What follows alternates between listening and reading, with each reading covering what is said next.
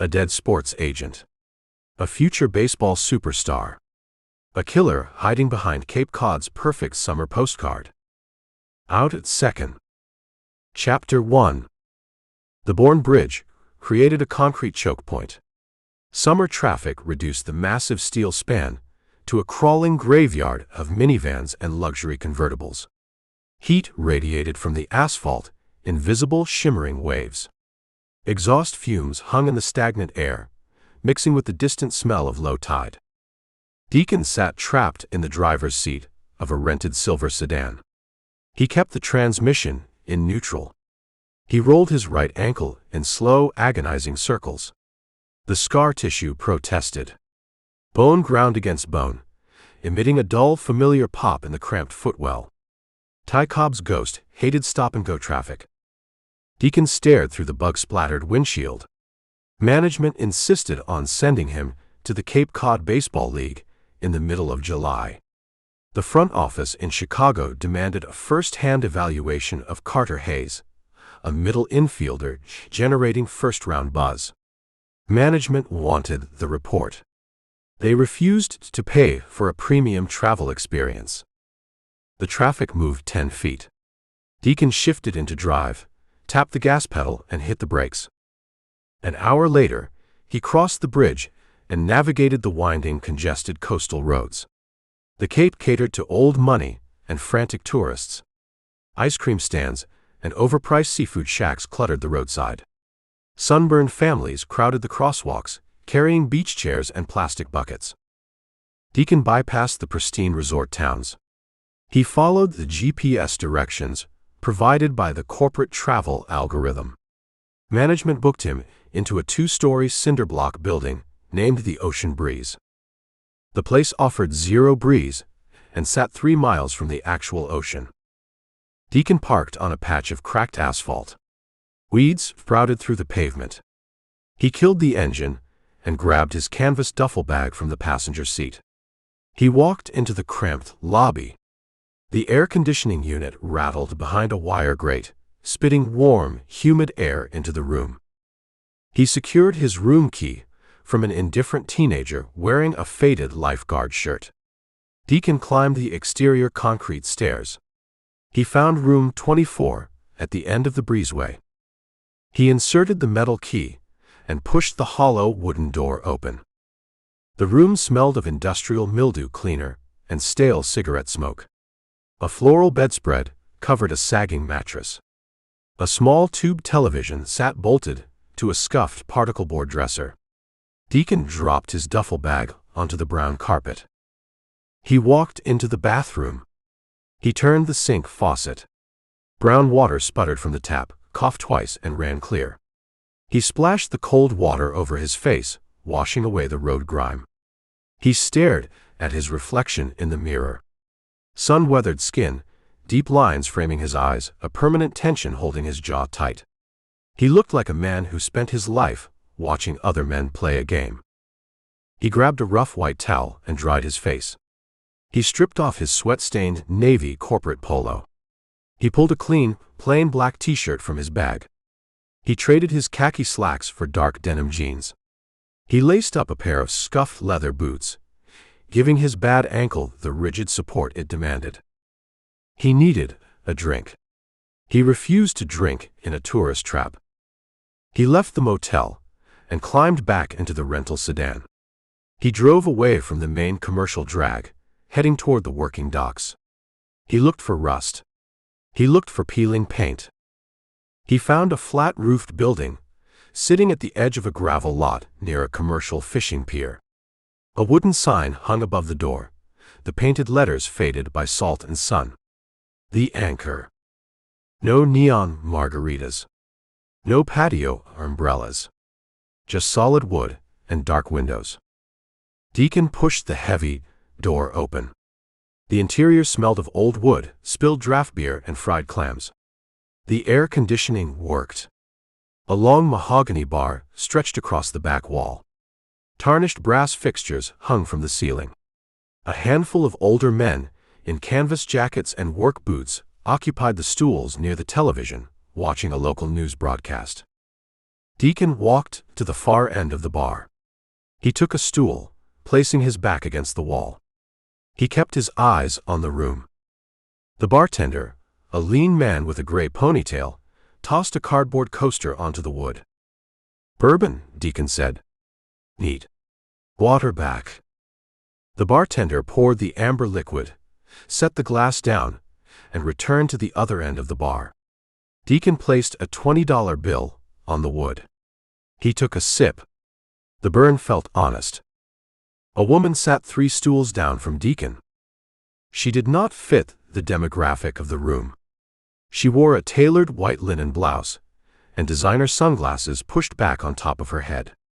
Dark hair cascaded past her shoulders. She had high cheekbones and a sharp, uncompromising jawline.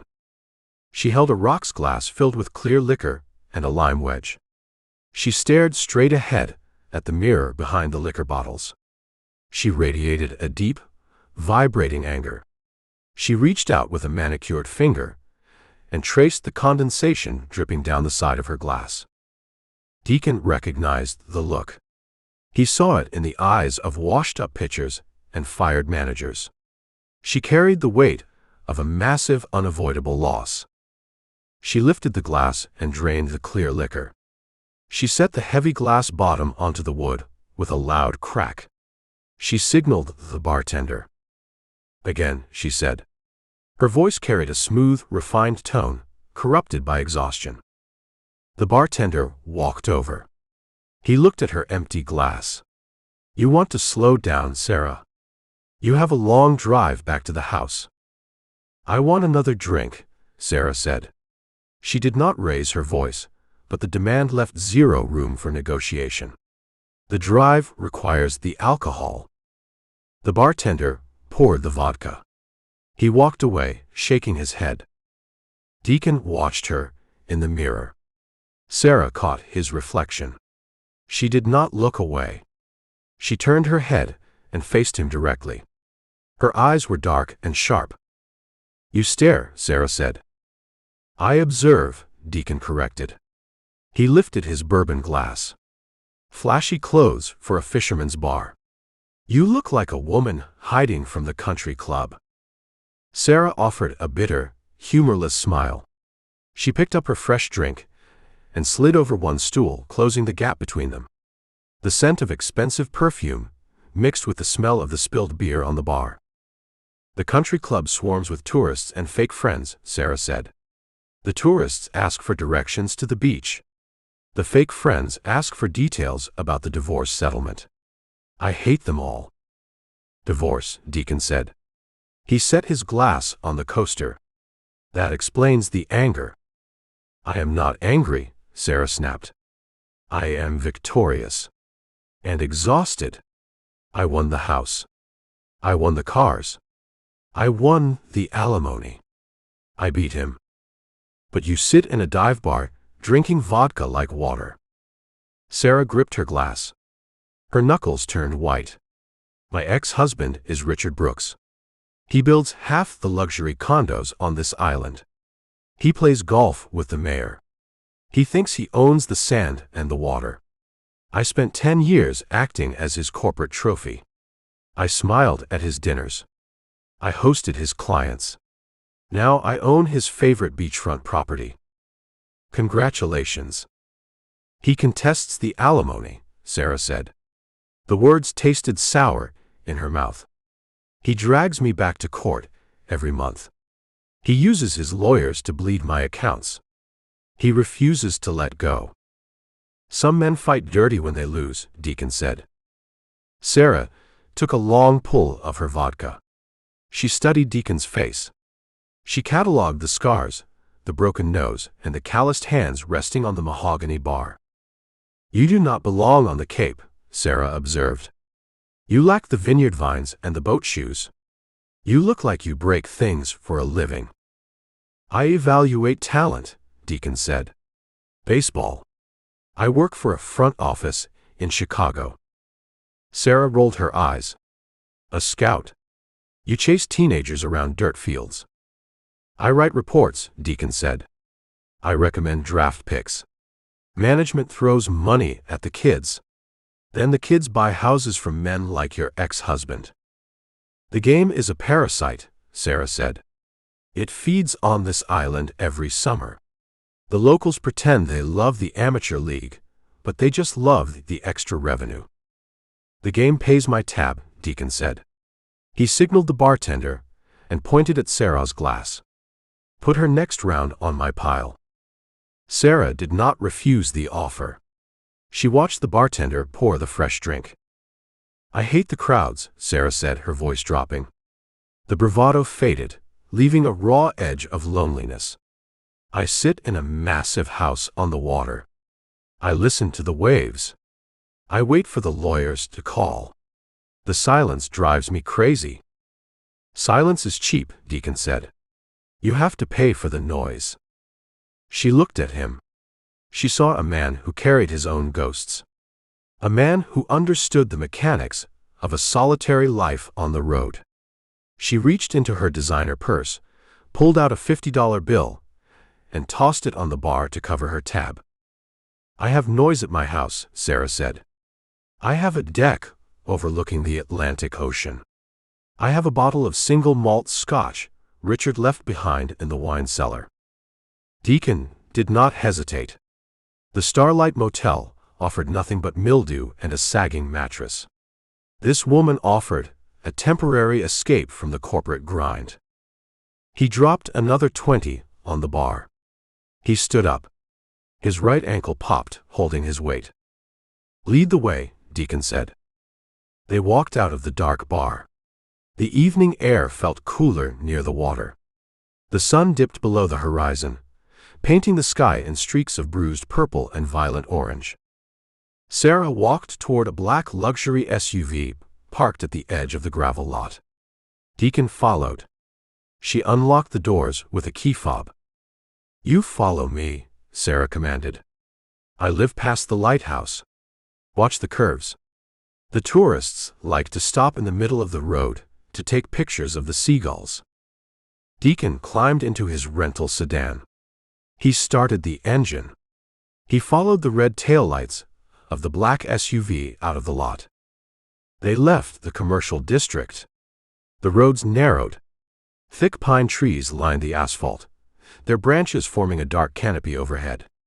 The streetlights vanished. Deacon kept the sedan tight behind Sarah's bumper, navigating the sharp turns and the rolling hills of the coastline. They reached a set of massive wrought iron gates.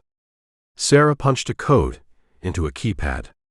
The gates swung open. Deacon followed her up a long, winding driveway paved with crushed white seashells. The tires crunched against the surface. The house emerged from the trees. It defied the word house. It stood as a sprawling, 3-story cedar-shake mansion. Massive glass windows faced the dark ocean. A wide wooden deck wrapped around the entire structure. Perfect landscaping bordered the stone walkways. Richard Brooks built a monument to his own wealth, and Sarah took it from him.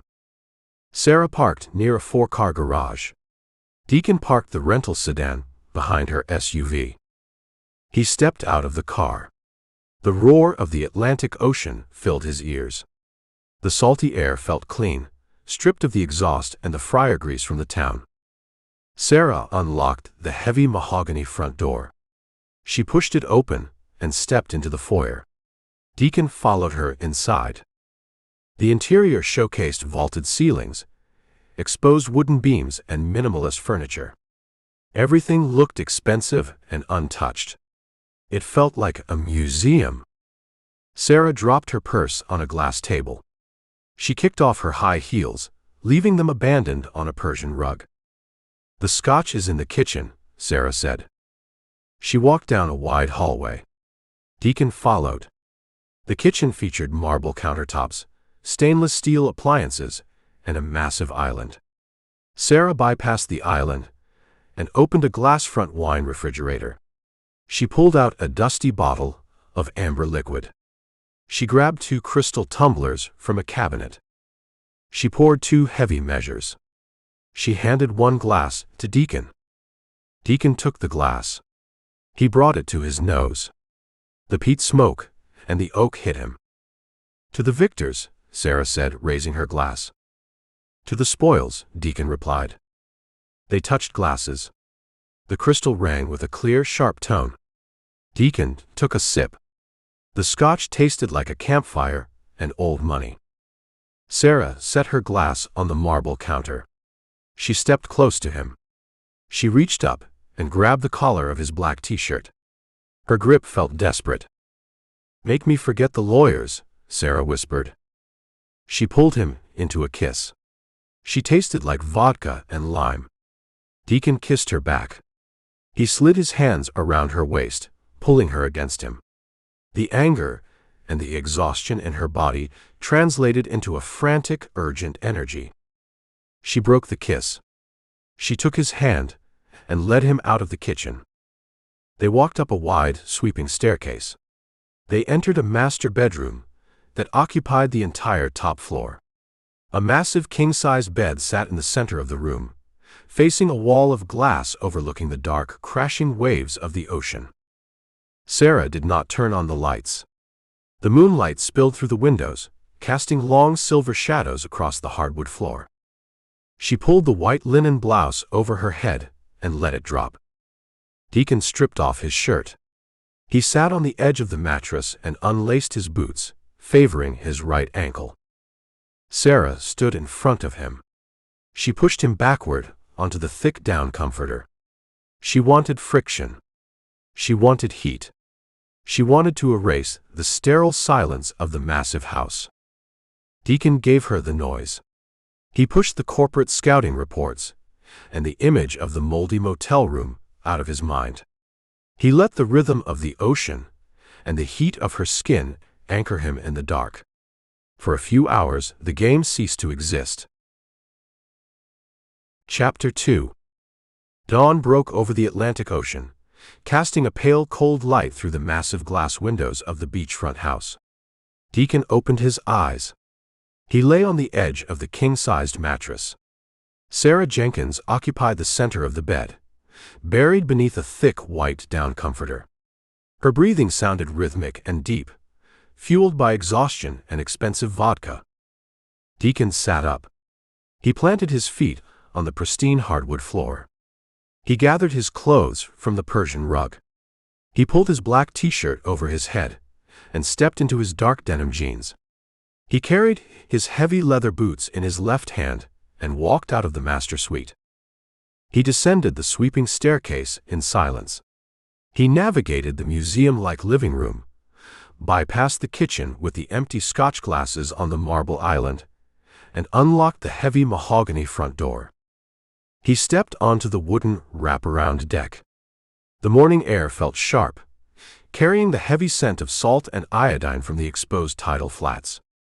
He walked down a set of wooden stairs to the private beach. The crushed white seashells gave way to loose, dry sand. He sat on a piece of driftwood and laced his boots tight. He stood and walked toward the waterline. The tide retreated, leaving a stretch of hard-packed damp sand. Deacon started at a slow jog. His right ankle rebelled immediately. The damaged cartilage sent a sharp line of fire shooting up his calf. Ty Cobb's ghost woke up, demanding a toll for the morning miles. Deacon locked his jaw. He forced his weight onto the compromised joint, establishing a brutal, uneven rhythm. He ran for 3 miles down the coastline. He passed massive cedar-shake mansions standing silent against the dunes. He passed wooden docks reaching into the deep water. Seagulls circled overhead, crying out in the cold wind. Sweat soaked the back of his t-shirt. His lungs burned. He embraced the physical strain. The pain anchored him. It flushed the taste of the expensive scotch from his mouth. He stopped near a rock jetty, covered in dark barnacles. He leaned his hands on his knees, gasping for breath. The cold ocean breeze cooled the sweat on his neck. He watched the whitecaps roll across the dark blue water. He turned around and walked the 3 miles back to the house. He found his rental sedan parked in the white shell driveway, sitting behind Sarah's black luxury SUV. He did not go back inside the mansion. He climbed into the driver's seat, cranked the engine, and navigated the winding coastal roads back to his cinder-block motel. The ocean breeze looked worse in the daylight. The cracked asphalt lot radiated heat. Deacon unlocked room 24. The industrial mildew cleaner smell persisted. He stripped out of his sweat-soaked clothes, stepped into the cramped fiberglass shower, and turned the cold water on full blast. He washed the sand and the salt from his skin. He dried off with a thin, scratchy towel. Management enforced a dress code. Deacon opened his canvas duffel bag. He pulled out a fresh navy performance polo, bearing the silver corporate shield on the left breast. He tucked the slick fabric into a pair of khaki slacks. He slipped his feet into leather loafers. He grabbed a canvas clipboard and his radar gun. He returned to the silver sedan. He needed to evaluate Carter Hayes. The kid played for the Falmouth Commodores. The team held a morning practice session. Deacon pulled onto the main coastal highway, intending to cross the island. He hit a wall of steel and fiberglass. Summer traffic paralyzed the Cape. A miles-long convoy of minivans, luxury convertibles, and massive recreational vehicles choked the two-lane road. Bicycles loaded with beach chairs swerved in and out of the stagnant lines of cars. Frustrated drivers laid on their horns, creating a deafening, pointless chorus. Deacon sat in the gridlock for 40 minutes. He moved 3 blocks. The air conditioning in the rental sedan struggled against the rising sun. The needle on the dashboard clock ticked forward. He realized the brutal reality of the island's geography. He could not evaluate talent if he spent his days staring at the bumper of a station wagon. He required a different route. He wrenched the steering wheel to the right. He jumped the curb, bypassed a line of idling cars, and turned down a narrow, unmarked dirt road heading toward the water. The road wound through a thick grove of scrub pines. The trees blocked the sun, creating a tunnel of dark, humid shade. The dirt track ended at the edge of a protected cove. Deacon parked the sedan in the weeds. He stepped out of the car. He found a forgotten slice of the coastline. A dilapidated wooden marina sat rotting in the salt water.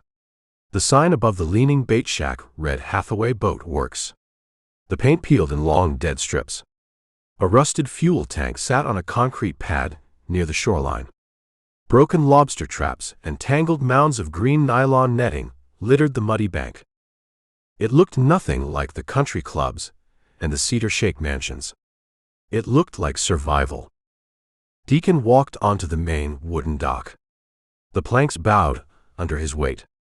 Barnacles and dark green seaweed coated the wooden pilings.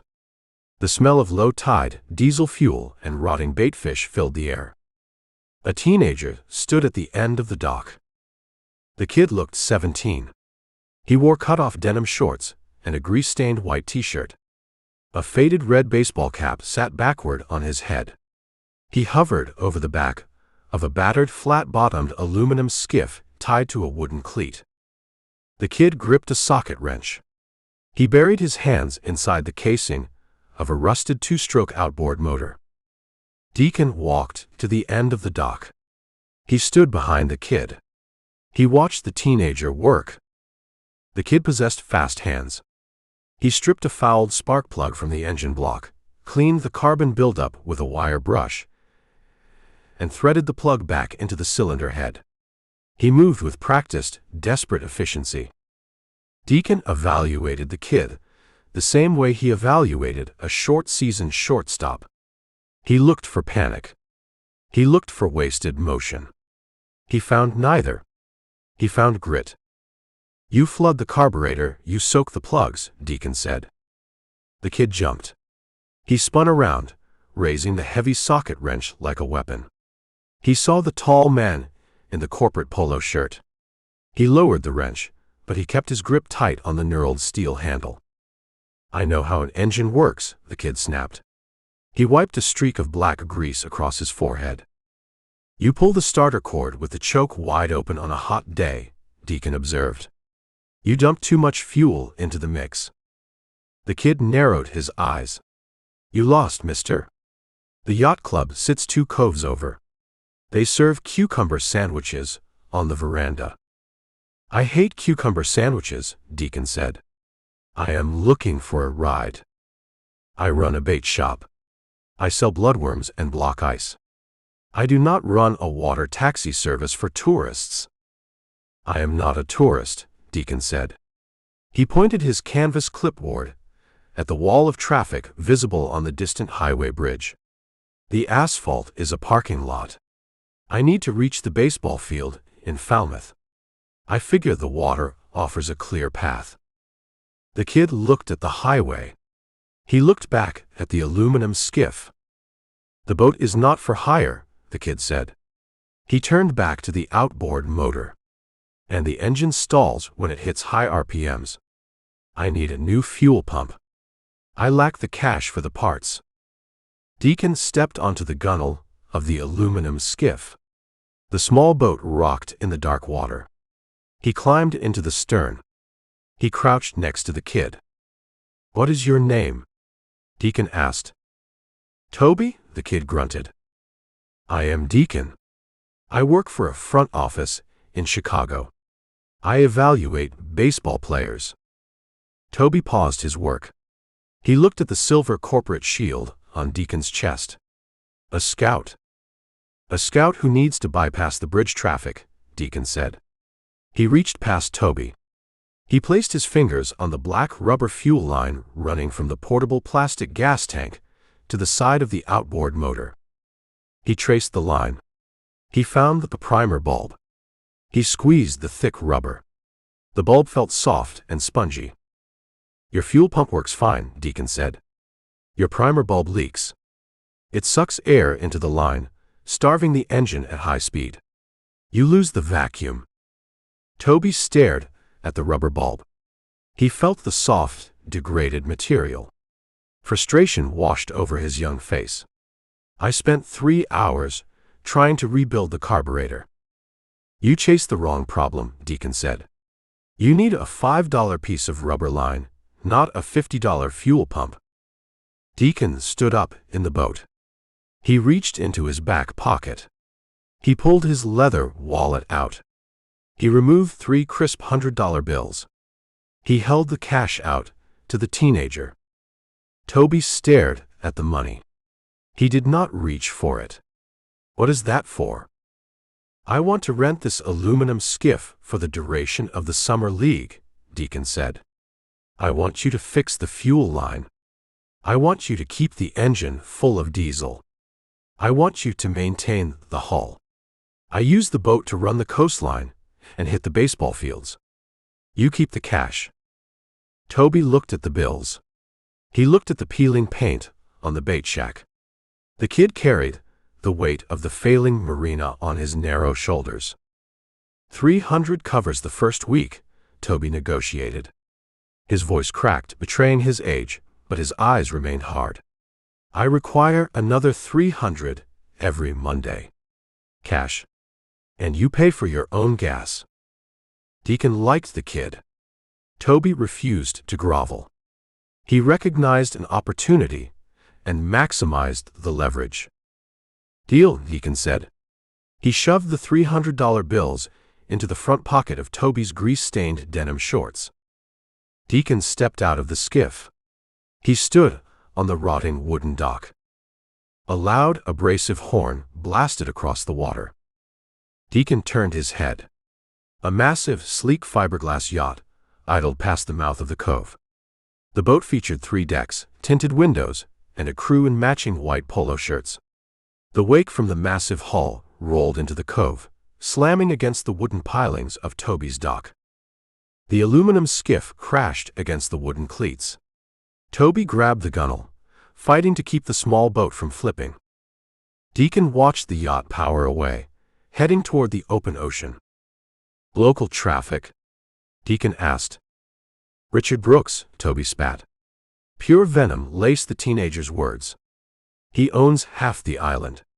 He builds condos for rich people from New York. Deacon recognized the name. Sarah Jenkins, the woman from the dive bar, spent the night venting about her ex-husband. She named Richard Brooks as the man fighting her for the alimony and the beachfront properties. "He drives a big boat," Deacon noted. "He wants this land," Toby said. "He secured the mooring lines on the skiff. My grandfather built this marina. My grandfather died last winter. Brooks sends his men in golf shirts down here every week. They offer me pennies for the lease. They threaten to call the county health inspector. They threaten to condemn the pilings. They want to bulldoze the bait shack and build a luxury restaurant. You tell them no." "I tell them to go to hell," Toby said. "But the property taxes come due in August. If I fail to pay the county, the town auctions the land. Brooks buys it for a fraction of the value." Deacon saw the familiar mechanics of a rigged game. The men with the checkbooks squeezed the men with dirt on their hands. It happened in the minor leagues. It happened on the coastal real estate market. The strong ate the weak. Deacon pointed to the outboard motor. "Fix the fuel line." "I need to run to the hardware store in town," Toby said. "Take my rental car," Deacon offered. He tossed the keys to the kid. "It beats walking. Get the parts. Get the boat running. I have a kid to evaluate." Toby caught the keys. He looked at the silver sedan parked in the weeds. He looked back at Deacon. "You trust me with your car." "I trust you want the next $300, Deacon said. Toby nodded. He jogged down the wooden dock, climbed into the rental sedan, and drove away, kicking up a cloud of dry dirt. Deacon stood alone on the rotting dock. He smelled the salt air. He watched the water lap against the shore. The corporate front office sent him to evaluate a baseball player. They expected a sterile report. Deacon realized the Cape offered a different kind of game. He recognized the smell of corruption mixing with the smell of the low tide. He waited for the boat, ready to hit the water. Chapter 3. The two-stroke outboard motor coughed, caught the spark, and settled into a steady vibrating roar. Toby delivered on his promise. The teenager rebuilt the carburetor and replaced the cracked rubber fuel lines. Deacon sat in the stern of the flat-bottomed aluminum skiff. He gripped the steering tiller. He steered the battered boat out of the rotting marina and into the open dark water of the bay. The morning air tasted of heavy salt and cold iodine. Whitecaps formed on the crests of the rolling swells. The small skiff slammed against the chop, sending sheets of freezing spray over the aluminum bow. Deacon welcomed the harsh impact. The physical shock washed the lingering scent of Sarah Jenkins's expensive perfume from his skin. The night in the beachfront mansion felt like a sterile illusion. The cold salt spray felt like reality. He navigated the coastline. He bypassed the massive, multi-million-dollar fiberglass yachts idling near the resort towns. He aimed the skiff toward a weathered public dock in Falmouth Harbor. He cut the throttle. The outboard sputtered into silence. The skiff glided to the wooden pilings. Deacon stepped onto the floating dock, grabbed the frayed nylon bowline, and secured the boat to a rusted iron cleat. He slung his canvas duffel bag over his shoulder. He walked away from the water, heading inland toward Gov. Fuller Field. The walk took 10 minutes. The town woke to the summer heat. Delivery trucks blocked the narrow streets. Tourists in pastel golf shirts crowded the coffee shops. Deacon ignored the commercial noise. He focused on the destination. Gov. Fuller Field sat tucked behind a municipal recreation center. Tall, ancient pine trees bordered the outfield grass, casting long, dark shadows across the pristine Bermuda turf. Aluminum bleachers lined the foul lines. A two-story press box stood behind home plate. The Cape Cod Baseball League enforced a strict rule.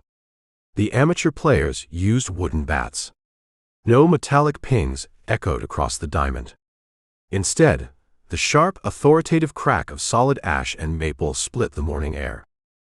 The Falmouth Commodores held a morning fielding practice. Deacon walked to the designated section, behind the chain-link backstop. A small set of metal bleachers served as the domain for the professional scouts. Men in branded corporate polos occupied the benches. They held clipboards. They aimed radar guns through the wire mesh. They wrote in silence, guarding their observations with paranoid intensity. Deacon climbed to the top row. He found an empty stretch of aluminum. He dropped his canvas bag, pulled out a stopwatch, and rested his forearms on his knees. He found his target. Carter Hayes. The kid wore number 7. He stood at shortstop. He wore pristine white baseball pants and a maroon practice jersey. The fabric looked untouched by the red infield dirt. A heavy-set coach stood near home plate with a fungo bat. He tossed a baseball into the air and swung. He drove a hard, bouncing grounder toward the gap between second and third base. Deacon watched the prospect move. Hayes possessed a rare, undeniable grace. He charged the ball, cutting the angle. He did not chop his steps.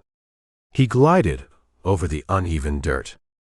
He dropped his hips, fielded the ball deep in the leather pocket of his glove, and transferred the sphere to his throwing hand in one seamless motion. He hit the dirt near second base. He planted his right foot. He executed a flawless, spinning pivot, avoiding the phantom slide of an invisible runner. He fired the ball to first base. The throw hit the first baseman's glove with a loud, satisfying pop. Deacon pressed the button on his stopwatch. He checked the transfer time. Elite. Management read the scouting bureau reports. The front office salivated over the numbers. The algorithms loved Carter Hayes. Deacon needed to see past the numbers. He needed to evaluate the grit. The coach hit another ground ball. This time, the ball took a nasty, unpredictable hop off a hidden rock in the clay. The ball shot upward, aiming for the kid's throat. Hayes reacted. He snapped his glove up, snagging the leather sphere an inch from his chin. He landed on his heels, off balance. He flipped the ball to the second baseman. It was a spectacular, athletic save. The fans in the lower bleachers cheered the practice play. Deacon frowned. He wrote a single note on his clipboard. Avoids the body block. A true grinder drops to a knee. A grinder uses his chest to knock the bad hop down, keeping the ball in front of him, guaranteeing an out at first base. Hayes relied on his hands. He flashed the leather. He chose the spectacular highlight over the fundamental certainty. The kid played to the crowd, even in an empty stadium. Heavy footsteps pounded the aluminum bleacher stairs behind Deacon. A man crested the top row. He stopped next to Deacon. He wiped a layer of sweat from his forehead with a monogrammed silk handkerchief. The man wore a tailored white linen suit. He wore a pastel pink dress shirt, unbuttoned at the collar. He wore soft Italian leather loafers without socks. The fine dust from the ball field coated the expensive leather. He smelled of heavy citrus cologne, masking the sharp, sour odor of stale airport gin. He looked entirely out of place in a dirt bleacher section. He belonged in a luxury suite or a high-end casino. The man spotted the silver corporate shield embroidered on Deacon's navy polo. He pocketed the silk handkerchief. He offered a wide, artificial smile. "Bradley Lawson," the man announced. His voice carried a loud, abrasive boom, designed to command attention in crowded rooms.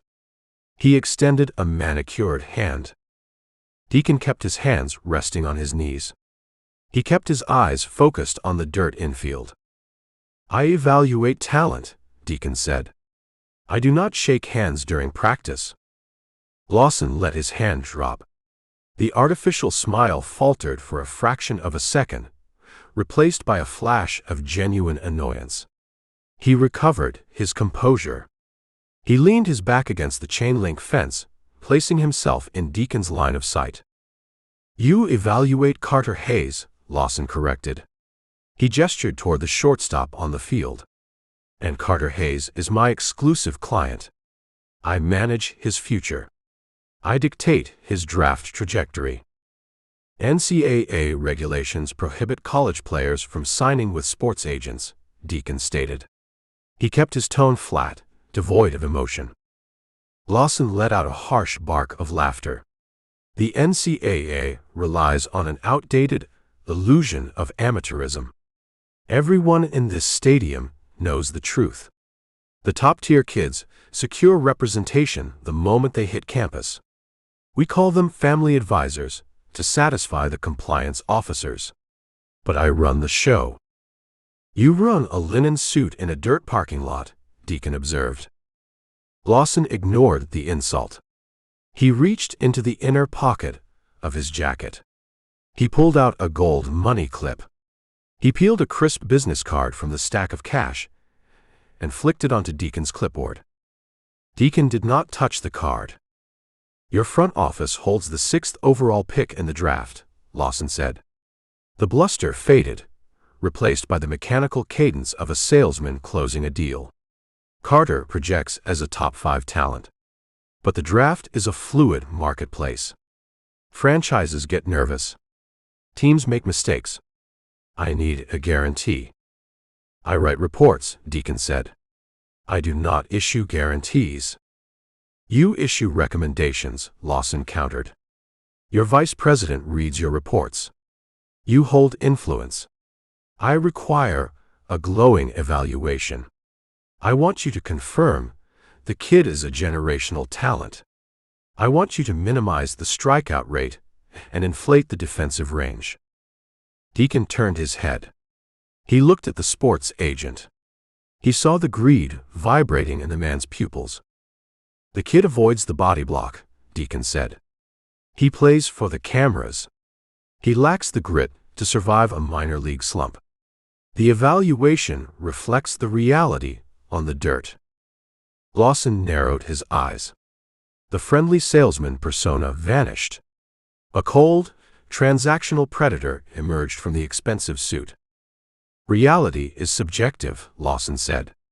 He lowered his voice, forcing Deacon to lean in to hear the words over the crack of the wooden bats. "Scouting requires long hours. Bad hotels. Cheap rental cars. The corporate machine grinds you down. I believe in rewarding the men who facilitate my business." Deacon understood the pivot. The pitch moved from persuasion to corruption. "I run a sports marketing firm," Lawson continued. "We hire independent consultants for talent evaluation. We pay a substantial retainer. We offer access to premium luxury suites in Las Vegas. We arrange private dinners with high-net-worth investors. I require a consultant with your specific eye for talent. The position includes a signing bonus. Paid in cash. Today." Lawson offered a bribe. He wrapped the cash in the sanitized language of corporate synergy, but the intent hung in the humid air, obvious and crude. "You attempt to buy a scouting report," Deacon stated. He laid the ugly truth bare on the aluminum bench. "I attempt to build a mutually beneficial partnership," Lawson corrected. He wiped his sweating forehead again with the back of his hand. "Your front office pays you a miserable salary. They treat you like a disposable asset. I offer you a seat at the adult table." Deacon picked up the thick business card from his clipboard. He held it between his thumb and index finger. The cardstock felt heavy and expensive. Raised gold lettering spelled out Lawson's name and the title of his agency. Deacon flicked his wrist. He tossed the business card over the edge of the bleachers. The card fluttered down, landing in a pile of discarded peanut shells, and spit out sunflower seeds on the concrete below. "I eat at the diner," Deacon said. Lawson's face turned the color of raw meat. The rejection pierced his massive ego. He leaned forward, bracing his hands on the metal bench. He radiated fury. "You mistake your position in the hierarchy, Scout," Lawson hissed. "I control the access. I control the medical records. I control the interview schedule. You file a negative report on Carter Hayes, I blacklist your entire franchise. I deny your front office access to my entire stable of prospects for the next decade. I end your career." "I survived men with more money and better suits than you," Deacon said. He picked up his stopwatch. He directed his gaze back to the red dirt of the infield. "The practice session continues. You block my view of the prospect." Lawson glared at the side of Deacon's face. The agent realized threats held zero leverage against a man who refused to play the political game. "You made an enemy today," Lawson promised. The words dripped with venom. "I make enemies every day," Deacon replied. "Take the stairs. Your loafers are ruining the aluminum."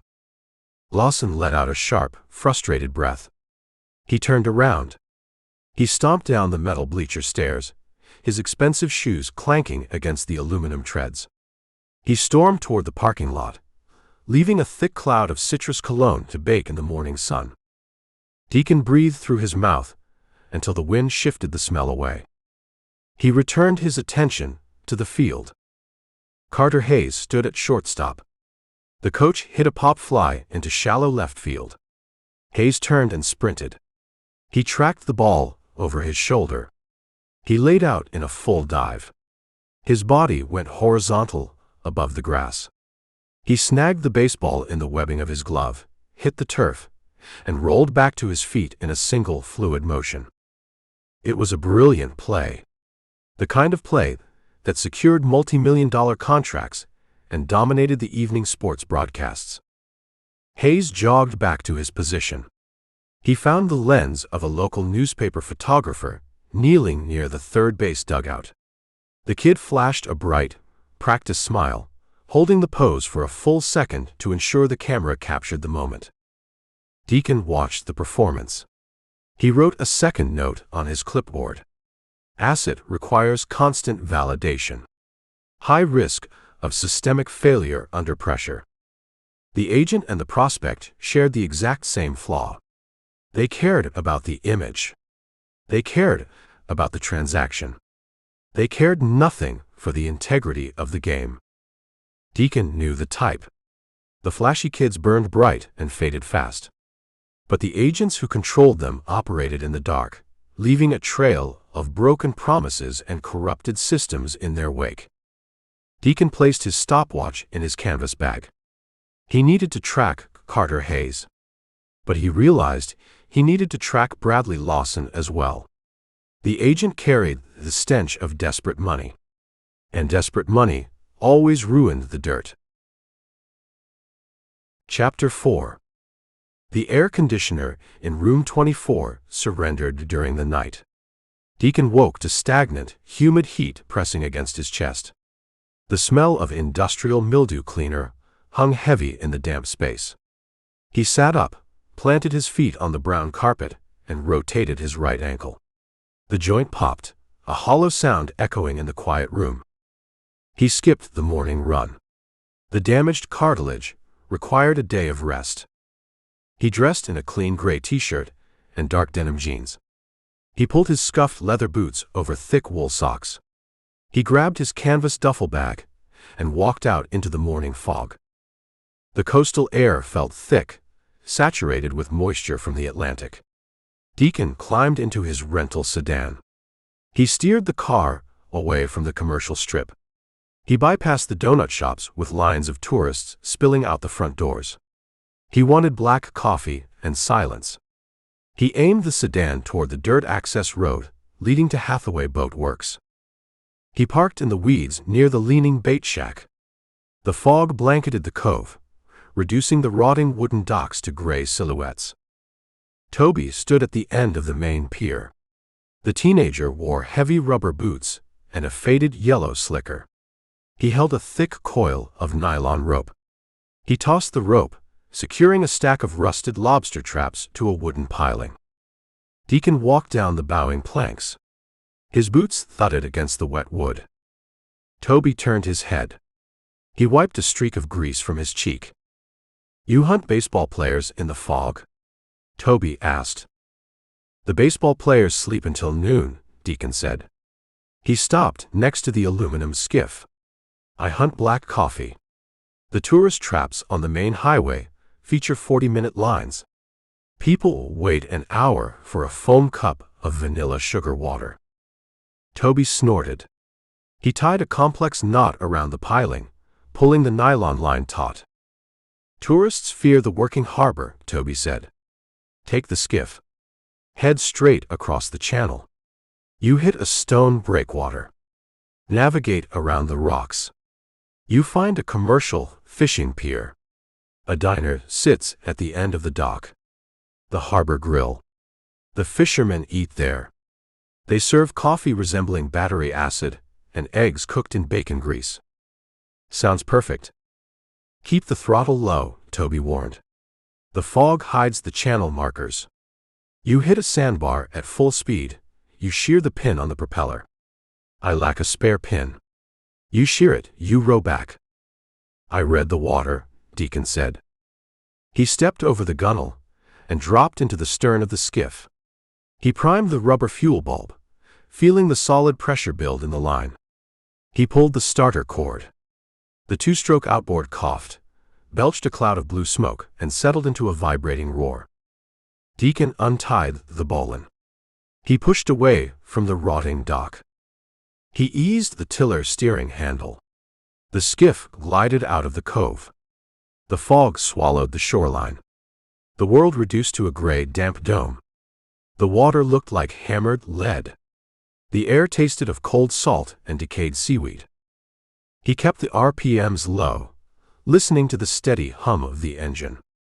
He watched the surface for floating debris and submerged rocks. The fog began to lift, a mile out. The morning sun burned through the gray haze, revealing the jagged coastline on the opposite side of the channel. Massive cedar shake mansions sat perched on high bluffs, overlooking the open water. Deacon spotted the stone breakwater. He shifted the tiller, aiming the aluminum bow toward the entrance of the commercial harbor. A cacophony of shrieks shattered the quiet morning. Deacon turned his head. A massive flock of seagulls swarmed a rock jetty, extending from the base of a high coastal bluff.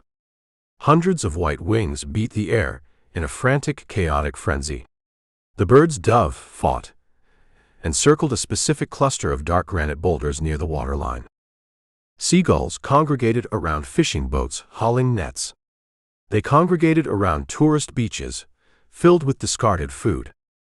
They did not swarm empty rocks with such desperate intensity. Deacon altered his course. He pushed the tiller handle away, steering the skiff toward the rock jetty. He cut the throttle to an idle. The skiff drifted closer. The smell hit him first. The sharp, putrid stench of organic decay mixed with the heavy scent of low tide. It bypassed his nose and coated the back of his throat.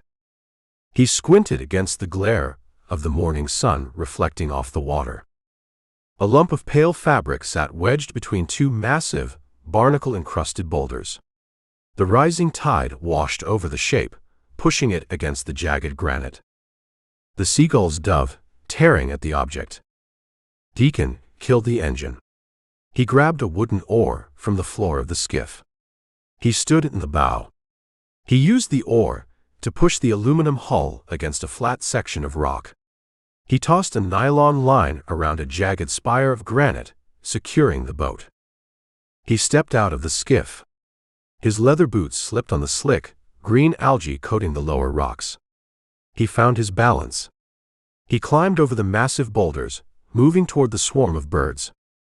He waved the wooden oar in the air. "Get out of here!" The seagulls shrieked in protest. A few lifted into the sky. The bold ones held their ground, pecking at the pale fabric. Deacon swung the oar, striking the granite with a loud crack. The remaining birds scattered, taking flight and circling 20 feet above his head. Deacon looked down into the crevice. A man lay wedged face down in the rocks. The man wore a tailored white linen suit. The fabric looked ruined, stained with dark mud, green algae, and dried blood. He wore a pastel pink dress shirt, torn at the shoulder. He wore one soft Italian leather loafer. The other foot wore a dark dress sock. The ocean battered the body. The salt water bloated the flesh, swelling the hands and the exposed neck. Crabs scurried over the ruined linen jacket, seeking refuge in the dark folds of the fabric. Deacon recognized the suit. He recognized the aggressive, abrasive cologne, fighting a losing battle against the smell of death. Bradley Lawson. The sports agent found his way to the dirt. A heavy swell rolled into the jetty. The dark water crashed against the rocks, rushing into the crevice. The water lifted Lawson's body, pulling it toward the open ocean. The body slipped a few inches down the granite slope.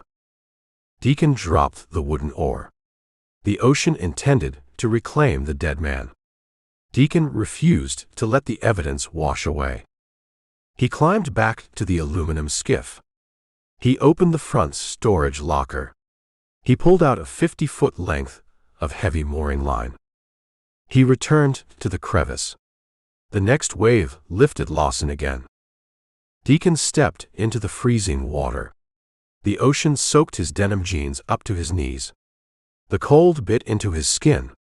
He reached down and grabbed the thick leather belt wrapped around Lawson's waist. He hauled upward. The waterlogged body carried a massive, dead weight.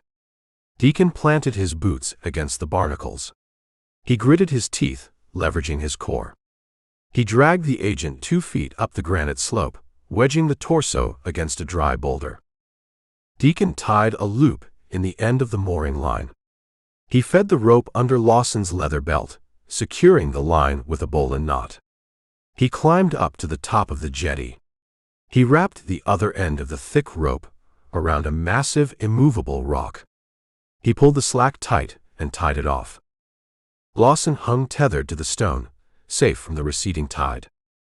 Deacon retreated to a dry section of the jetty. He pulled his corporate smartphone from his pocket. The screen displayed 2 bars of service.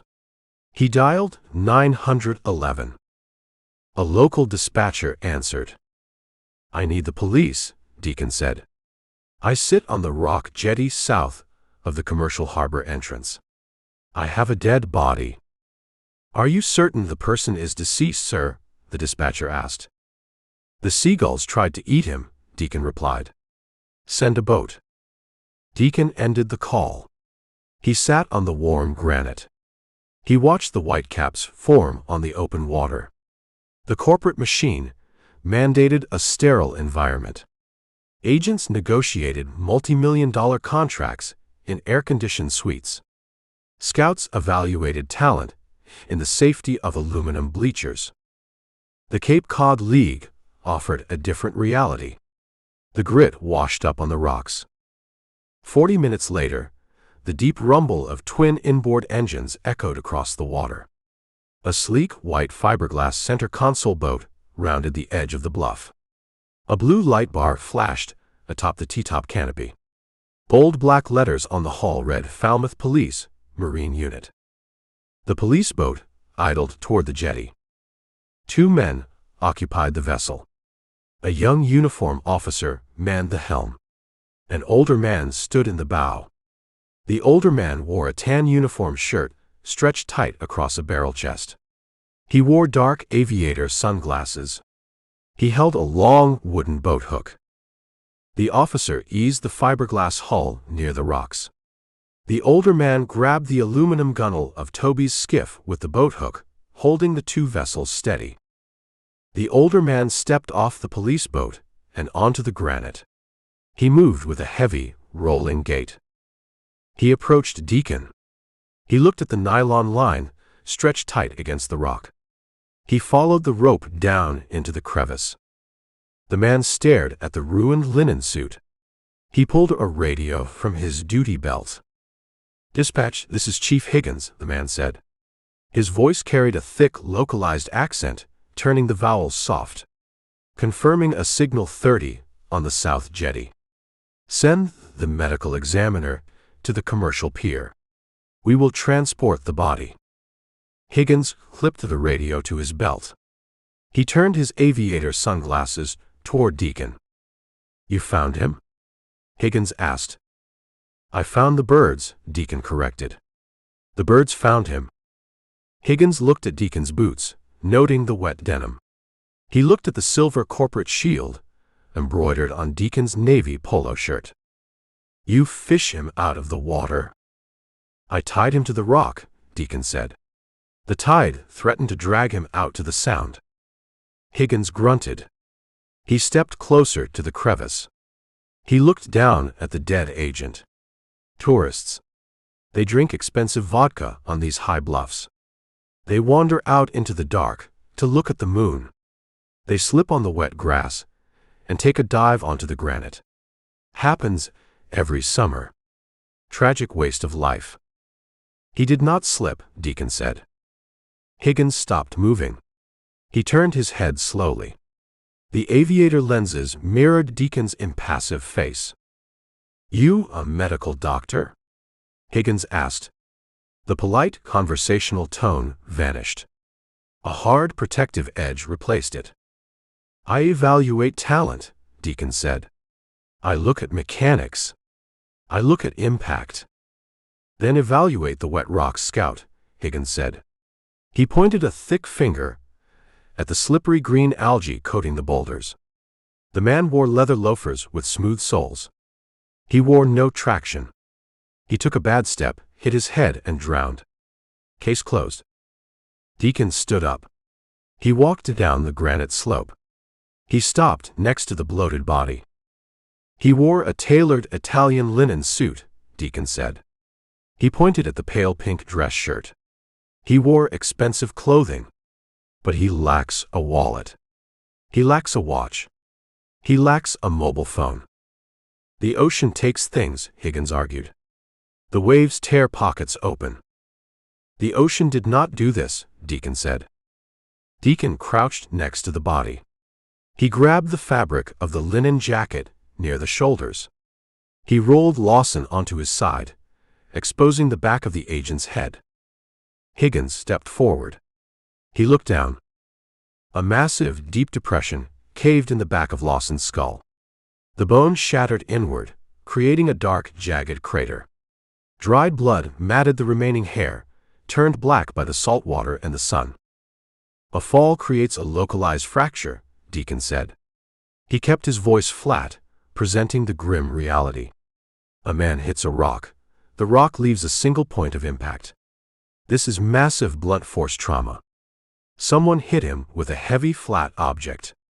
Someone swung a weapon with serious velocity. Higgins stared at the crushed skull. The chief's jaw tightened. The muscles in his thick neck bunched. Someone crushed his skull, stripped his valuables, and dumped him in the water, Deacon finished.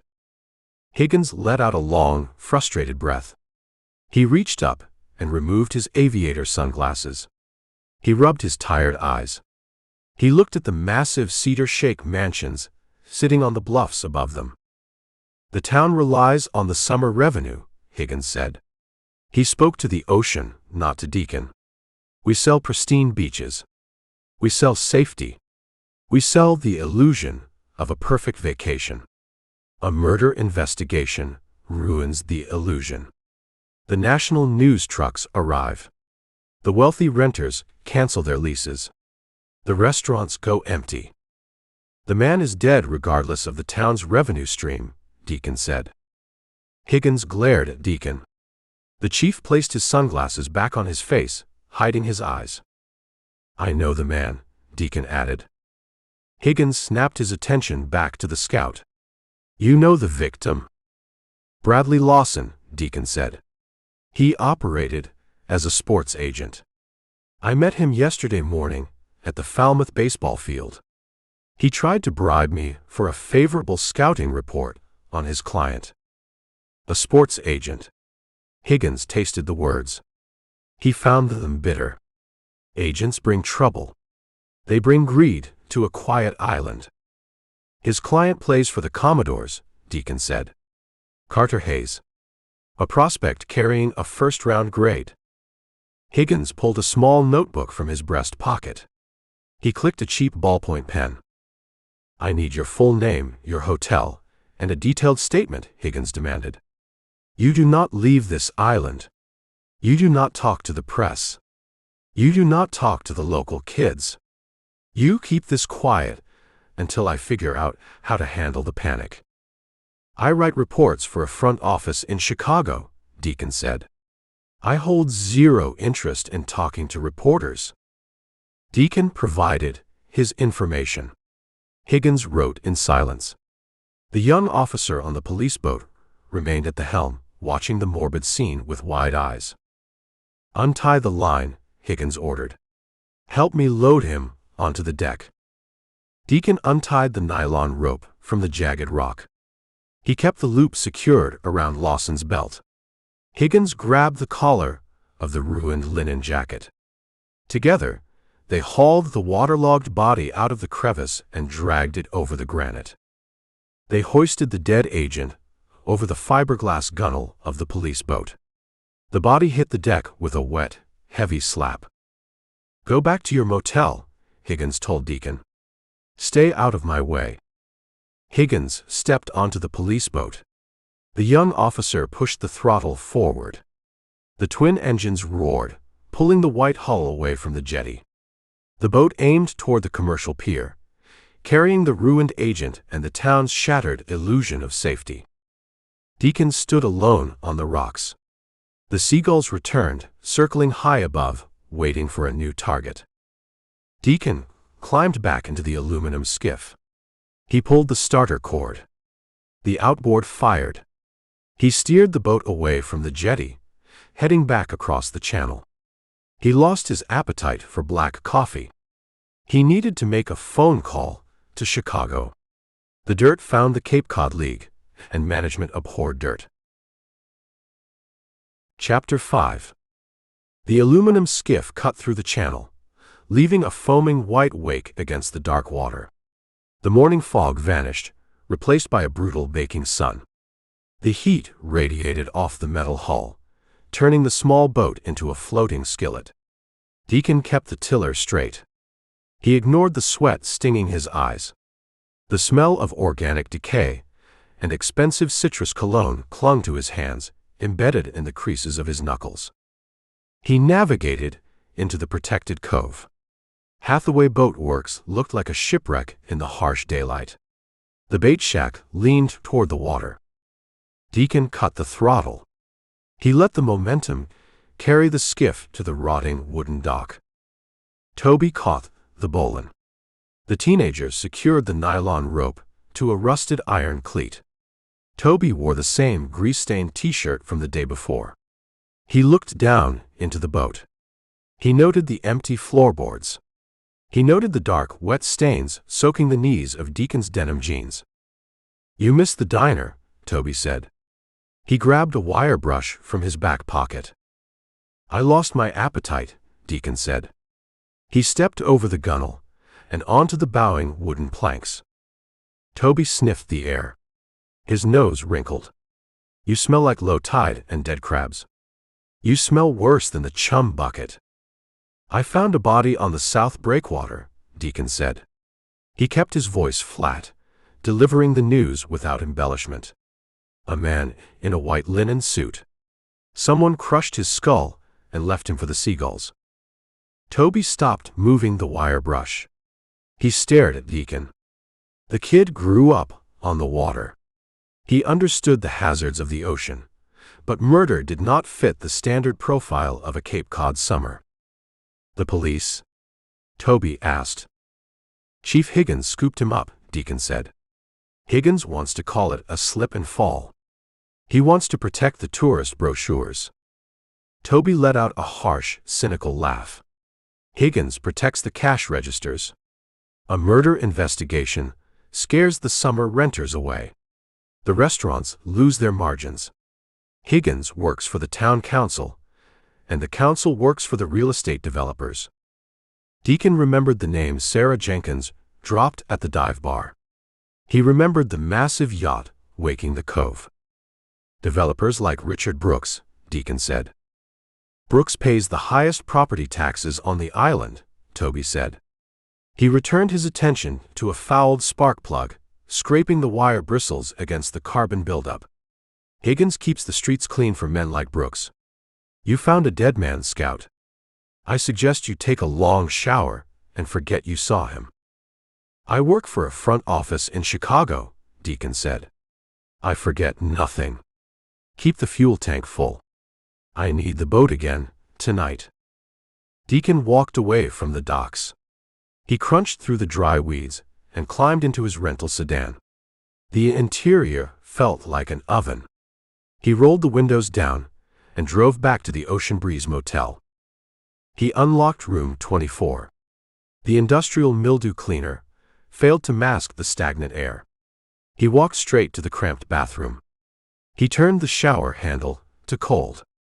He stripped out of his clothes and stood under the freezing spray.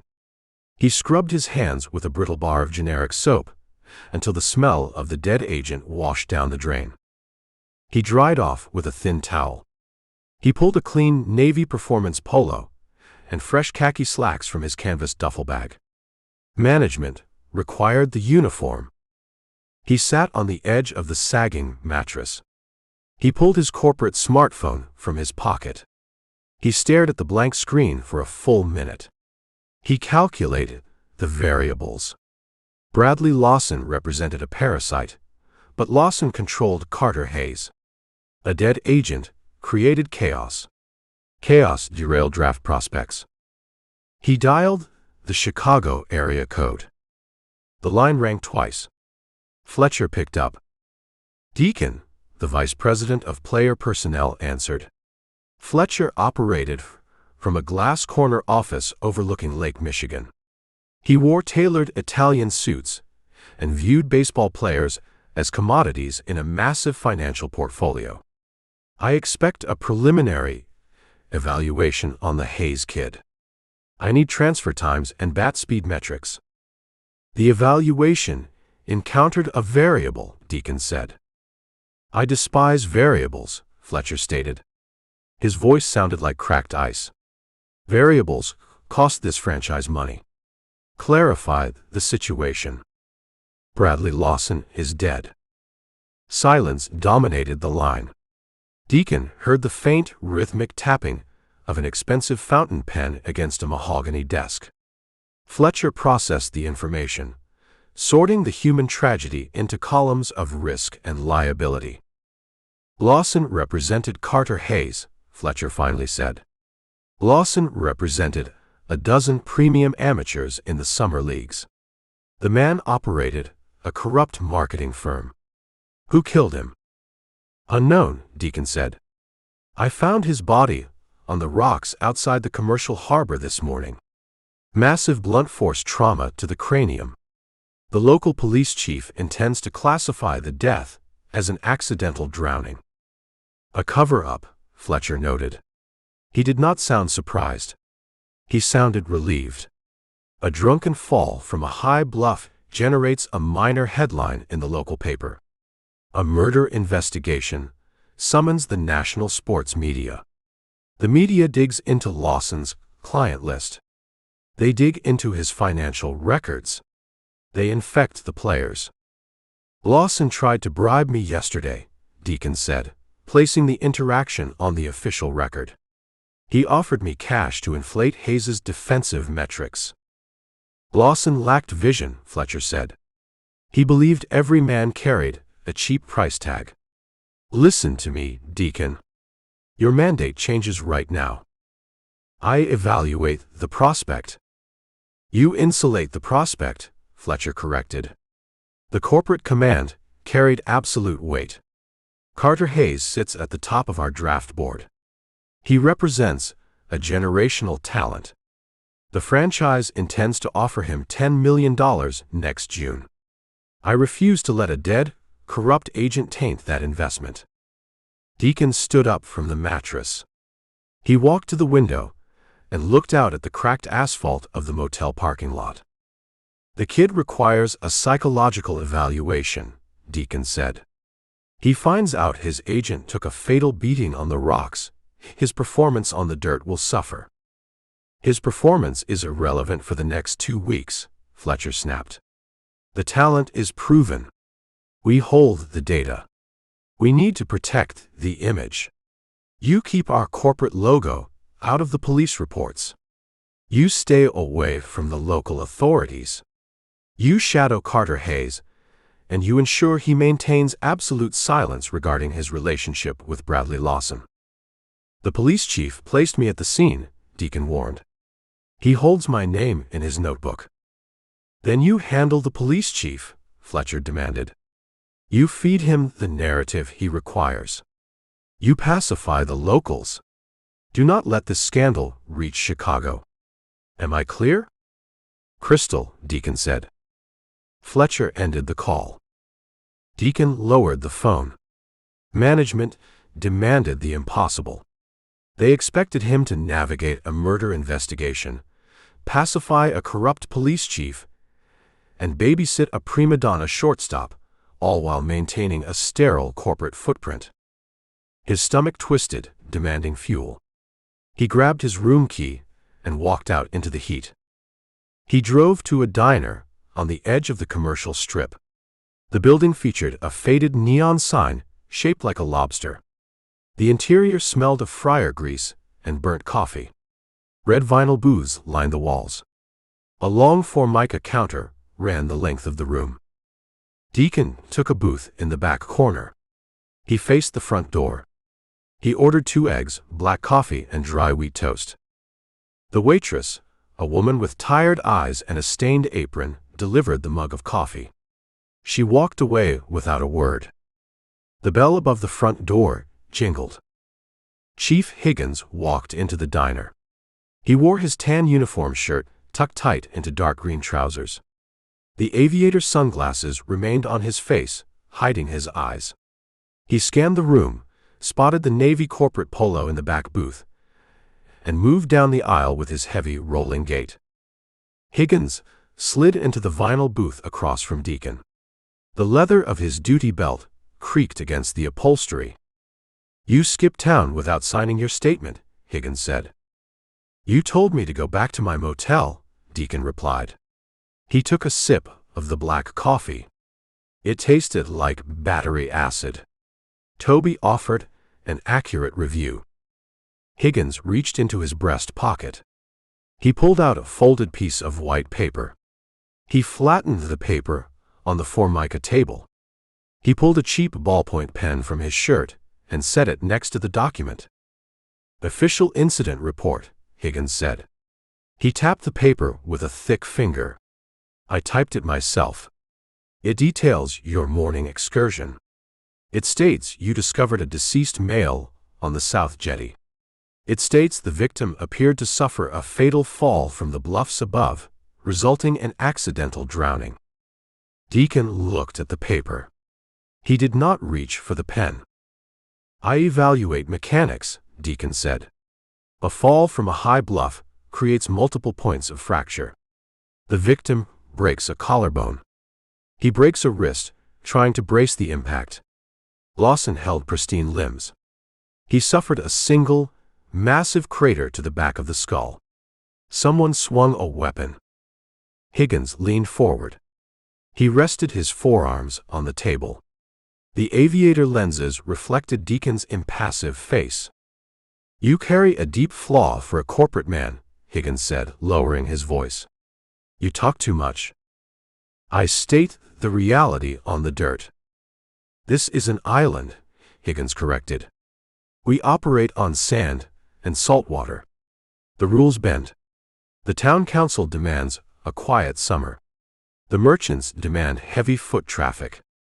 A murder panic ruins the economy. I intend to protect my town. You protect the killer. I protect the innocent families who rely on the tourist dollars to survive the winter, Higgins countered. The chief radiated genuine conviction. He believed his own corrupted logic. Bradley Lawson brought his own trouble to the Cape. He drank expensive liquor, he insulted the wrong people, and he paid the price. The island cleansed itself. I refused to let his poor choices destroy the livelihood of my community.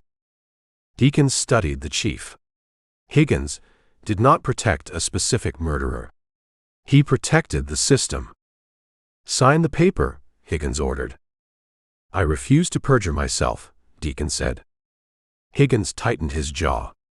The muscles in his thick neck bunched.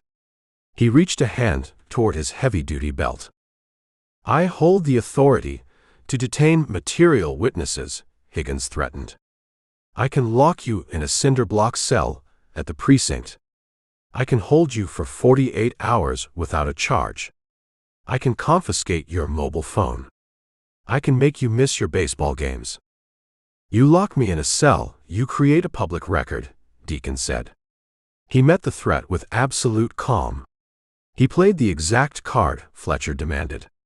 My front office holds a multi-million-dollar legal department in Chicago. They file a writ of habeas corpus before sunset. They sue the town for unlawful detainment. The national media descends on your precinct. The reporters dig into the arrest. They find the body. You guarantee the exact panic you wish to avoid. Higgins froze. He understood leverage. He recognized a losing hand.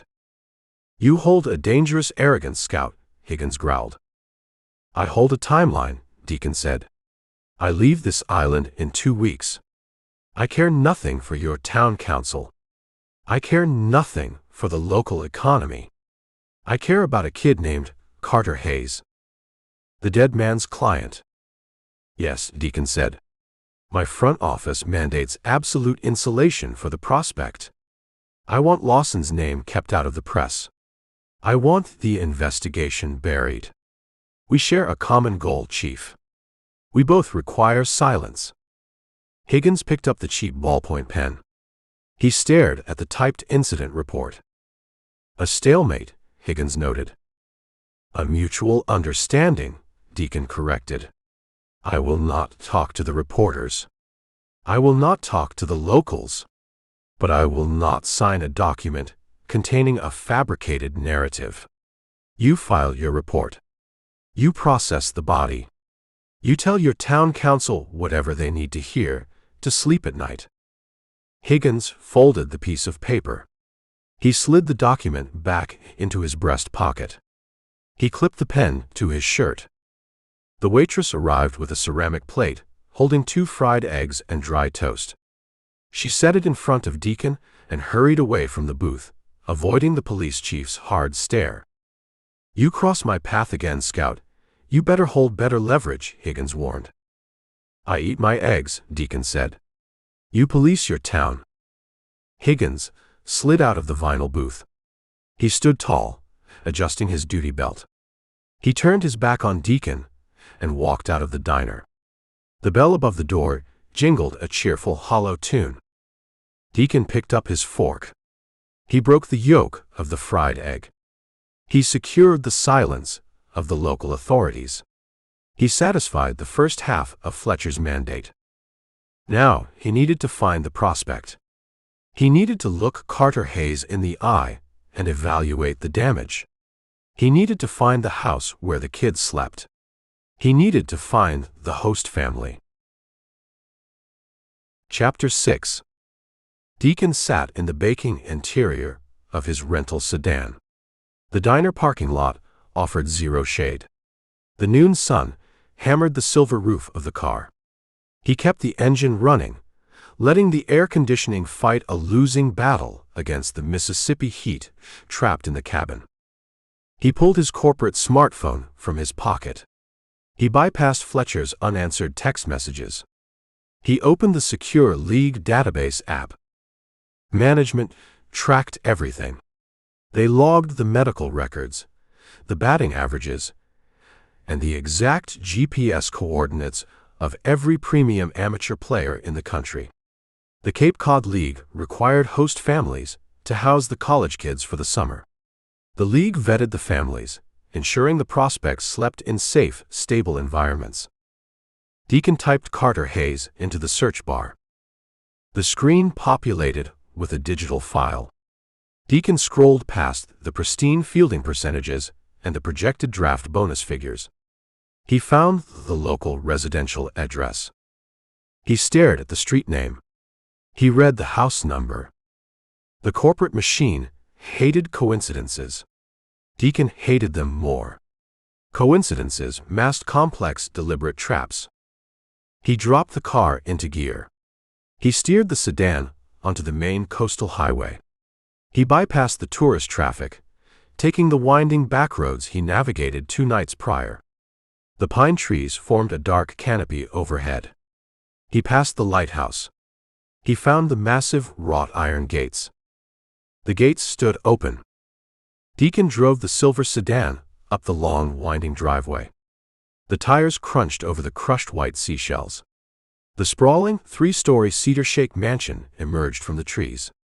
The massive glass windows reflected the bright afternoon sun and the dark blue water of the Atlantic Ocean. He parked near the 4-car garage. He parked directly behind the black luxury SUV. He stepped out of the car. The roar of the crashing waves filled his ears. He walked up the stone pathway. He reached the heavy mahogany front door. He did not search for a doorbell. He curled his hand into a fist and struck the wood 3 times. A minute passed. The deadbolt clicked. The heavy door swung inward. Sarah Jenkins stood in the foyer. She wore white linen trousers and a thin navy silk blouse. She held a crystal tumbler filled with iced tea. Her dark hair fell in loose waves past her shoulders. The exhaustion from the dive bar vanished, replaced by a polished, guarded exterior. She looked at Deacon. She looked at the silver corporate shield embroidered on his chest. She offered a small, practiced smile. "You left early the other morning," Sarah said. She leaned against the doorframe, blocking the entrance. "I woke up to an empty house. I figured you returned to your dirt fields." "I evaluate talent," Deacon said. He kept his hands at his sides. "I track the players. I check their living arrangements. The league database lists this property as the host residence for a shortstop named Carter Hayes." Sarah took a sip of her iced tea. The ice cubes clinked against the crystal. She did not act surprised. She expected this confrontation. "I host a player every summer," Sarah said. "The town considers it a civic duty for the wealthy residents. It provides good public relations. My ex-husband initiated the tradition. I kept it in the divorce settlement." "You sat in a dive bar," Deacon stated, building the timeline. "You drank vodka. You complained about the baseball parasites ruining the island. You listened to me explain my job. You knew I worked for a front office in Chicago. You knew I came here to scout the premium talent." "I knew you needed a drink and a distraction," Sarah countered. She maintained eye contact. "I provided both." "You omitted a massive variable," Deacon said. "You sleep under the same roof as the exact prospect management sent me to evaluate. You omitted that detail on purpose." Sarah let out a short, cynical laugh. She stepped back, opening the door wider. "Come inside, Scout," Sarah ordered. "The humidity ruins my hair." Deacon crossed the threshold. He stepped onto the Persian rug in the museum-like foyer. The house felt sterile in the daylight. Sarah walked down the wide hallway toward the massive kitchen. Deacon followed. She set her crystal glass on the marble island. "Carter is down at the batting cages in town," Sarah said. "He spends his days hitting baseballs off a mechanical machine. He spends his nights staring at his phone. The kid possesses the personality of a wooden plank." "He possesses a $10 million arm," Deacon said. "Which makes him a valuable asset," Sarah noted. She leaned her back against the marble counter. She crossed her arms. "You think I orchestrated our meeting at the bar?" You think I lured you here to manipulate your scouting report? I think you play a complicated game, Deacon said. I play a survival game, Sarah corrected. The cynical armor slipped a fraction of an inch, revealing the raw anger underneath. I told you the truth. My ex-husband fights me for the alimony. He bleeds my bank accounts. He wants this house back. I hold on to this property with a death grip. Hosting the star player of the local team keeps me in the good graces of the town council. It gives me leverage against Richard. Richard Brooks, Deacon said. Yes. Deacon remembered the massive fiberglass yacht waking the cove at Toby's Marina. He remembered the teenager spitting the developer's name with pure venom. Brooks squeezed the working class. Brooks fought his ex-wife. Brooks builds the condos, Deacon said. He paves the island, Sarah said. Deacon paced the length of the kitchen. He stopped near the glass doors overlooking the wooden wraparound deck and the ocean beyond. He processed the variables. He processed the dead man on the rocks. Did you know Bradley Lawson? Deacon asked. Sarah stiffened. Her eyes darted toward the hallway, a brief involuntary flinch. She recovered her composure a second later. The name sounds familiar, Sarah said. Her tone carried an artificial casualness. Deacon recognized the lie. He spent his life watching men try to hide physical pain on a baseball field. He knew the mechanics of deception. Lawson wore white linen suits, Deacon said. He turned away from the glass doors. He faced her. He wore cheap cologne. He operated as a sports agent. He represented Carter Hayes. College players cannot sign with agents, Sarah stated, reciting the NCAA rulebook. Everyone lies about the rules, Deacon said. Lawson ran the kid's life. Lawson managed the draft trajectory. And an agent always visits his premium client. An agent inspects the host family. He stopped by the house once, Sarah admitted. She uncrossed her arms. She picked up her iced tea. Last week. He brought a bottle of cheap champagne. He talked about marketing endorsements. I found him repulsive. Lawson lacked vision, Deacon said, echoing Fletcher's cold assessment. He tried to bribe me yesterday morning at the practice field. He offered me cash to inflate Carter's defensive metrics. Sarah raised an eyebrow. Did you take the cash? I tossed his business card into the peanut shells. Sarah offered a genuine smile. I suspect Lawson hated that. Lawson holds zero opinions today, Deacon said. He dropped his voice, delivering the reality without a cushion. Someone crushed his skull with a heavy weapon. Someone dumped his body on the South Breakwater. The seagulls found him this morning. Sarah dropped her glass. The crystal tumbler hit the marble floor. It shattered into 100 jagged pieces. Iced tea splashed across the pristine white tiles, staining the cuffs of her linen trousers. She did not look at the mess. She stared at Deacon. Genuine shock drained the color from her face. Dead. Sarah whispered. Dead, Deacon confirmed. The police? Chief Higgins scooped the body up, Deacon said. Higgins plans to classify the death as a drunken fall from a high bluff. Higgins protects the tourist revenue. Sarah placed her hands flat on the marble island. She took a deep, ragged breath. Her sharp jawline tightened. The shock morphed into intense, rapid calculation. You found him, Sarah deduced. She looked at Deacon's boots. I tied him to the rocks to keep the tide from taking the evidence. Does Carter know? She asked. Management demands absolute insulation for the prospect, Deacon said. Fletcher ordered me to keep the kid ignorant. A dead agent derails a fragile ego. A derailed ego ruins the draft board. You protect the corporate investment, Sarah said. She stepped away from the spilled tea. She walked to a utility drawer, pulled out a stack of paper towels, and knelt on the floor. She began wiping the liquid and gathering the shards of glass. Deacon watched her work.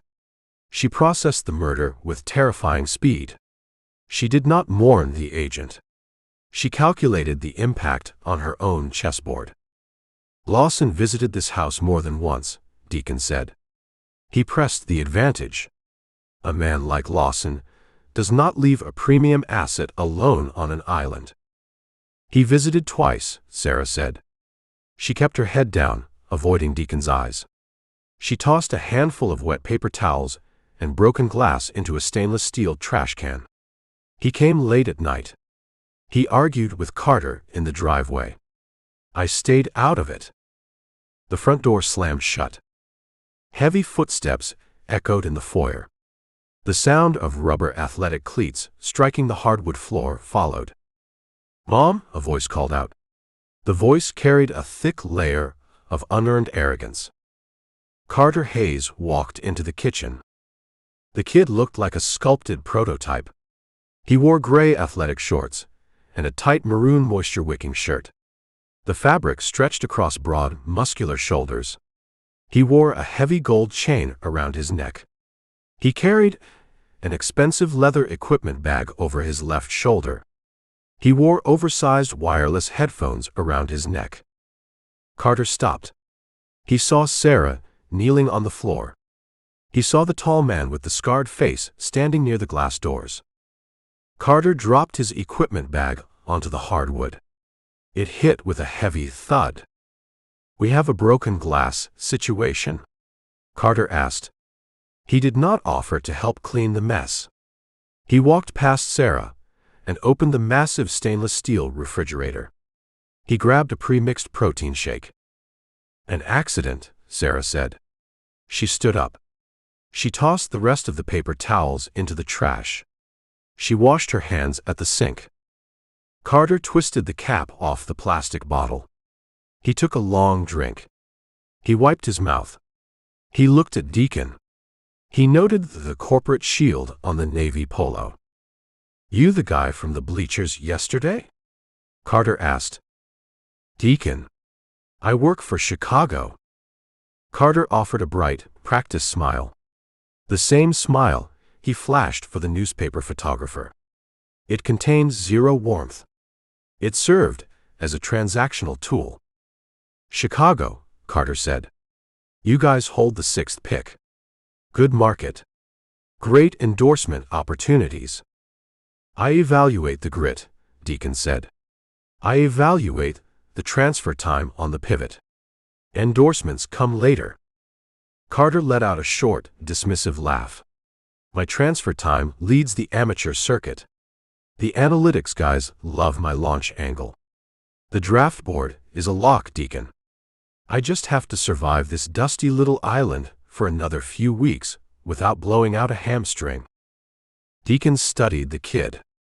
Carter radiated absolute confidence. He showed no signs of stress. He showed no frantic anxiety regarding a missing sports agent. You speak to your representation lately? Deacon asked. He walked the narrow line of Fletcher's mandate, testing the waters without dropping the body on the floor. Carter frowned. A flash of genuine annoyance crossed his face. Lawson is ignoring my texts, Carter complained. He took another pull from the protein shake. The guy is supposed to be arranging a private showcase with the West Coast franchises next week. He dropped off the grid yesterday afternoon. Typical amateur hour. He runs a busy schedule, Deacon offered. He works for me, Carter snapped. The arrogance flared, revealing a massive, fragile ego.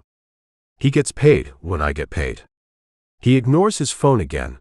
I fire him and sign with a real agency in New York. Carter drained the plastic bottle. He tossed it toward the trash can. It missed, bouncing off the rim and rolling across the white tiles. Carter ignored it. I need to shower, Carter announced. Coach wants me at the field early for extra batting practice. The scouts want to see me hit opposite field. Carter grabbed his leather equipment bag. He walked out of the kitchen. Heavy footsteps pounded up the sweeping staircase. A bedroom door slammed shut on the second floor. Silence returned to the kitchen, save for the rhythmic crash of the ocean waves outside. Deacon looked at Sarah.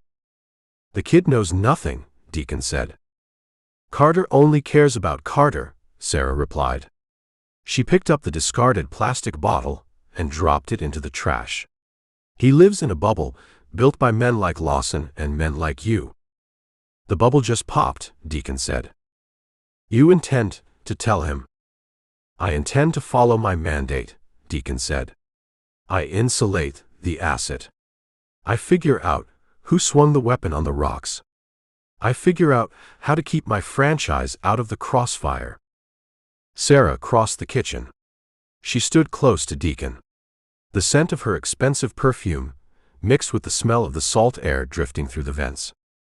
"You carry a dangerous curiosity, Scout," Sarah warned. She looked up into his face. "This island destroys people who ask too many questions. Richard crushes people who get in his way. Higgins buries the bodies." "I survived worse towns," Deacon said. "You survived dirt fields," Sarah corrected. "This is real estate. This is millions of dollars in untraceable cash. You found a dead man. Walk away. Write your report on the arrogant kid and get on an airplane." "I walk away when the job finishes," Deacon said. He turned his back on her. He walked out of the kitchen. He crossed the museum-like foyer and let himself out the heavy mahogany front door. He stepped into the brutal afternoon heat. He crunched down the white shell driveway toward his rental sedan. Sarah Jenkins lied by omission at the dive bar. She lied about Lawson's visits. She played a complex game of survival against a ruthless real estate developer. Deacon climbed into the car. He started the engine. Bradley Lawson visited the Cedar Shake mansion. He argued with the prospect in the dark. Now Lawson fed the crabs on the breakwater. Deacon dropped the sedan into gear. He needed to find the money. The money always dictated the violence. He steered the car away from the pristine estate, heading back toward the rotting docks and the smell of diesel fuel. He needed to talk to Toby. Chapter 7. The heat rising off the asphalt distorted the horizon into shimmering waves. Deacon drove the rental sedan away from the pristine Cedar Shake mansions. He left Sarah Jenkins and her complicated web of alimony and lies in the rearview mirror. He aimed the car toward the rotting wood and diesel fumes of Hathaway Boat Works. He needed to wash the scent of expensive perfume and deception from his skin. He needed grease and metal. The dirt access road kicked up a thick cloud of dust. Deacon parked next to the leaning bait shack. The tide sat at its lowest point. Dark, foul-smelling mud stretched across the exposed flats. Seagulls picked through the debris left behind by the receding water. Toby sat on an overturned milk crate at the end of the main pier. The teenager held a crumpled piece of paper in his grease-stained hands. He stared at the water, his shoulders slumped in defeat. Deacon walked down the bowing wooden planks. His boots thudded a heavy rhythm. He stopped next to the aluminum skiff. He looked down at the boy. "You look like a man reading his own obituary," Deacon said. Toby looked up. He did not bother to hide the frustration in his eyes. He shoved the crumpled paper toward Deacon. Deacon took the page. He smoothed the creases against his thigh. He read the heavy black type. A final notice of tax delinquency from the county assessor. A public auction date set for the first week of August. 3 weeks, Toby said. The kid's voice cracked. He stared at the mud flats. "I have 3 weeks to find $12,000. If I miss the deadline, the county takes the title. They auction the land on the courthouse steps. Richard Brooks buys it for a discount," Deacon noted. Brooks buys it, Toby confirmed. He brings in the bulldozers the next morning. He crushes the bait shack. He rips up the pilings. He pours concrete over my grandfather's life. Deacon folded the paper. He handed it back to the teenager. Management issued platinum corporate cards to grease high school coaches and buy steak dinners for greedy parents.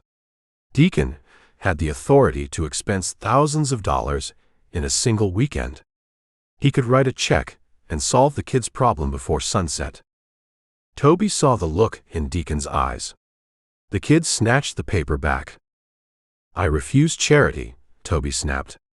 He stuffed the notice into the pocket of his cut-off denim shorts. "I run a business. I do not run a beggar's operation. I will find a way to secure a bank loan." "Banks require collateral," Deacon said. He respected the kid's pride. He refused to coddle him with false hope. "You hold a rotting dock and a broken skiff. The bank manager laughs you out of the lobby. Then I sell the inventory," Toby insisted. "I run double shifts. You face a rigged system, Toby. Brooks controls the town council. Brooks controls the assessor. The men in the tailored suits always stack the deck against the men with dirt under their fingernails." Deacon turned his attention to the aluminum skiff. The engine cowling sat on the floorboards. The carburetor sat exposed, a complex puzzle of tarnished brass and rubber gaskets. "You secured the new fuel line?" Deacon asked. "I bought the rubber hose," Toby said, wiping a streak of sweat from his forehead. "I installed it. The engine still stalls. The float valve inside the bowl sticks. It starves the intake." Deacon stripped off his navy corporate polo. He tossed the expensive shirt onto a stack of rusted lobster traps. He stood in his gray undershirt. He climbed into the stern of the skiff. "Hand me the flathead screwdriver," Deacon ordered. Toby dug into a rusted red metal toolbox. He produced the tool. He handed it down. Deacon went to work. The smell of raw gasoline and aerosol carburetor cleaner burned his nostrils. He welcomed the harsh chemical scent. He removed the brass screws securing the fuel bowl. He pulled the components apart, exposing the delicate needle and seat mechanism. The metal parts held a thick layer of yellow varnish from old degraded fuel. They worked in silence for 20 minutes. Deacon scrubbed the brass jets with a wire brush. Toby handed him tools and rags, anticipating the sequence of the repair. The repetitive, mechanical task grounded Deacon. It required focus and physical effort, a stark contrast to the abstract lies of the sports agents and the host families. A sharp crunch of tires on crushed stone broke the quiet. Deacon paused. He looked up from the engine block. A pristine white luxury SUV rolled to a stop near the bait shack. The vehicle looked entirely out of place in the dirt lot. It belonged in a country club parking space, not a rotting commercial marina. Two men stepped out of the air-conditioned cabin. They wore pastel golf shirts tucked tight into khaki shorts. They wore expensive leather boat shoes without socks. They sported dark wraparound sunglasses. Despite the country club attire, they moved with the heavy, deliberate gait of bar bouncers. Thick necks, broad shoulders, flattened noses. Corporate muscle. Toby stood up from the milk crate. The teenager wiped his hands on a greasy red rag. His jaw tightened. He recognized the threat. The two men walked onto the wooden pier. The old planks groaned under their combined weight. They stopped 10 feet from Toby. The man on the left took the lead. He had a tribal tattoo wrapping around his right bicep. "You ignore your phone, kid," the man with the tattoo said. His voice held a forced, artificial cheerfulness. "Mr. Brooks hates unreturned voicemails." "My phone fell in the chum bucket," Toby lied. He kept his ground. He did not retreat. The second man, slightly taller and sporting a shaved head, let out a dry chuckle. He kicked a rusted iron cleat with his boat shoe. "This whole place is a chum bucket. Smells like a sewer line ruptured." "State your business, Cole," Toby demanded, addressing the man with the tattoo. Cole reached into the back pocket of his khaki shorts. He pulled out a crisp, white envelope. He held it out. "Mr. Brooks is a generous man," Cole said. "He understands the emotional attachment you hold for this rotting wood. He also understands your tax predicament. The county assessor filed the final notice this morning." "I hold 3 weeks," Toby said. "You hold nothing," Cole corrected. The artificial cheerfulness vanished, replaced by cold intimidation. "The health department scheduled a surprise inspection for tomorrow afternoon. I guarantee they find black mold in the bait tanks. I guarantee they find structural deficiencies in the pilings. They condemn the property. You lose the right to operate the business." Toby clenched his fists. The grease rag fell to the wooden planks. "Brooks pulls the strings," Toby said. "Brooks paves the roads," Cole countered. He took a step forward, closing the distance. He shoved the white envelope into Toby's chest. "This is a buyout offer. $10,000 cash. It covers a fraction of the tax lien, but it keeps you out of debtor's prison. You sign the lease transfer today. You pack your bags. You leave the Cape." "The land holds 10 times that value," Toby said. He let the envelope fall to the dock. The taller man with the shaved head stepped past Cole. He grabbed Toby by the front of his stained white t-shirt. He lifted the teenager 2 inches off the wood. "You mistake this for a negotiation," the tall man growled. "You sign the paper, or we start breaking things. We start with your hands." Deacon set the flathead screwdriver on the aluminum bench seat of the skiff. He reached into the rusted red toolbox sitting on the dock above him. His fingers wrapped around the heavy cast-iron handle of an 18-inch pipe wrench. Deacon stood up. He stepped over the gunwale and onto the pier. "Put the kid down," Deacon commanded. His voice did not echo. It sat low and heavy in the humid air. The tall man turned his head. He looked at Deacon. He processed the gray undershirt, the grease stains, and the scarred face. He registered the heavy iron wrench in Deacon's right hand. "Go fix your little boat, old man," the tall man sneered. "This is private real estate business." "I dislike repeat instructions," Deacon said. Deacon did not adopt a fighting stance. He closed the distance in 2 long strides. The tall man opened his mouth to issue another threat. Deacon swung the heavy iron wrench. He did not aim for the head.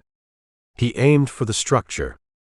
The cast-iron head of the wrench slammed into the tall man's right kneecap. A sickening crunch echoed across the water.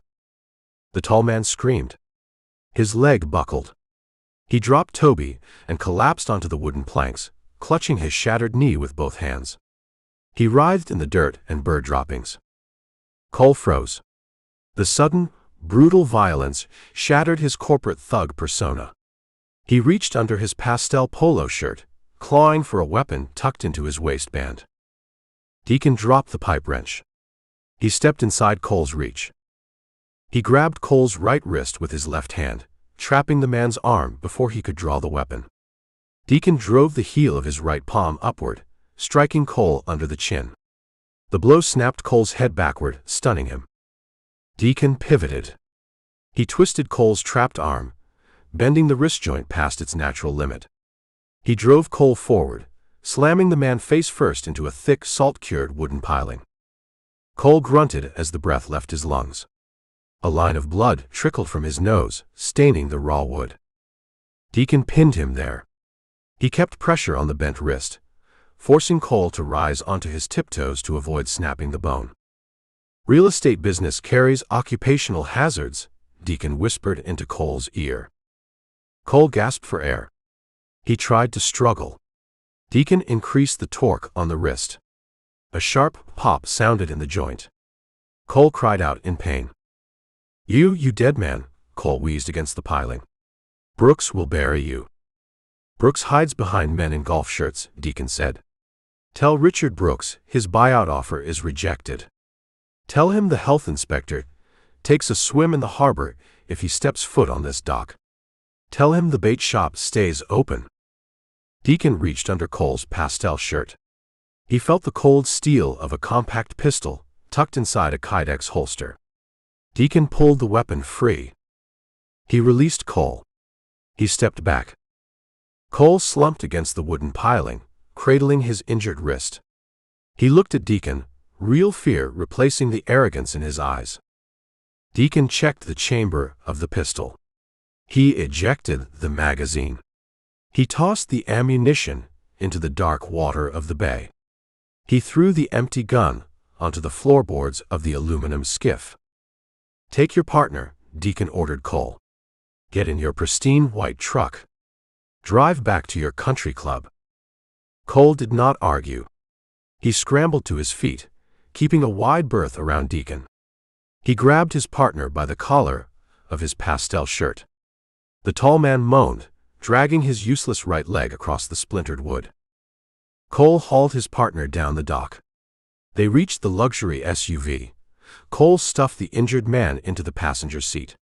He scrambled behind the wheel, threw the transmission into reverse, and tore out of the dirt lot in a cloud of thick white dust. Silence returned to Hathaway Boat Works. The seagulls resumed their picking in the mud. Toby stood near the overturned milk crate.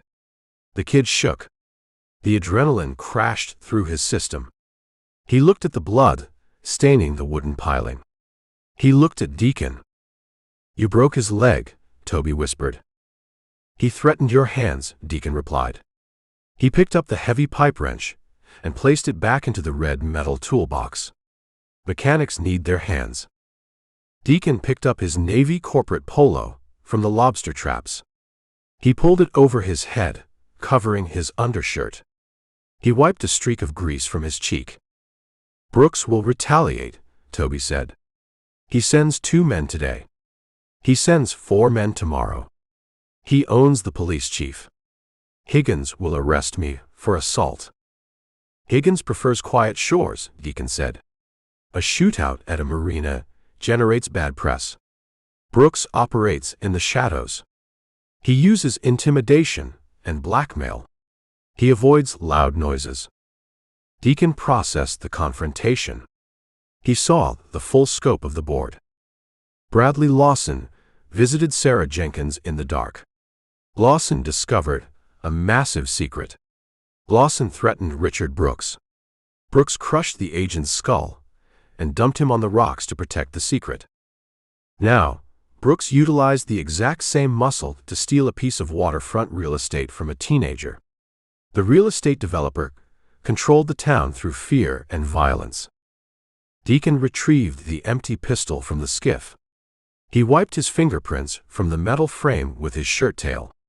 He tossed the gun into the center of the deep channel. It sank without a splash. Fix the fuel bowl, Deacon told Toby. He pointed to the exposed engine block. Tighten the brass screws. The engine will run. Toby stared at him. You just went to war with the richest man on the Cape. And you want to talk about a carburetor? I need the boat tonight, Deacon said. He turned and walked up the dock toward his rental car. I have a baseball game to evaluate. And I need to figure out exactly what secret Bradley Lawson tried to sell before he died. Deacon climbed into the silver sedan. He started the engine. He steered the car away from the rotting docks. He brought the violence to the surface. He struck the first blow. He knew Richard Brooks would return the favor. The game shifted from a scouting assignment to a battle for survival on the dirt. Chapter 8. Night fell over Falmouth. The ocean fog rolled off the Sound, creeping over the outfield fence and settling across the Bermuda grass.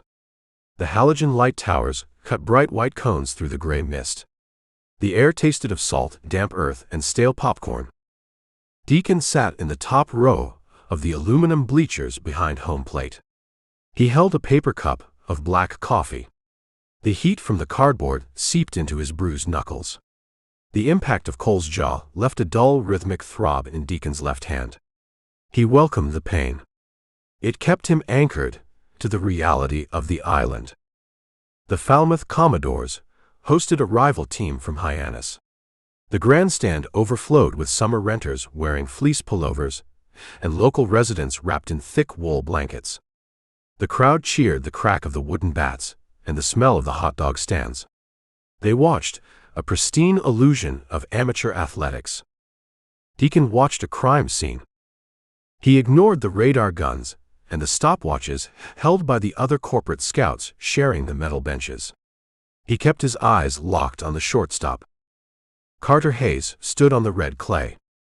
He looked nothing like the sculpted, arrogant prototype from the morning practice session.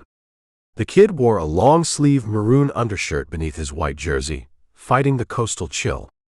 He kicked the dirt near second base. He adjusted his cap. He pounded his fist into the leather webbing of his glove.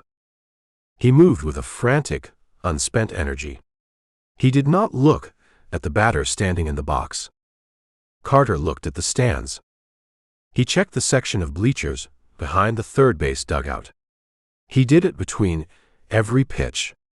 A professional prospect maintains absolute tunnel vision on the pitcher and the hitter. A terrified kid searches the shadows for a threat. An older scout named Grimes sat 2 feet away from Deacon. Grimes worked for a franchise in California. He wore a faded windbreaker and a scowl. Grimes held a clipboard covered in detailed notes. "The kid looks jittery tonight," Grimes grunted, not taking his eyes off the field. "He drank too much cheap beer at a beach bonfire last night. His internal clock is off." "His clock works fine," Deacon said. He took a sip of the bitter coffee. "His head is in the wrong place." "First-round talent comes with first-round ego," Grimes stated. "He expects the game to bow to him. The Cape League bites back. The pitching here exposes the lazy kids." The Hyannis batter swung at a fastball. He drove a hard, chopping ground ball up the middle. The ball took a true, predictable hop off the immaculate turf. Deacon watched Carter move. The prospect held elite lateral speed. He reached the ball with time to spare. He dropped his hips. He positioned his glove. Then Carter chopped his steps. He hesitated for a microsecond. He let the baseball play him. The ball hit the heel of the leather mitt. It bounced off the tough hide, popping into the air and falling dead onto the red clay. Carter scrambled. He picked the ball up with his bare hand. He fired a hurried, off-balance throw to first base. The throw sailed high, pulling the first baseman off the white bag. The runner crossed the base safe. An error. A collective groan rolled through the crowd. "Garbage footwork," Grimes muttered, scribbling a harsh note on his clipboard. He grew complacent. He expected the leather to do the work. "You stop moving your feet, the dirt eats you alive." Deacon did not look at his clipboard. He looked at Carter Hayes. The kid did not curse. He did not kick the dirt in frustration. He did not exhibit the furious, burning anger of an elite athlete making a stupid mistake. Carter looked relieved. The kid let out a long breath, wiped a streak of sweat from his forehead, and shot a quick, darting glance toward the stands behind the third base dugout. Deacon turned his head. He followed the line of sight. He bypassed the families eating peanuts. He bypassed the college girls holding signs. He found a pocket of men sitting near the stadium exit. 4 men occupied the section. They wore heavy wool sweaters and dark jackets. They did not cheer. They did not groan at the error. They watched the field with cold, detached intensity. The man in the center held a mobile phone. He looked at the glowing screen, typed a rapid message with his thumb, and slid the device back into his jacket pocket. He offered a single, sharp nod to the man sitting beside him. "You see the cluster behind the dugout? Deacon asked Grimes. Grimes stopped writing. He looked at the section. Local townies. Townies come to the games to get away from the tourists. Townies wear team hats, Deacon said. Townies yell at the umpire. Those men do not care about the score. They care about the outcome of a specific event. You read too much into a dropped ground ball, Deacon. The kid made a mistake. The kid manufactured a mistake, Deacon corrected. Grimes let out a dry, dismissive laugh. A prospect with a $10 million draft grade does not tank his own fielding percentage on purpose. The numbers dictate the contract. The kid wants the money. Unless someone offers a more immediate incentive, Deacon said. Or a more immediate consequence. The game dragged into the late innings. The ocean fog thickened, turning the outfield into a hazy, dreamlike landscape. The moisture slicked the aluminum benches. The air grew heavy and cold. Hyannis trailed by 1 run in the top of the 8th inning. They loaded the bases with 1 out. The tension in the stadium spiked. The home crowd stood, clapping in unison, demanding a strikeout or a double play to end the threat. The Falmouth pitcher threw a low sinker. The Hyannis batter hit a sharp, rolling ground ball directly at the second baseman. It presented a textbook double play scenario. The second baseman fielded the ball clean. He flipped it to Carter Hayes, who sprinted to cover the bag at second base. Deacon leaned forward. He rested his forearms on his knees. He watched the mechanics. Carter caught the toss. His left foot hit the bag, recording the force out. He held a clear throwing lane to first base. He had the arm strength to beat the runner by 2 full steps. Carter froze. He dragged his right foot across the clay. He double-clutched the baseball inside his glove. He faked a stumble, dropping his throwing shoulder an inch to manufacture an illusion of lost balance. He threw the ball a full second late.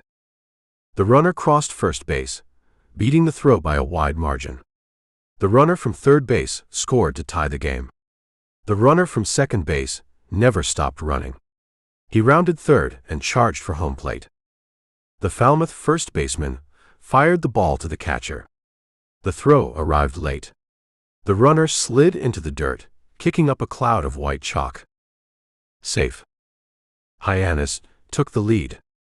The home crowd fell into a stunned, angry silence. Unbelievable, Grimes spat. He struck a heavy line through a section of his scouting report. He choked. The pressure hit him, and his brain locked up. He forgot the transfer time. He forgot the runner. The kid lacks the mental fortitude for the professional level. Deacon stood up from the aluminum bench. He crushed the empty coffee cup in his right hand. He did not choke, Deacon said. His voice carried a flat, grim certainty. He executed an order. Deacon left the scout sitting on the bench. He walked down the metal stairs, his boots clanking against the wet aluminum treads. He navigated the concourse behind the grandstand. The smell of frying oil and spilled beer hung thick in the damp air. He moved toward the third base side of the stadium, keeping to the shadows cast by the concrete support pillars. He reached the section where the 4 men sat. The men stood up. The game remained in the 8th inning, but they held no interest in the final out. The designated event occurred. They gathered their jackets. Deacon stayed behind a thick concrete pillar. He watched them walk down the stadium ramp. The man who held the mobile phone reached into his jacket. He pulled out a thick, banded stack of cash. He peeled several bills off the top and handed them to the man walking next to him. A silent payout. A transaction completed in the shadows of a public sporting event. Deacon recognized the heavy, deliberate gait of the men receiving the cash. He recognized the thick necks and the flattened noses. They mirrored Cole and the tall man from the marina. Corporate muscle. Richard Brooks, employed an army of them on the island. The men walked out of the stadium gates, vanishing into the dark, fog-choked parking lot. Deacon stepped out from behind the pillar. He looked back at the illuminated field. Carter Hayes stood at shortstop. The kid kicked the dirt. His shoulders slumped. The arrogant facade lay shattered on the red clay. He looked like a prisoner waiting for the end of his sentence. Deacon saw the full board. Bradley Lawson visited Sarah Jenkins's house in the dead of night. Lawson represented Carter Hayes. The agent negotiated the multi-million-dollar contracts. The agent protected the asset. Lawson discovered the Shadow Sportsbook. Lawson discovered Richard Brooks used the Cape Cod Baseball League to wash money and manipulate wagers. Lawson discovered his star client caught a place in the middle of the racket. Lawson tried to leverage the secret. The agent tried to blackmail a ruthless real estate developer. Brooks crushed Lawson's skull and dumped him on the rocks to protect the operation. Now, with the agent dead and out of the way, Brooks tightened the leash on the prospect. Brooks forced Carter Hayes to throw the game. The developer used fear and intimidation to ruin a 19-year-old kid on the diamond. Deacon felt the cold anger rise in his chest. Management expected a sterile report on a pristine talent. Management demanded he ignore the dead body on the jetty and the violence at the marina. Fletcher ordered absolute insulation. Fletcher lived in a glass tower in Chicago. Fletcher knew nothing about the dirt. Deacon walked away from the field. He headed out the main gates and into the gravel parking lot. The fog wrapped around his rental sedan, hiding the silver paint in the gloom. He unlocked the car and slid into the driver's seat. He stared through the windshield at the distant stadium lights. He needed to break the leverage. He needed to find the money trail connecting Richard Brooks to the wagers. He needed hard proof to force Chief Higgins to abandon the cover-up and arrest the developer. To find the proof, he needed to talk to the woman who knew Brooks better than anyone on the island. He needed to talk to the woman fighting the developer for her alimony. He started the engine. He turned the headlights on, cutting a weak path through the dense fog. He steered the car out of the lot, heading back toward the winding coastal roads and the massive cedar shake mansions. He needed to strip the lies away from Sarah Jenkins. The game depended on it. Chapter 9.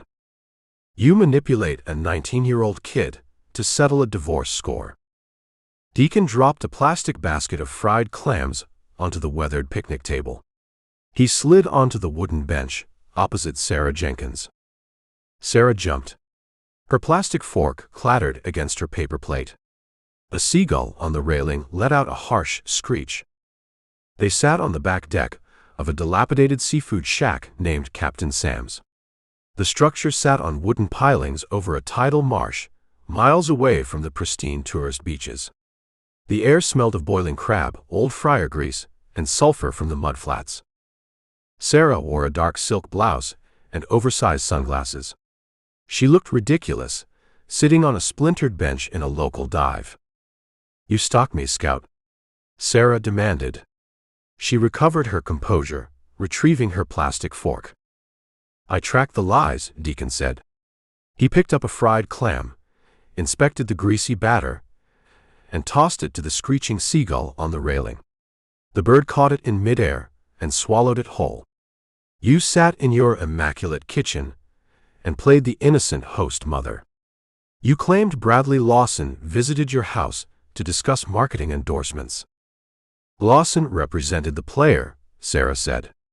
She took a sip of a clear liquid from a flimsy plastic cup. "Agents discuss endorsements." "Agents discuss leverage," Deacon corrected. He leaned his forearms on the sticky picnic table. He closed the distance between them. "I watched your starboarder play baseball last night. He possessed the range and the footwork of a premier shortstop. Then, in the late innings, He manufactured 2 blatant errors. He threw the game. He did it while making eye contact with 4 men sitting behind the dugout. Sarah kept her eyes focused on her paper plate. She stabbed a piece of lettuce. Kids make errors. The pressure gets to them. You read too much into a bobbled ground ball. I read the payout, Deacon said. I watched the men in the stands exchange a stack of banded cash the moment Carter threw the ball away. I recognized the men receiving the money. One sported a tribal tattoo. The other sported a shaved head. Sarah froze. The plastic fork stopped moving. Cole and his partner, Deacon said, identifying the muscle. The exact same men who drove a white luxury SUV to a rotting marina yesterday afternoon. They attempted to extort a teenager for a piece of waterfront real estate. They claimed they worked for Richard Brooks. Sarah set the fork down. She pushed the sunglasses up, resting them on the crown of her head. Her dark eyes locked onto Deacon. The polished, cynical armor cracked. You met Cole, Sarah whispered. I shattered his partner's right kneecap with a pipe wrench, Deacon stated. He delivered the violence as a simple matter of fact. I pinned Cole against a wooden piling and disarmed him. They understand a different language than the one you speak in the divorce courts. Sarah stared at his scarred face. She stared at his calloused hands resting on the table. She processed the reality of the man sitting across from her. He wore a corporate polo shirt, but he operated with the brutal mechanics of the dirt. Richard will kill you, Sarah said. The words lacked any trace of melodrama. They offered a grim guarantee. Richard Brooks needs to stand in line, Deacon said. Your ex-husband runs a shadow sportsbook on this island. He uses the amateur baseball league to launder money and manipulate wagers. He employs thugs in golf shirts to terrorize the locals. And you sit in the middle of the blast radius. Sarah reached for her plastic cup. Her hand shook. She gripped the thin plastic, bracing herself against the table. I sit in the crosshairs, Sarah corrected. She abandoned the illusion of innocence. She leaned forward, matching Deacon's intensity. Richard bleeds my bank accounts. He hires armies of corporate lawyers to contest the alimony. He wants to force me out of the beachfront house. He wants me destitute and begging for scraps. So you decided to fight dirty. I decided to survive. Sarah took a long pull from her cup. The smell of cheap vodka mixed with the salt air. You think you understand this island because you watch kids play a game on the grass. You see nothing. The summer renters bring millions of dollars in untraceable cash. Richard captures that cash. He books illegal action on everything. College football, professional fights, and the local amateur baseball games. The town authorities ignore it, Deacon noted, remembering Chief Higgins and the manufactured incident report. Richard pays the authorities, Sarah spat. He builds the municipal parks. He funds the police pension. He owns the town council. He operates with absolute impunity. Until Bradley Lawson walked into town, Deacon said, placing the dead man on the board. Sarah flinched at the agent's name. She looked over her shoulder, scanning the empty picnic tables and the muddy marsh. She satisfied herself they remained alone. Lawson was a parasite, Sarah said. Her voice dropped to a harsh whisper. He came to the island to check on his premium asset. He discovered Carter Hayes caught in a trap. Richard identified the kid's gambling debts from college. Richard bought those debts. He put Carter on a leash. He forced the kid to shave points and manipulate the run differentials. Deacon saw the full architecture of the corruption. A 19-year-old kid owed money. The local syndicate bought the paper. The syndicate weaponized the debt, forcing the kid to tank his own draft stock to balance the local betting books. Lawson discovered the extortion, Deacon said. But Lawson lacked morals. He did not report the syndicate to the league. He did not extract his client from the island. He saw a payday. Lawson saw a gold mine, Sarah confirmed. The agent decided to blackmail a ruthless man. Lawson demanded $3 million in cash, or he threatened to expose the entire Shadow Sportsbook to the federal authorities and the national sports media. Deacon picked up another fried clam from the plastic basket. He rolled the greasy food between his thumb and forefinger. He crushed the breading. Blackmail requires proof, Deacon said. A sports agent holding a threat requires a physical ledger or a digital file to back the play. Lawson needed documentation linking Richard Brooks to the wagers. Sarah offered a bitter, hollow laugh. Lawson lacked the brains to find the proof himself. He stumbled into a massive secret, but he lacked the map to the treasure. He needed an inside source. He needed the bitter ex-wife, Deacon deduced. Sarah did not deny it. She squared her shoulders. Lawson came to the house late at night. He argued with Carter in the driveway. He demanded to know how the payouts worked. Carter knew nothing. The kid just followed orders. So Lawson knocked on my door. He asked for the location of the ledger. He offered me a percentage of the blackmail payout, Sarah said. Disgust laced her tone.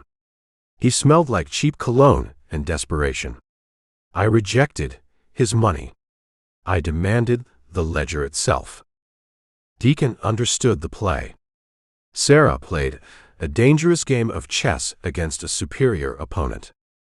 You wanted the ledger to secure your alimony, Deacon said. You wanted to hold the sportsbook over Brooks's head, to force him to drop the lawsuits and surrender the beachfront properties. I wanted my life back, Sarah snapped. Her voice echoed across the wooden deck. The seagull on the railing took flight, alarmed by the sudden noise. She took a ragged breath, reining in the panic. She kept her voice low. I told Lawson where Richard keeps his private safe, Sarah confessed. I gave him the security codes to the compound. I told him to steal the physical books. I planned to take the books from Lawson the moment he walked out of the gates. Lawson never walked out of the gates, Deacon said. The image of the crushed skull on the granite rocks flashed in his mind. Richard caught him, Sarah whispered. The blood drained from her face, leaving her pale in the afternoon sun. Richard discovered the breach. He crushed the agent and dumped him in the ocean to send a message. He wanted to ensure the rest of the island understood the penalty for interference. And now Brooks bypasses the agent completely, Deacon said. He holds Carter Hayes by the throat. He orders the kid to throw the games on a direct command. And he knows you gave Lawson the security codes. Sarah gripped the edge of the picnic table. Richard froze my credit cards this morning. He canceled the insurance on my vehicles. He initiates the siege. He plans to starve me out of the house. Once I leave the property, he sends Cole to finish the job. Deacon dropped the crushed clam back into the plastic basket. He wiped the grease from his fingers with a paper napkin. He processed the entire board. Management demanded a sterile scouting report on a pristine talent. Management demanded he ignore the dead body and the local corruption. Fletcher expected absolute insulation. But Carter Hayes represented a compromised asset. A local syndicate controlled the kid. If management drafted the kid, they drafted the syndicate's leverage. The front office required the truth, and the truth resided inside a physical ledger guarded by corporate muscle. Deacon needed the book. Where is the compound? Deacon asked. Sarah stared at him. She searched his scarred face for a sign of hesitation. She found a flat, unyielding resolve. You want to rob Richard Brooks? Sarah asked. Disbelief colored her voice. You carry a pipe wrench. Richard employs men who carry suppressed automatic weapons. He installs motion sensors on the perimeter fence. He breeds attack dogs. I evaluate the defense, Deacon said. I find the gaps. Give me the location of the safe. Sarah reached into her designer purse. She pulled out a black ink pen and a crumpled paper receipt. She flattened the receipt on the sticky picnic table. She drew a crude map. He owns an estate on the North Shore, Sarah said, tracing a line on the paper. The property sits on a private peninsula. Dense pine trees border the road access. Iron gates block the driveway. You cannot approach by land without triggering the alarms. I hold a lease on a boat, Deacon said. Sarah drew a circle at the edge of the peninsula. He maintains a deep-water dock for his fiberglass yacht. The security cameras sweep the dock every 30 seconds. If you bypass the cameras, you face the back lawn. She drew a square representing the main house. She marked an X in the corner of the square. The office sits on the ground floor, facing the water, Sarah explained. French doors open to the patio. The safe sits behind a false bookshelf on the north wall. A biometric scanner locks the steel door. A thumbprint, Deacon said. He frowned. Biometric locks required the physical presence of the owner. He uses an override code for his accountant, Sarah said. She scribbled a 6-digit number below the map. He never changes the code. He suffers from a massive ego. He believes nobody holds the courage to step foot on his grass. Deacon memorized the 6-digit number. He burned the sequence into his mind. He reached across the table and took the paper receipt. He folded it in half and slid it into the pocket of his slacks. You bring me that ledger, Scout, Sarah said. A fierce, desperate hunger burned in her dark eyes. You bring me the proof of his shadow sportsbook. I will use it to break him. I will take his money, I will take his land, and I will force him to release the kid from the gambling debts. I care nothing for your alimony, Deacon said. He stood up from the wooden bench. I care about the integrity of the dirt. I care about a 19-year-old kid, forced to ruin his own career to satisfy a point spread. I take the ledger, I hand it to the state police in Boston, and I let the federal authorities dismantle your ex-husband. Sarah stood up. She grabbed her purse. She offered no gratitude. She offered a challenge. You have to survive the water first, Deacon, Sarah said. She turned her back on him. She walked down the wooden steps of the deck, her high heels clicking against the weathered boards. She navigated the crushed clamshell parking lot and climbed into her black luxury SUV. She drove away, leaving Deacon alone at the table. Deacon looked at the plastic basket of cold, greasy, fried clams. He left a $10 bill on the wood. He needed to find Toby. He needed to prepare the aluminum skiff. The game moved from the bright lights of the baseball diamond to the dark water of the North Shore. Chapter 10. You ignore the exit velocity at your own peril, Deacon. The mechanical pitching arm snapped forward. The machine delivered a 90-mile-per-hour fastball. Carter Hayes swung. The wooden ash bat struck the cowhide sphere. The impact echoed inside the chain-link batting cage. The baseball shot into the dark green netting. Deacon kept his eyes on the prospect. He noted the slight hesitation in the kid's hips. He noted the tension in the kid's shoulders. The arrogant facade from 2 days ago lay in ruins. Carter fought the pitch instead of driving it. The exit velocity means nothing if the kid carries a terrified mind, Deacon said. He did not turn his head. Eric Nelson stood 2 feet away on the artificial turf. Nelson worked for an analytics consulting firm based in Seattle. 6 major league franchises paid his firm a fortune to evaluate amateur talent using pure mathematics. Nelson wore a slate-gray moisture-wicking quarter-zip pullover and rimless glasses. He held a silver tablet computer. He tapped the glass screen with a stylus. "The mind is a variable," Nelson stated.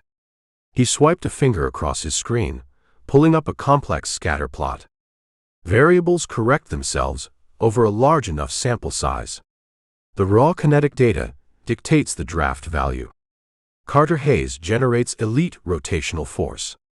He represents a premium asset. He represents a human being playing a game on dirt, Deacon countered. Nostalgia costs franchises millions of dollars, Nelson sneered. He pushed his rimless glasses up the bridge of his nose. Men like you evaluate the soul of the player. Men like me evaluate the geometric angles. The geometry never lies. The geometry failed to catch the ground ball last night, Deacon said. Nelson stopped tapping the glass screen. He let the stylus hang from a magnetic tether. A cold, synthetic smile formed on his lips. "The ground ball presents a fascinating data point," Nelson said. He stepped closer to the chain-link mesh, watching Carter Hayes take another swing. "I reviewed the digital footage of the 8th inning. I ran the biomechanical tracking software on his lateral movement. The software flagged an anomaly." Deacon remained silent. He let the silence force Nelson to speak. "Carter Hayes possesses a transfer time of 0.6 seconds, Nelson continued. "He executes the double-play pivot with robotic precision. Yet last night, he held the baseball for a full 1.2 seconds. He dropped his shoulder a fraction of a degree. He manufactured a mechanical failure. He threw the game." "Kids choke," Deacon said, offering the standard excuse. "The summer league puts pressure on them. The scouts fill the bleachers. The pressure creates mistakes." Nelson let out a dry, synthetic laugh. He tapped a new application on his silver tablet. "I despise the word choke," Nelson said. "It implies an unquantifiable emotional collapse. I prefer data. I track the international sports books. I run algorithms searching for betting irregularities in secondary and tertiary athletic markets. The Cape Cod Baseball League ranks as a tertiary market. The betting limits sit low. The volume remains negligible." Deacon turned his head. He looked at the analytics consultant. He recognized a different kind of predator. Lawson hunted the endorsement money. Brooks hunted the real estate. Nelson hunted the raw data. "You monitor offshore gambling on amateur baseball," Deacon stated. "I monitor everything," Nelson corrected. "Information provides leverage." 10 minutes before Carter Hayes botched that double play, a massive surge of capital flooded 3 offshore betting exchanges. $300,000 moved in a span of 90 seconds. The money backed the Hyannis team on a live-action run differential. Deacon processed the numbers. Brooks did not just wash a few $1,000s on the island. The developer ran a massive, coordinated financial operation. He leveraged a 19-year-old kid to manipulate a 6-figure payday. "Someone bought the outcome," Nelson concluded. He tapped the screen, locking the device. "Someone paid your golden prospect to tank his own fielding percentage." "You hold a correlation," Deacon said. "You lack causation. A spike in gambling volume does not prove the kid took a bribe." Nelson turned his back to the batting cage. He faced Deacon. The smug intellectual arrogance radiated from his posture. "I hold enough data to destroy him," Nelson said. "The sports media loves a gambling scandal. They love a fallen prospect. I compile the betting anomalies. I pair them with the biomechanical breakdown of his intentional errors. I create an undeniable narrative." "You leak the data, you ruin the kid," Deacon said. "The league suspends him. The NCAA strips his eligibility. He goes undrafted. He becomes a toxic asset, Nelson agreed. Which benefits my clients. My consulting firm advises 3 franchises picking behind your front office in the first round. If I detonate Carter Hayes, your general manager loses his top target. Chaos disrupts the draft board. My clients capitalize on the chaos. Deacon saw the cold, mechanical cruelty of the strategy. Nelson cared nothing for the integrity of the game. He cared nothing for the teenage kid sweating inside the batting cage. He viewed the extortion and the illegal sportsbook as a convenient tool to manipulate the corporate draft order. You plan to punish a victim to elevate your own status, Deacon said. I plan to execute a market correction, Nelson corrected. The kid compromised himself. He stepped out of the sterile environment. He introduced corruption into the data set. I simply plan to expose the corruption. When? Deacon asked. Nelson checked a digital smartwatch on his left wrist. I hold a telephone conference with a senior investigative reporter at a national sports network tonight. Midnight. I transmit the data files. The network publishes the story tomorrow morning. Carter Hayes becomes a cautionary tale by breakfast. Deacon felt the timeline collapse. The window for action shrank from days to hours. Brooks held the kid by the throat. Now, Nelson intended to drop an anvil on both of them. You transmit that data, you expose a local syndicate, Deacon warned. You expose men who protect their investments with heavy weapons. They do not care about your algorithms. They care about their cash. You put a target on your own back. I operate from a secure office in Seattle, Nelson dismissed the threat. I fly out of Boston this afternoon. I sit miles above the dirt. The local thugs cannot reach me. Nelson reached into the pocket of his slate gray pullover. He produced a small, silver USB flash drive. He held it between his thumb and index finger. This drive contains the preliminary analysis, Nelson said. Give it to your vice president in Chicago. Tell him to wipe Carter Hayes off the draft board. Tell him to look for a different shortstop. Tell him Eric Nelson sends his regards. Nelson tossed the flash drive. Deacon did not raise his hand. He let the small piece of silver plastic hit his chest and fall to the artificial turf. Nelson frowned. He looked at the discarded drive. He looked at the flat and compromising set of Deacon's jaw. You exhibit a stubborn refusal to accept the mathematics, Nelson said. I exhibit a stubborn refusal to let a spreadsheet dictate a man's life, Deacon said. You fly back to Seattle, Nelson. You play with your numbers. But you leave that reporter out of this. You give me 48 hours to clear the kid's name and dismantle the sportsbook. I give you nothing, Nelson spat. The synthetic smile vanished. I dictate the timeline. Midnight, Deacon. The story goes live. Nelson turned around. He walked out of the training facility, his rubber-soled shoes squeaking against the artificial turf. Deacon stood alone near the batting cage. He stared at the silver flash drive resting on the green fibers. Inside the cage, the pitching machine hummed. It fired another 90-mile-per-hour fastball. Carter Hayes swung. He missed the baseball by 4 inches.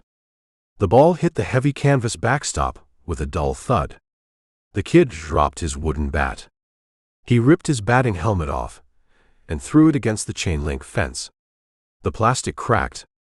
He dropped to his knees on the dirt, burying his face in his hands. The pressure crushed him. Brooks threatened his physical safety. The gambling debts suffocated him. And he knew his performance on the field plummeted. Deacon crouched. He picked up the silver flash drive. He slipped the plastic rectangle into his pocket. He walked around the perimeter of the netting. He opened the chain-link door and stepped inside the batting cage. The smell of pine tar and fresh dirt hung heavy in the enclosed space. Carter did not look up. He kept his face buried in his hands. His shoulders shook. "You drop your back elbow," Deacon said. His voice echoed in the cage. Carter flinched. He wiped his face with the sleeve of his maroon undershirt. He looked up at Deacon. The kid looked exhausted, hollowed out by fear. "My mechanics broke," Carter whispered. "I cannot track the ball. I cannot feel the transfer. My head spins." "Your mechanics function perfectly," Deacon corrected. "Your mind carries a massive weight. You try to hit a baseball while calculating a point spread. The human brain rejects that equation." Carter scrambled backward in the dirt. He hit the heavy canvas backstop. His eyes widened in absolute terror.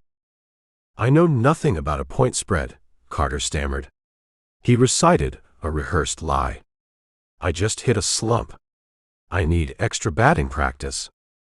"I know about Richard Brooks," Deacon stated. He dropped the name like a heavy stone. Carter froze. All the blood drained from his face. "I know Lawson tried to blackmail Brooks," Deacon continued, pressing the advantage, stripping the lies away from the terrified kid. "I know Lawson died on the South Breakwater. I know Brooks holds your college gambling debts. I know he forces you to manufacture errors to balance his offshore sports books." "He will kill me," Carter gasped. The words tore from his throat.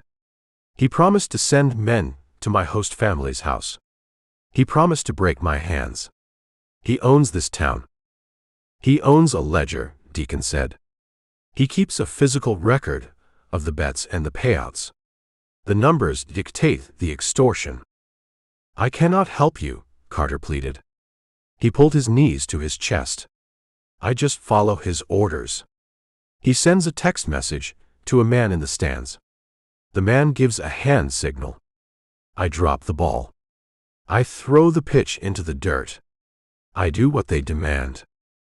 "You stop following orders today," Deacon commanded. He stepped closer to the kid. He looked down at the shattered prospect. Management demanded a sterile report. Management demanded absolute insulation. Deacon chose to ignore Chicago. He chose the dirt. "You play a game tonight," Deacon said. "You take the field. You execute every play with absolute perfection. You field the grounders. You turn the double plays. You hit the fastballs. You refuse to drop the ball. Brooks will send his men." "I will handle Brooks's men," Deacon said. "You focus on the baseball. You give me the time to find the ledger. You give me the time to burn his sportsbook to the ground." Carter stared at the scarred face of the scout. He searched for a reason to trust the stranger. He found a cold, unyielding certainty. "Who are you?" Carter asked. "I am the man who evaluates the grit," Deacon said. He turned his back on the kid. He walked out of the batting cage. He left the facility and stepped into the brutal afternoon heat. He pulled his corporate smartphone from his pocket. He bypassed the secure database application. He opened the dialer. He punched in the 10-digit number Toby gave him at the marina. The phone rang twice. "Bait shop," Toby answered. The teenager sounded out of breath. "Deacon," he said. "You need the skiff?" Toby asked. "I need the skiff fully fueled," Deacon said. "I need the running lights disconnected. I need a pair of wire cutters and a heavy iron pry bar loaded into the floorboards." Silence hummed over the cellular connection. "You plan to raid a commercial fishing vessel?" Toby asked. His voice carried a mix of dread and anticipation. "I plan to raid a private peninsula on the North Shore," Deacon said. "Brooks," Toby whispered the name. "You plan to attack his compound from the water. That constitutes a suicide mission, Scout. He employs armed guards. He utilizes motion sensors. He holds a book I need," Deacon said. He holds leverage over a kid. I intend to break the leverage. Have the boat ready in 1 hour. Deacon ended the call. He shoved the phone back into his pocket. Nelson set the midnight deadline. The analytics consultant created a shrinking window. Deacon possessed a handful of hours to infiltrate a fortified compound, locate a hidden safe, extract a blackmail ledger, and deliver the proof to the state authorities. He walked across the hot asphalt toward his rental sedan. He abandoned the corporate mandate. He embraced the shadows of the island. He aimed the car toward the rotting docks and the smell of diesel fuel. The game shifted to the dark water. Chapter 11. Hand me the black electrical tape. Deacon stood in the stern of the aluminum skiff. A single-cage drop light hung from a frayed extension cord wrapped around a wooden piling. The harsh yellow bulb cast deep, erratic shadows across the rotting dock. The smell of raw gasoline mixed with the scent of decayed marsh grass. Toby stood on the wooden planks. The teenager dug through his rusted red toolbox. He produced a roll of thick vinyl tape and tossed it down. Deacon caught the roll. He ripped a 6-inch strip free with his teeth. He wrapped the opaque black vinyl over the green starboard running light mounted on the bow. He pressed the edges flat against the cold metal hull, sealing the bulb. He repeated the process on the red port light. The Coast Guard fine runs $500 for navigating the channel without illumination, Toby stated. He crossed his arms over his grease-stained t-shirt. I possess zero intention of navigating the main channel, Deacon said. He tossed the tape roll back into the toolbox. I plan to hug the coastline. The rocks hide the profile of the hull. The dark water provides cover. Toby kicked a stray clamshell off the edge of the pier. It hit the mudflats with a soft smack. You requested a pry bar and wire cutters, Toby said. He pointed to the heavy iron tools resting on the aluminum floorboards. You black out my boat. You plan to raid Richard Brooks. The man employs a private security force. He owns the police chief. He owns a shadow sportsbook, Deacon corrected. He stepped over the gunwale and climbed onto the wooden dock. And a man from Chicago intends to expose the entire operation to a national sports network at midnight. I face a ticking clock. Toby frowned. He leaned against the leaning wall of the bait shack. A sportsbook. On amateur baseball. The betting limits sit too low. The professional syndicates ignore the Cape. The professional syndicates ignore it, Deacon agreed. He grabbed a clean rag from a pile on an overturned milk crate and wiped the grease from his hands. But a local syndicate utilizes the low limits. A local syndicate controls the outcome. Deacon walked to the edge of the pier. He looked across the dark, protected cove. The massive cedar shake mansions sat perched on the distant bluffs, their windows glowing like yellow eyes in the night. I evaluated the board, Deacon said, speaking to the dark water. I watched a kid named Carter Hayes drop a routine ground ball. I watched him hesitate on a double play pivot. He threw the game. He manufactured the errors on a direct command. A group of men in the stands exchanged a stack of banded cash the moment the errors occurred. Cole and his partner, Toby guessed. The teenager possessed a sharp memory for threats. Deacon turned to face the kid. You recognized the men.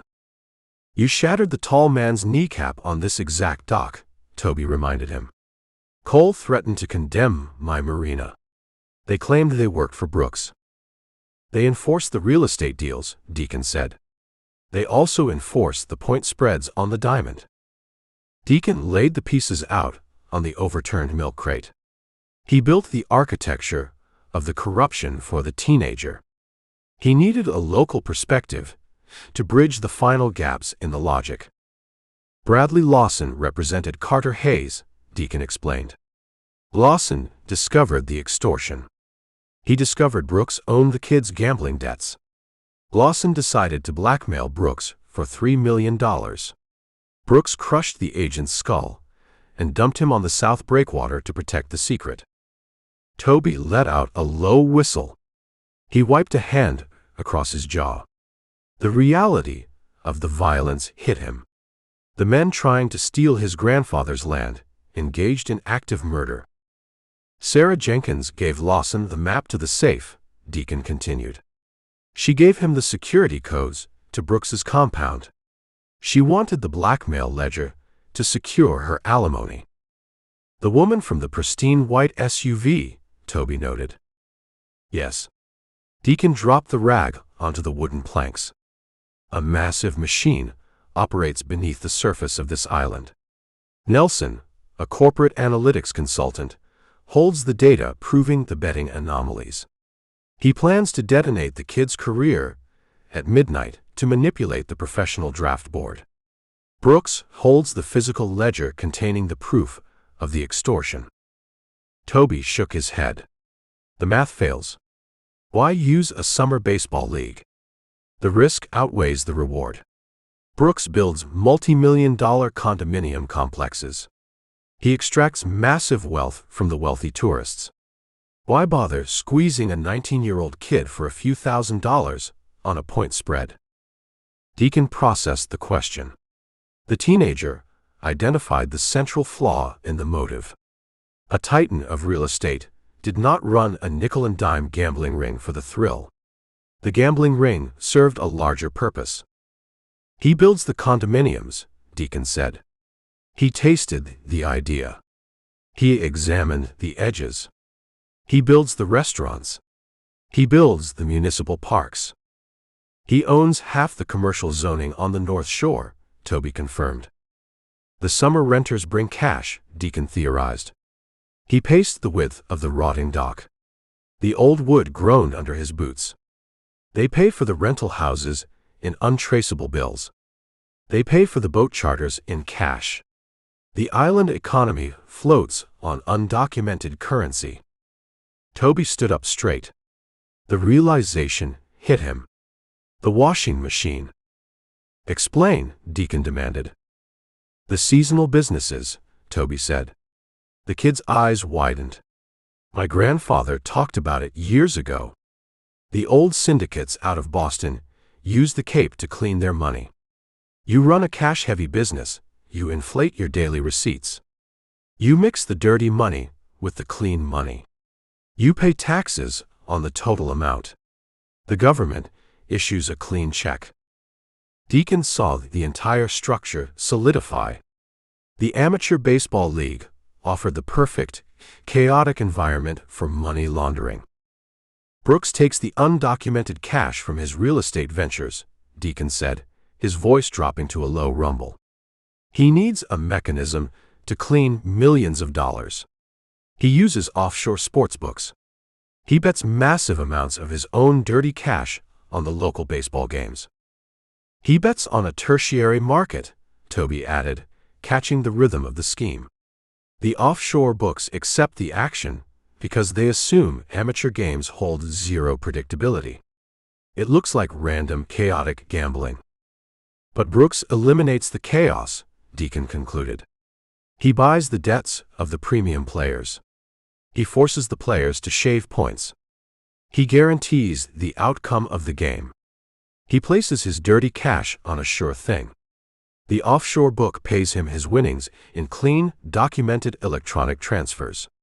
The gambling ring is not a side hustle. It is the primary laundering mechanism for his entire real estate empire. Silence fell over Hathaway Boat Works. The water slapped against the barnacle-crusted pilings. A 19-year-old kid sweating in a batting cage held the key to a massive financial conspiracy. Brooks weaponized the kid's talent to clean millions of dollars. Lawson stumbled into the washing machine and died for it. He keeps the physical ledger in his office safe, Deacon said. Sarah Jenkins provided the location. She provided the override code for the biometric lock. I extract the book, I hand it to the state authorities, I clear the kid's name, and I shut Nelson's mouth. Toby walked to the edge of the dock. He stared at the blacked-out aluminum skiff. "You intend to cross the Sound in the dark," Toby said. "I need a map," Deacon said. Toby turned around. He jogged up the dock and entered the leaning bait shack. He returned a minute later, carrying a large, laminated nautical chart. He unrolled the thick plastic sheet on the wooden planks, using a rusted cleat and a lead fishing weight to hold the corners down in the damp breeze. Deacon crouched next to the map. The yellow drop light illuminated the intricate contour lines of the ocean floor, the depth soundings, and the jagged outline of the coastline. "Brooks lives on the North Shore Peninsula," Toby said. He traced a grease-stained finger along a spit of land jutting into the dark blue ink of the ocean. The peninsula forms a natural cove. He dredged a deep-water channel for his yacht.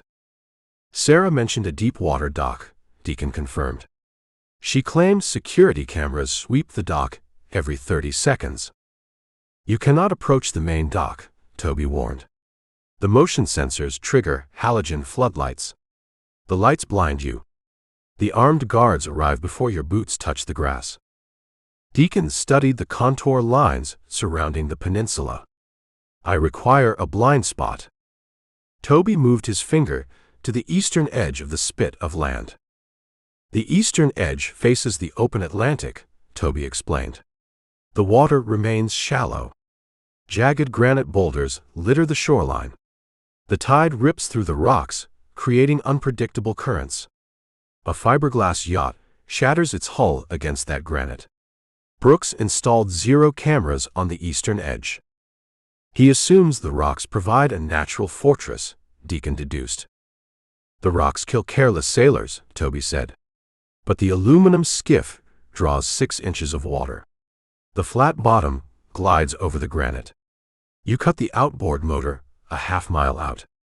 You rely on the wooden oars. You ride the incoming tide through the boulder field." Deacon looked at the teenager. The kid possessed a deep, tactical understanding of the treacherous water.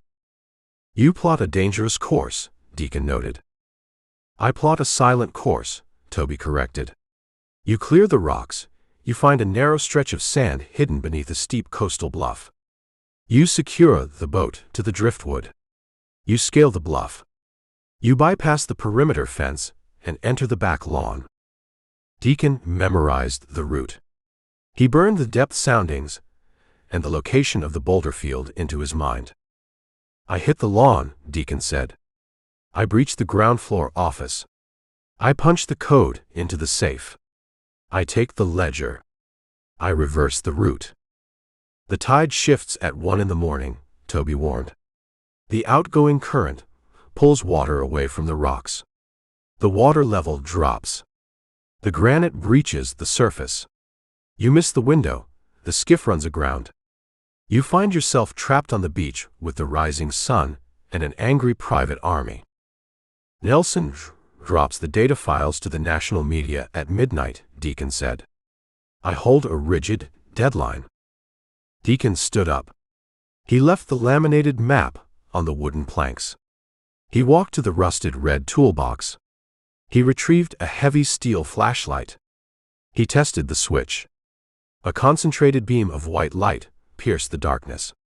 He clicked it off and slid the metal cylinder into the back pocket of his denim jeans. He stepped over the gunwale and dropped into the stern of the skiff. The boat rocked against the mooring lines.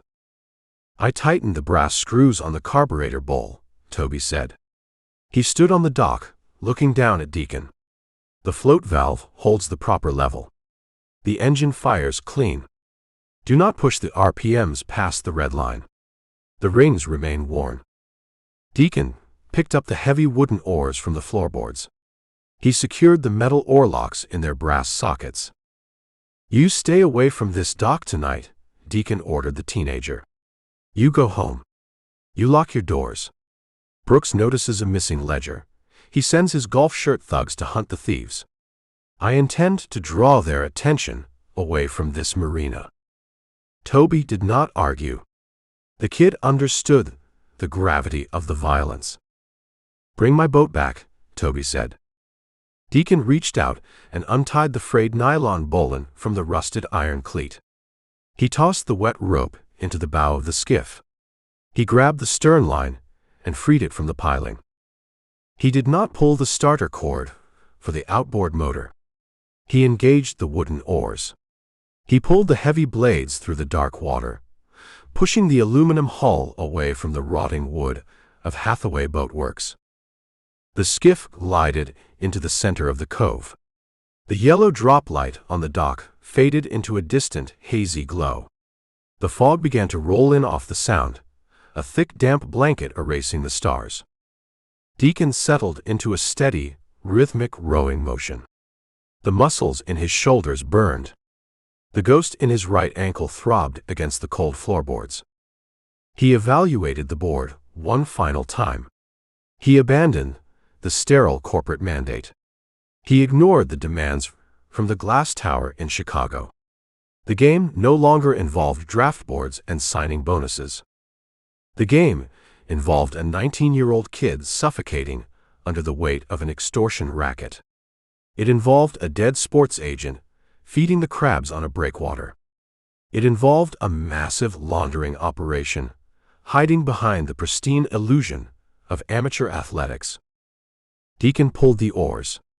The blacked-out skiff cut through the dark, silent water. He navigated the channel, heading for the open ocean. He aimed the bow toward the jagged granite and the fortified compound of Richard Brooks. Chapter 12. The Atlantic current grabbed the aluminum hull. Deacon braced his boots against the cold metal floorboards. He drove the heavy wooden oars deep into the black water. He pulled with his shoulders, fighting the ocean. The muscles in his back burned. The friction of the wooden handles tore at the calluses on his palms. He kept his rhythm steady, matching the violent surge of the incoming tide. Thick, wet fog swallowed the world. The gray mist erased the stars and the horizon. The moisture condensed on Deacon's eyelashes and soaked the shoulders of his dark navy polo. He rode blind. He operated on time and instinct, trusting the teenager's evaluation of the coastline. He counted his strokes. A half-mile crossing required focus. The sounds of the mainland vanished. The slap of the waves against the flat-bottomed skiff filled the silence. The water changed texture. The rolling swells chopped into erratic, chaotic peaks. Deacon stopped rowing. He lifted the blades out of the water. He listened. A low, rhythmic boom echoed through the fog. The sound of heavy surf smashing against solid stone. He reached the boulder field. Deacon turned his head, straining to see past the bow. The fog parted for a fraction of a second.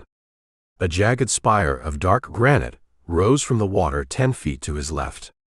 Water churned white around the base, revealing a submerged shelf of razor-sharp stone. Toby offered accurate intelligence. A fiberglass yacht faced absolute destruction in this maze. The rocks offered a natural, lethal fortress. Deacon engaged the right oar. He pivoted the skiff, aiming the bow into the narrow channels between the granite monoliths. The tide pushed him forward. He used the oars as rudders, making micro-adjustments to the trajectory. A submerged boulder scraped the flat bottom of the skiff. The aluminum shrieked. The boat shuddered, vibrating up through Deacon's boots. The ghost in his right ankle flared, protesting the awkward stance. He pushed off a towering rock face with the flat blade of his oar. The boat shot through a narrow gap. The chaotic chop died. The bow bumped against soft earth. Deacon dropped the oars.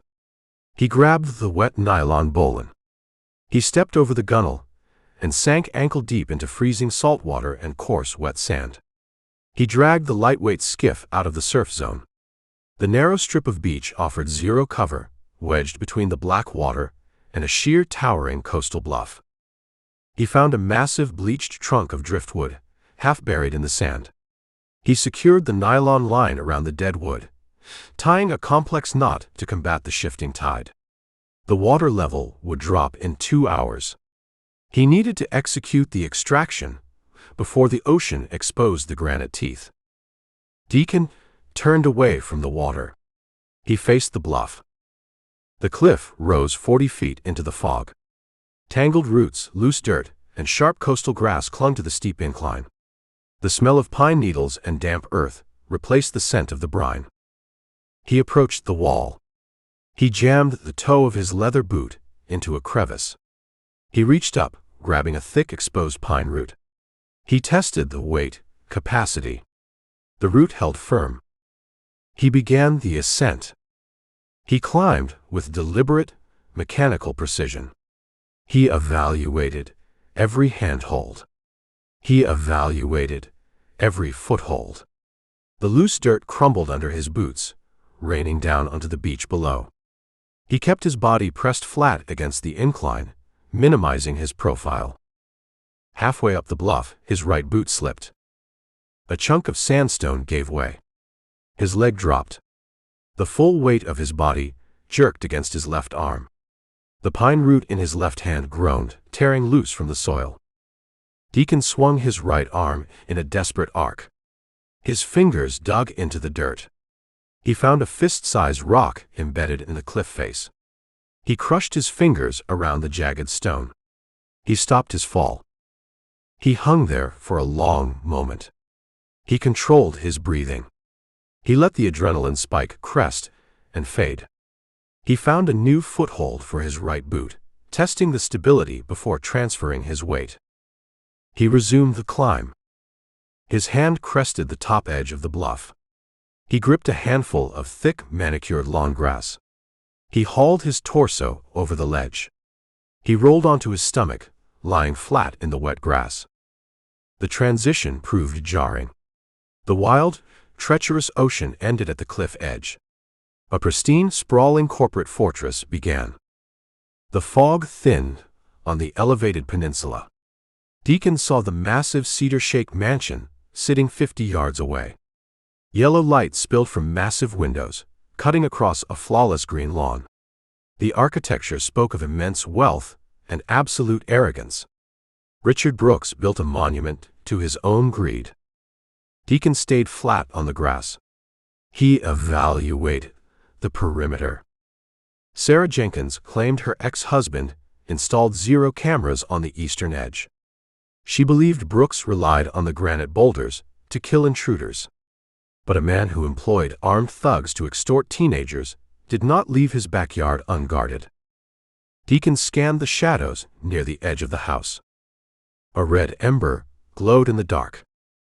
The ember flared bright, illuminating the sharp angles of a man's face for a split second. A cloud of blue smoke drifted across the manicured lawn, carrying the sharp scent of cheap tobacco. A guard. The man leaned against the trunk of a massive oak tree, 20 yards from the back patio. He wore a dark windbreaker and a baseball cap pulled low over his eyes. He held a suppressed submachine gun slung across his chest. The weapon hung from a tactical nylon strap. Brooks did not hire local security for the night shift. He hired professional operators. Deacon pressed his face into the wet grass. He calculated the variables. The guard stood between Deacon and the ground floor office.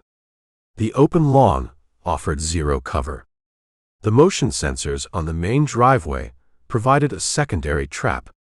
Deacon possessed 0 firearms. He carried a heavy steel flashlight in his back pocket. He needed a distraction. Deacon reached into his pants pocket. He found a handful of loose change. 4 quarters. 2 dimes. He extracted the coins in silence. He waited for the guard to take another drag from the cigarette. The red ember flared. Deacon threw the coins. He did not aim at the guard. He aimed at a cluster of decorative metal lawn chairs sitting on a stone patio on the far side of the oak tree. The metal coins struck the metal chairs. The impact produced a sharp, chaotic clatter. The sound shattered the quiet night. The guard flinched. He dropped the cigarette. He raised the suppressed weapon, bringing the stock to his shoulder. He pivoted away from Deacon, aiming the barrel toward the stone patio. He flicked a small switch on the handguard. A concentrated beam of white light erupted from the weapon, sweeping the metal chairs. Deacon moved. He pushed off the wet grass. He stayed low, maintaining a crouched sprint. He crossed the open lawn, closing the distance while the guard investigated the false noise. His leather loafers made zero sound on the soft turf. He reached the deep shadow cast by the oak tree. He stopped. He pressed his back against the thick bark. The guard stood 5 feet away, on the opposite side of the trunk. The man swept the flashlight beam across the empty patio again. He let out a frustrated breath. He lowered the weapon. "Raccoons," the guard muttered. The guard turned around to return to his post. Deacon stepped out from the shadow. He closed the 5-foot gap in a single stride. He did not use the flashlight. He used his hands. He grabbed the front of the guard's windbreaker with his left hand, pulling the man off balance. He drove the heel of his right palm upward in a brutal compact strike. The strike connected with the point of the guard's chin. The impact snapped the man's head backward, pinching the brain stem. The guard's eyes rolled up. His knees buckled. Deacon caught the falling man before he hit the ground. He maintained his grip on the windbreaker. He lowered the unconscious guard to the soft grass in absolute silence. Deacon stripped the submachine gun from the tactical sling. He popped the magazine out. He racked the slide, ejecting the chambered round into the grass. He tossed the empty weapon into the bushes. He possessed zero intention of initiating a gunfight on a billionaire's lawn. He evaluated talent. He solved problems. He did not execute people. He left the guard sleeping under the oak tree. Deacon turned his attention to the house. He identified the square protrusion on the ground floor. Sarah's crude map designated the space as the home office. French doors opened onto a small stone terrace. Deacon crossed the remaining distance. He stepped onto the terrace. He stood in front of the glass doors. He examined the lock mechanism. A standard brass deadbolt secured the handles. A thin strip of metallic tape ran along the edge of the glass pane. A security alarm sensor. Breaking the glass triggered a siren. He pulled the heavy steel flashlight from his back pocket. He examined the metal casing. He examined the gap between the 2 French doors. He wedged the solid steel tail cap of the flashlight into the gap, positioning the metal edge directly against the brass latch of the deadbolt. He braced his left hand against the glass pane, applying counter-pressure. He twisted the flashlight barrel. He used the heavy cylinder as a pry bar. The wood frame groaned. The brass latch scraped against the strike plate. Deacon increased the torque, forcing his weight into the twist. The muscles in his forearms bunched into tight cords. The door frame splintered. The brass latch popped free. The French doors swung inward an inch. The metallic alarm sensor remained intact, attached to the unbroken glass. Deacon slid his hand through the gap. He pushed the door open, stepping over the threshold. He entered the office of Richard Brooks. The air conditioning hummed, circulating air that smelled of expensive leather, lemon polish, and old paper. Heavy velvet drapes blocked the windows, plunging the room into absolute darkness. Deacon pushed the French doors shut behind him, sealing the breach. He stood in the center of the dark room. He waited for his eyes to adjust to the total absence of light. He listened for alarms.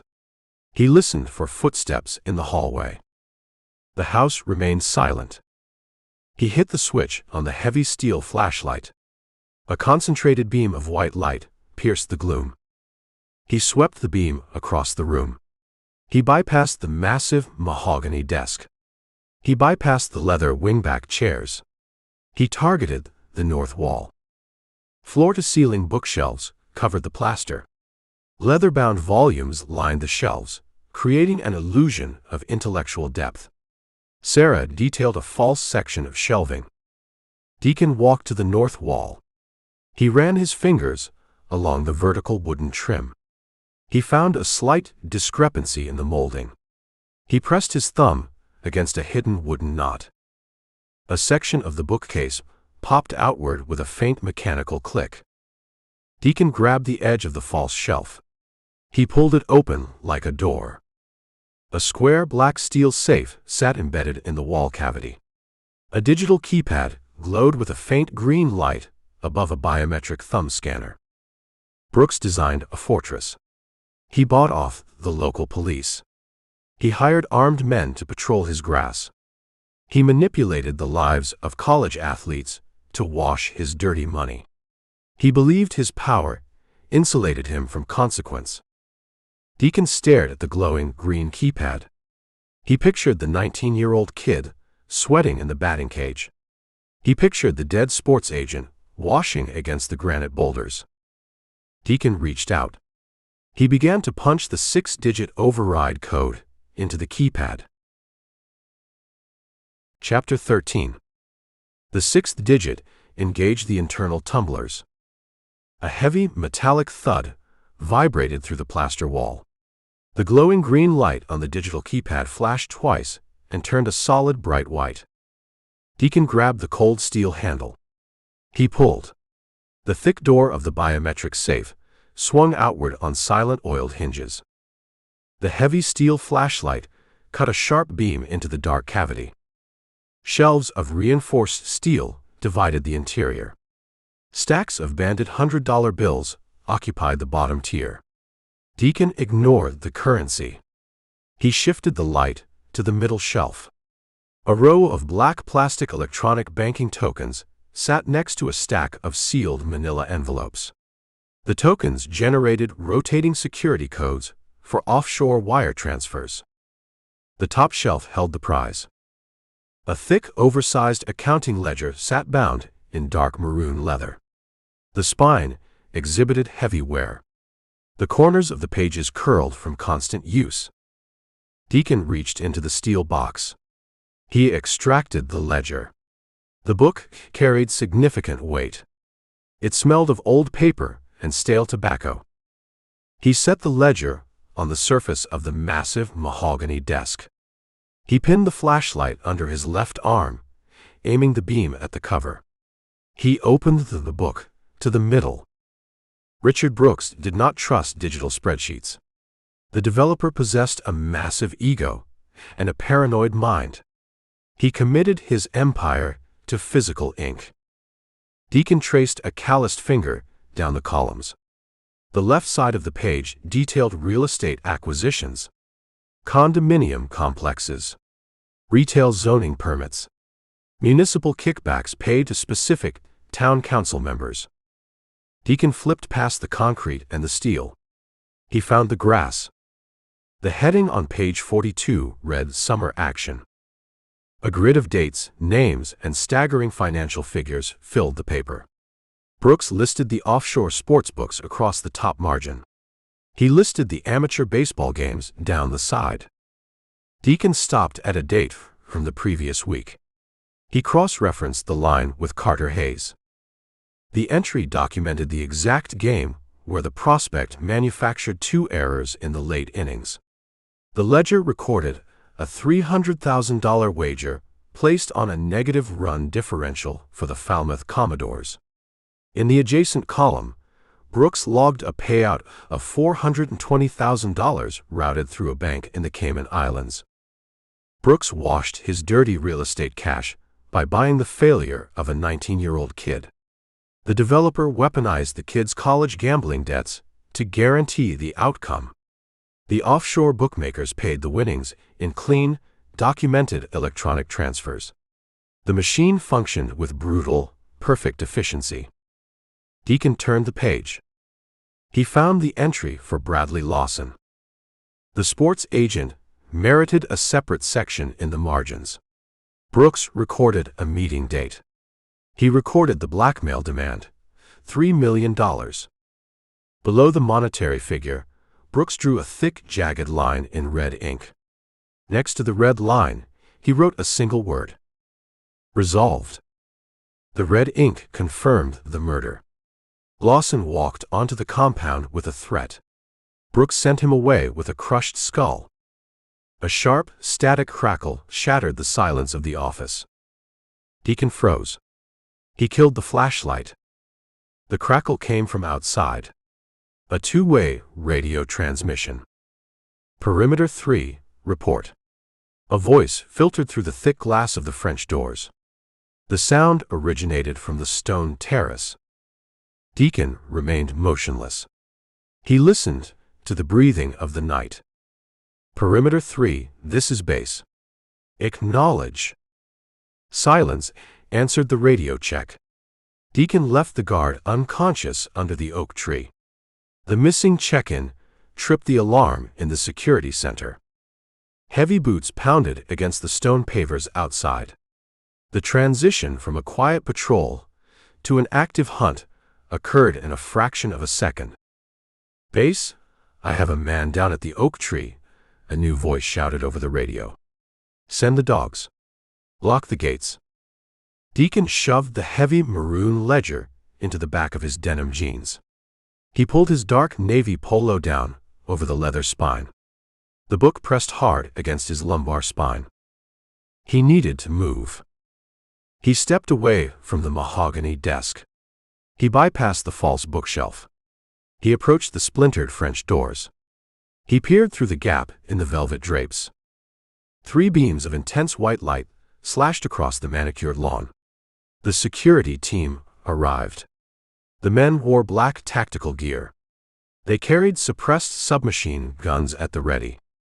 A deep, guttural roar echoed from the side of the massive cedar-shake mansion. 2 massive Belgian Malinois charged onto the grass. The dogs hit the end of their leather tracking leads, pulling their handlers forward. The animals possessed zero hesitation. They caught the scent of the intruder. They aimed their scarred snouts directly at the shattered brass deadbolt of the home office. Deacon abandoned stealth. He required raw speed. He kicked the splintered French doors. The wood frame shattered. The metallic alarm sensor snapped. A deafening, oscillating siren erupted from the eaves of the mansion. Strobe lights mounted on the gutters painted the fog in chaotic flashes of blinding white. Deacon burst onto the stone terrace. "Contact," a guard screamed. "Office patio."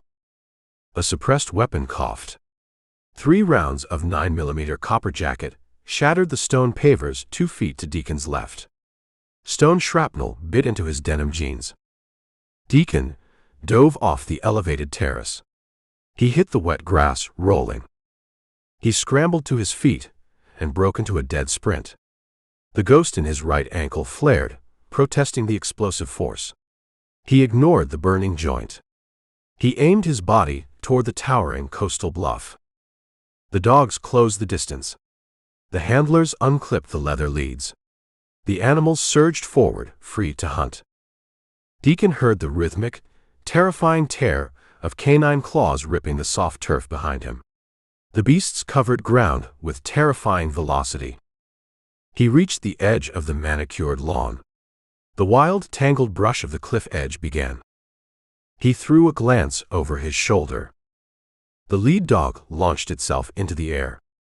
Jaws snapped open, aiming for Deacon's right forearm. Deacon dropped his shoulder. He pivoted his torso.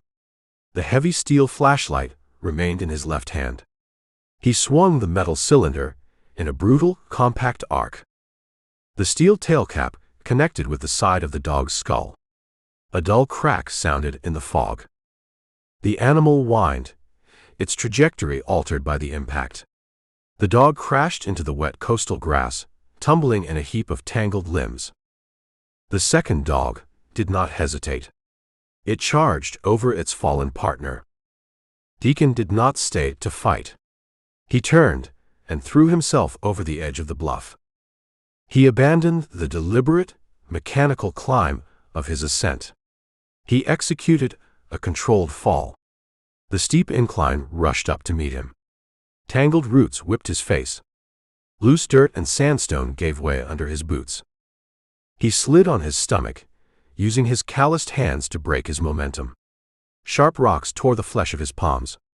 The friction burned through the knees of his denim jeans. The heavy maroon ledger dug into his spine. Flashlight beams pierced the fog above him. Shouting men reached the cliff edge. He went over. Sweep the beach. Deacon hit the bottom. He landed hard in the soft, wet sand. The impact knocked the wind from his lungs. He gasped for air, tasting the heavy brine of the ocean. He scrambled to his feet. He looked toward the water. Toby delivered accurate intelligence. The tide receded. The deep, dark water of his arrival vanished. The ocean pulled back, exposing a treacherous maze of jagged, barnacle-crusted granite.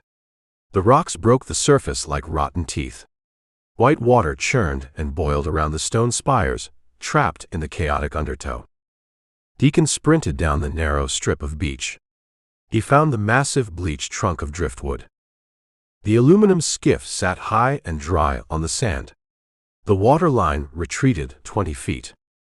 Deacon grabbed the nylon bowline. He unwrapped the complex knot. He threw his weight against the aluminum bow. The boat refused to move. The flat bottom dug deep into the wet sand. High on the bluff, a massive halogen spotlight flared to life. The beam cut through the thick mist. The intense circle of light swept across the beach, tracking toward the driftwood. Deacon dropped his shoulder. He drove his boots into the sand. He shoved with the strength of total desperation. The muscles in his back screamed. The ghost in his ankle throbbed. The aluminum hull broke the suction. The skiff slid forward. Deacon shoved the boat into the surf zone. Freezing salt water filled his boots. The ocean grabbed the hull, tossing it sideways in the chaotic chop. He vaulted over the gunwale. He hit the cold metal floorboards. The spotlight swept over the driftwood, missing the skiff by 10 feet. There, a voice echoed down the cliff face. In the water. Engage. Suppressed gunfire coughed from the elevated position. Bullets slapped the water around the boat, creating small, violent geysers of white foam. One round struck the aluminum transom with a sharp ping, leaving a dent in the metal. Deacon stayed flat on the floorboards. He grabbed the heavy wooden oars. He slotted the metal oarlocks into their brass sockets. He dragged himself onto the bench seat. He dug the blades into the black water. He pulled with everything he possessed. The skiff shot forward, entering the exposed boulder field. The current fought him. The receding tide created unpredictable eddies around the massive rocks. The water sucked the boat toward a jagged spire. Deacon engaged the left oar, pivoting the bow. The side of the skiff scraped against the barnacles. The sound resembled a dying animal. The aluminum gouged, but the hull held intact. He navigated the maze blind. He relied on the sound of the crashing surf to locate the stone obstacles. He pushed off a submerged shelf with the flat blade of his right oar, altering his trajectory by inches to avoid absolute destruction. The gunfire ceased. The men on the cliff lost their line of sight. The thick fog swallowed the boat, shielding Deacon from the spotlights and the bullets. He cleared the boulder field. The chaotic chop died. The rolling, rhythmic swells of the open Atlantic returned. Deacon kept rowing. He refused to stop until his arms burned and his lungs demanded a rest. He put a half-mile between the skiff and the fortified compound. He lifted the oars out of the water. He let the boat drift on the dark ocean. The siren from the mansion faded into a distant, muffled wail. The fog offered absolute isolation. Deacon slumped forward over the wooden handles. He tasted copper in his mouth.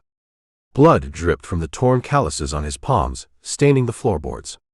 His clothes clung to his skin, soaked in freezing salt water and sweat. He reached behind his back. He pulled the heavy maroon ledger from his waistband. The thick leather cover protected the pages from the ocean spray. He set the book on the bench seat next to him. He possessed the map. He possessed the proof. He held the key to dismantle Richard Brooks, clear Carter Hayes, and silence the analytics consultant from Seattle. But Brooks knew an intruder breached the safe. The developer possessed the resources to hunt, and Sarah Jenkins waited for the spoils of the raid. Deacon grabbed the starter cord for the outboard motor.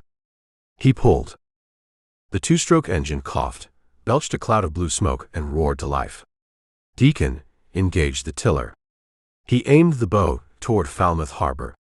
He intended to find Eric Nelson. He intended to beat the midnight deadline. The game approached the final innings. Chapter 14. The aluminum bow of the skiff slammed against the rubber bumper of the Falmouth public dock. Deacon cut the outboard motor. The sudden absence of the two-stroke engine left a ringing void in his ears. He grabbed the wet nylon bowline, stepped onto the floating wooden planks, and secured the boat to a rusted iron cleat. The midnight fog clung to the harbor. The masts of the expensive sailboats disappeared into the gray canopy. The air tasted of brine and diesel exhaust. Deacon retrieved the heavy maroon ledger from the wooden bench seat. He tucked the leather-bound book into the waistband of his damp denim jeans, pressing it against his lumbar spine. He pulled his soaked navy polo down to cover the bulge. The fabric clung to his skin like a layer of freezing ice. He walked away from the water.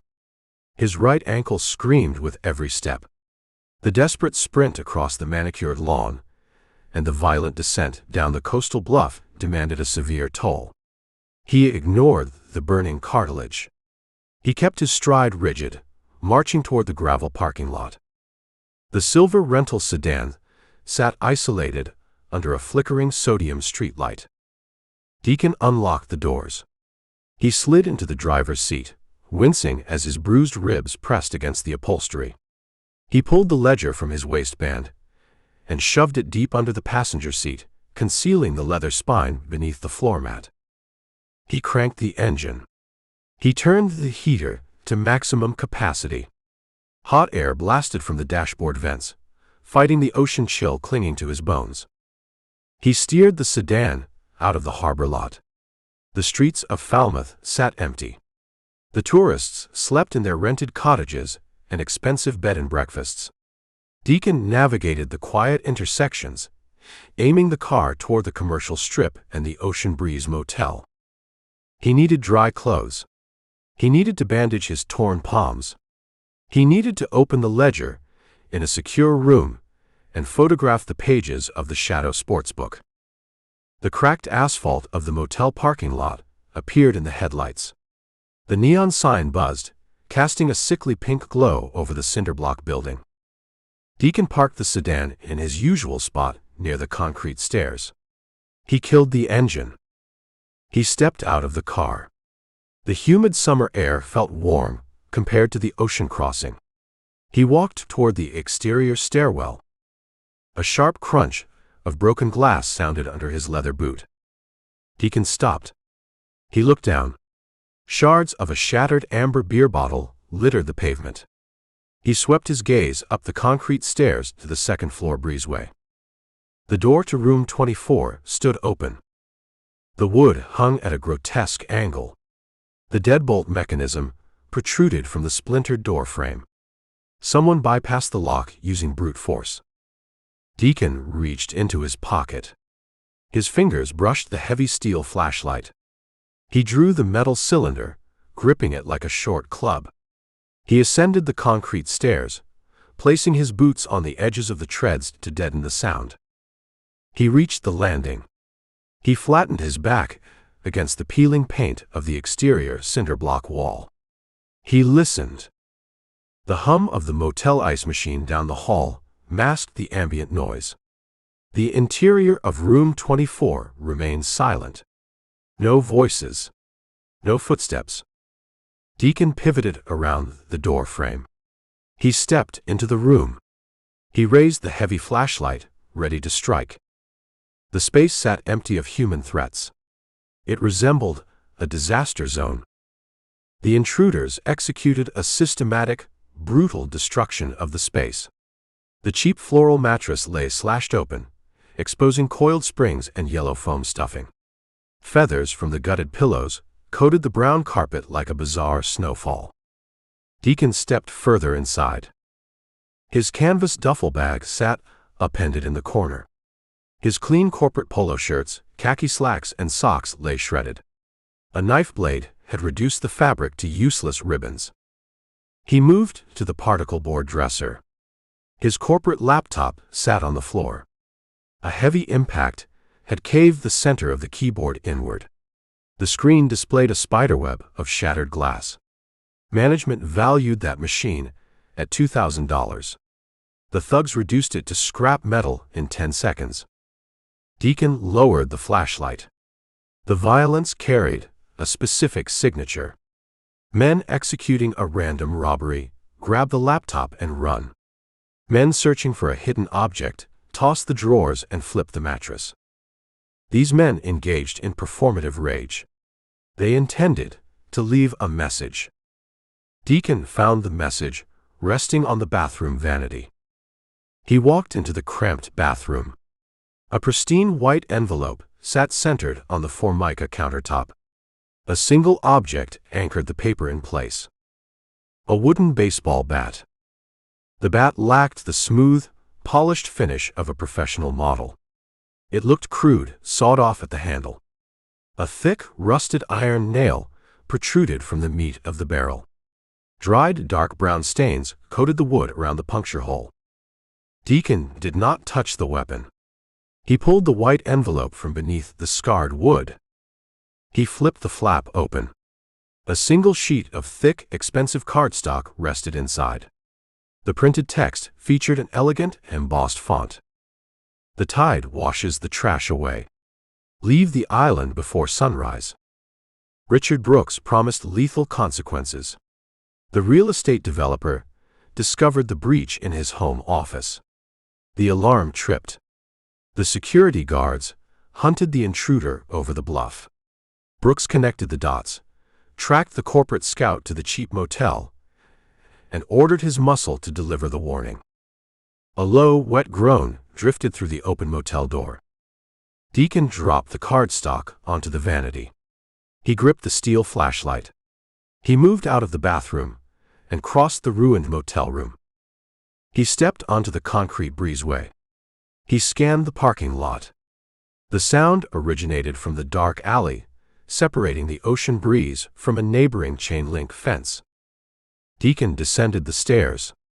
He kept to the shadows, avoiding the pink glow of the neon sign. He rounded the corner of the cinder block building. A mound of trash bags sat piled near a commercial dumpster. The mound shifted. Deacon raised the flashlight. He clicked the tailcap switch. A concentrated beam of intense white light cut through the gloom, striking the pile of garbage. The light illuminated a man slumped against the rusted steel of the dumpster. Eric Nelson raised a trembling hand, trying to shield his face from the blinding beam. The analytics consultant looked unrecognizable. The crisp slate-gray pullover hung in tatters, soaked in dark, wet blood. Nelson's face resembled a crushed plum. Both eyes sat swollen shut. A deep laceration split his lower lip, leaking crimson down his chin. He cradled his right arm against his ribs.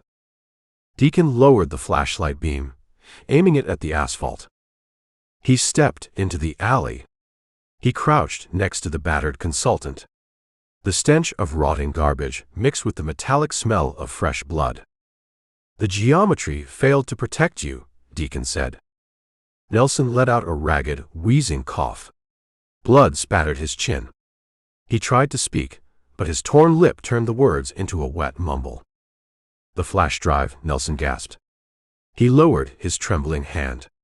He pointed a bloody finger toward the pavement near Deacon's boots. Deacon shifted the light.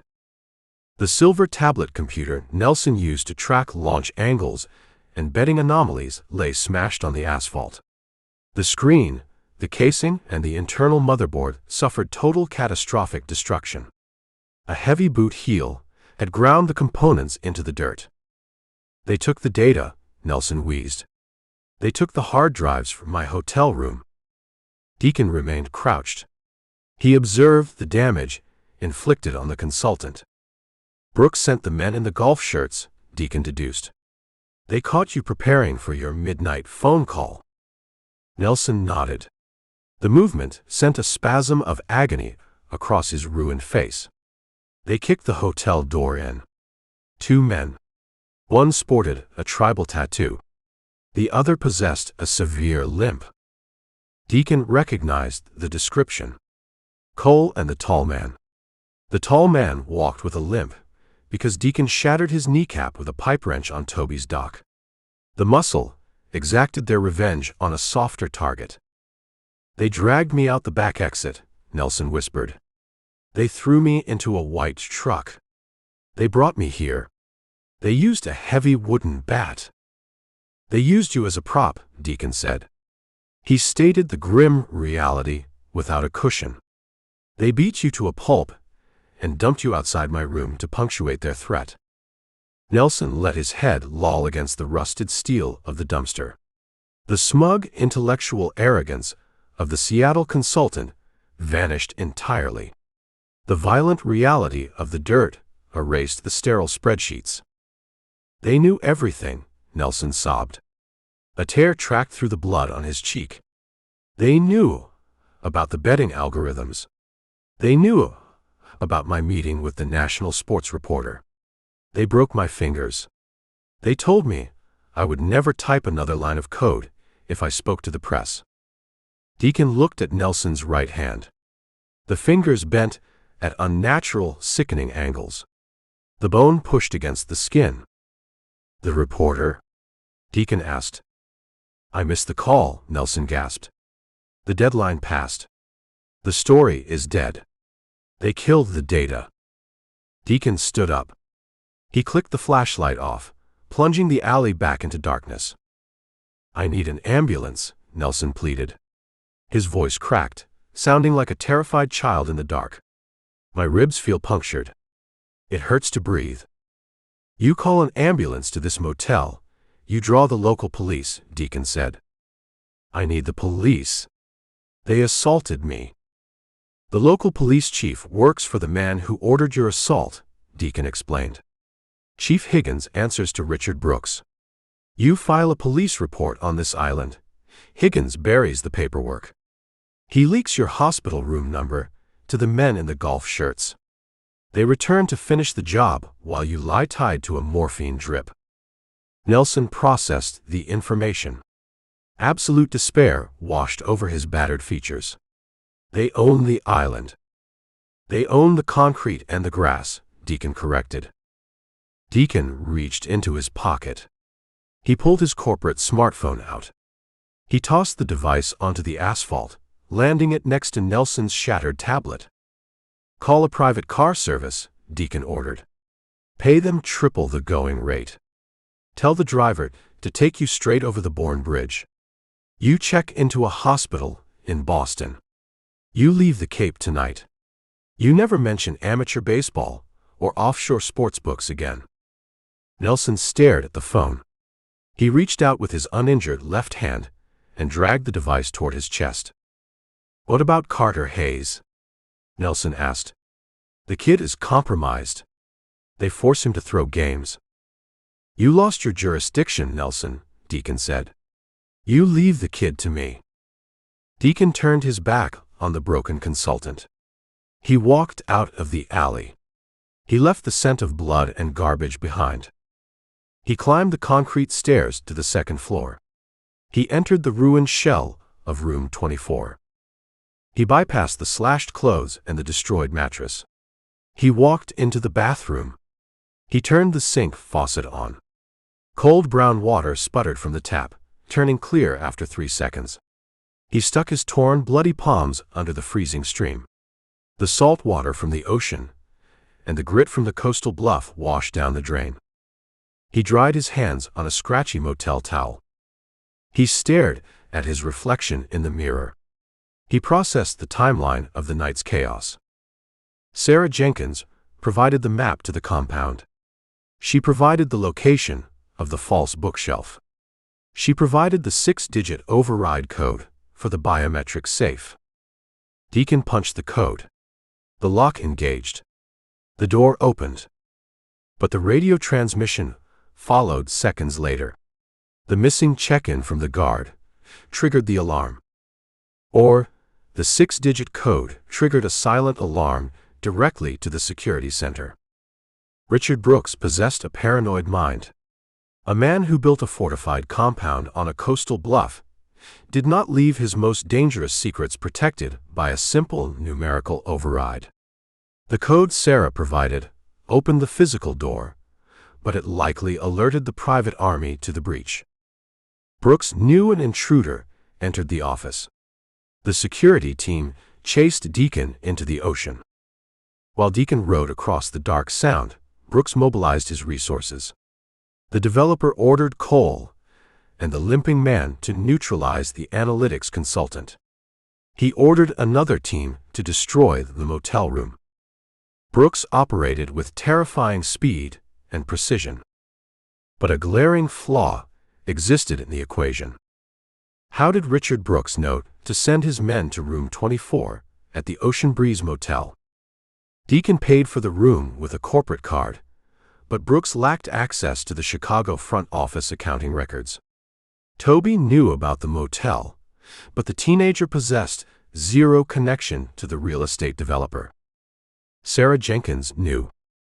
Sarah Jenkins invited Deacon into her beachfront mansion. She listened to him explain his job. She observed his rental car. She possessed the means and the motive to track his movements. Sarah claimed she wanted the ledger to secure her alimony. She claimed Brooks intended to starve her out of the house. She presented herself as a desperate victim fighting a ruthless titan. Deacon gripped the edge of the Formica vanity. Sarah provided the map. Sarah provided the code. Sarah sent Deacon into the teeth of the fortress. If Brooks caught the intruder, Brooks neutralized the threat. If the intruder secured the ledger, Sarah waited to claim the spoils. She manipulated the entire sequence of events. She played a dangerous game of chess, using a corporate scout and a dead sports agent as disposable pawns. Deacon walked out of the bathroom. He ignored the ruined clothes on the floor. He possessed the clothes on his back and the ledger under the seat of his rental car. He held everything he required. He stepped out of the room. He left the splintered door hanging open. He walked down the concrete stairs and climbed into the silver sedan. He jammed the key into the ignition. The engine roared. Nelson received his warning. Deacon received his message. The corporate mandate demanded a retreat. Management expected him to drive over the bridge and abandon the corrupted island. Deacon dropped the transmission into gear. He steered the car out of the parking lot. He did not aim for the highway. He aimed the sedan toward the winding coastal roads. He aimed the car toward the sprawling cedar shake mansion sitting on the pristine bluff. He intended to deliver a message of his own to the woman pulling the strings. Chapter 15. Leave the light off. The command cut through the dark living room. Sarah froze. Her hand hovered inches from the brass switch on the wall.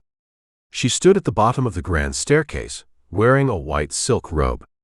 The pre-dawn shadows hid the terror on her face, but her sharp intake of breath echoed in the cavernous space. Deacon sat in the leather armchair, facing the floor-to-ceiling windows. He watched the moonlight reflect off the black ocean water. He smelled of dried brine, outboard motor oil, and the copper tang of blood. The Glock 19 rested heavy on his thigh. He kept his right hand resting on the grip. "Deacon," Sarah whispered. Her voice carried a manufactured tremor. "How did you get in here?" "The alarm." "You changed the code to the security panel," Deacon said. He did not turn his head. He kept his eyes on the rolling tide. "You locked the deadbolt. You slid the chain into the track. You fortified the perimeter." Sarah took a step toward the center of the room. The hardwood floor felt cold under her bare feet. "Richard sent men past the gate yesterday. I panicked. I called the alarm company. I needed to secure the house." Deacon stood. The leather chair groaned under his weight. He turned and faced her. The pale moonlight illuminated the dark bruises forming along his jawline and the dried blood cracking on his knuckles. "You secured the house against me," Deacon said. He closed the distance between them. He moved with a stiff, deliberate cadence. The ghost in his ankle throbbed, a brutal reminder of the rocky shoreline and the sprint across the marina docks. He stopped 3 feet away from her. He invaded her personal space, forcing her to look at the violence painted on his skin. "I went to my motel room an hour ago," Deacon said. His voice sounded like grinding stones. The door hung off the hinges. The mattress lay shredded on the floor. Brooks sent an extraction team. They tossed the room looking for the ledger. Sarah raised a hand to her mouth. She widened her eyes, projecting absolute shock. "My God. Did they hurt you?" "They missed me," Deacon said. "They caught a scout named Nelson in the parking lot instead. They shattered his jaw. They broke 3 of his ribs. They left him bleeding on the asphalt as a warning." "We need to call Chief Higgins," Sarah said. She reached for the landline telephone, resting on the marble console table. Deacon shot his hand out. He gripped her wrist. His fingers clamped down like a steel vise. He did not break the bone, but he applied enough pressure to stop her movement cold. "Higgins operates on Brooks's payroll," Deacon said. He released her wrist. She stumbled back a half step, rubbing the red marks on her skin. "Higgins covers up the bodies. You know the dynamic. You fed me the story about the corrupt police force on the first night." "Then we call the state troopers," Sarah pleaded. Tears welled in her eyes. The performance looked flawless. A victim trapped in a nightmare. "Richard is out of control. He will kill us both. Brooks lacks the intelligence to find a nameless scout in a roadside motel," Deacon stated. He kept his tone flat, stripping the emotion from the interrogation. He knew the name of the establishment. He knew the room number. He knew the exact time to send the muscle. Sarah shook her head. Her silk robe shifted, catching the ambient light from the moon. "He runs the town. He has eyes everywhere. The waitresses, the bartenders, the cab drivers. They all report to him." "I rent a cash room under an assumed name," Deacon countered. "I drive a nondescript vehicle. I avoid the main thoroughfares. Brooks holds 0 visibility on my movements." Deacon reached into his damp jacket pocket. He pulled out the brass key to the motel room. He tossed it onto the glass coffee table. The metal clattered against the surface. "Only one person on this island knew my room number," Deacon said. The silence in the room stretched. The ocean waves crashed against the distant retaining wall, a rhythmic, violent sound. Sarah stared at the brass key. The tears stopped. The tremor in her hands vanished. The panicked victim routine dissolved into the shadows, replaced by a cold, hardened stillness. She straightened her spine. She let out a long, measured breath. The transformation altered the entire geometry of her face. The vulnerable host mother disappeared. A ruthless apex predator remained. "You took a massive risk breaking into that compound," Sarah said. Her voice dropped a full octave. The frantic energy evaporated. She sounded bored. I retrieved the ledger, Deacon said. I assume you read the entries, Sarah replied. She walked past him. She headed into the massive designer kitchen. She opened the stainless steel refrigerator, retrieved a bottle of sparkling water, and twisted the cap off. She took a long drink. I read the numbers, Deacon said. He followed her into the kitchen. The ambient light from the appliances cast harsh shadows across her cheekbones. Brooks washes millions through the amateur league. He uses the agent, Lawson, to manipulate the players. Lawson got greedy. Lawson demanded a bigger cut. Brooks caved the agent's skull in with a blunt instrument and dumped him in the tide. Sarah leaned against the marble island. She crossed her arms over her chest. Richard lacks subtlety. He resorts to brute force when the margins shrink. You fed me to him, Deacon said. He kept his eyes locked on hers. You sat in the clam shack and spun a tragedy. You claimed Lawson blackmailed Brooks.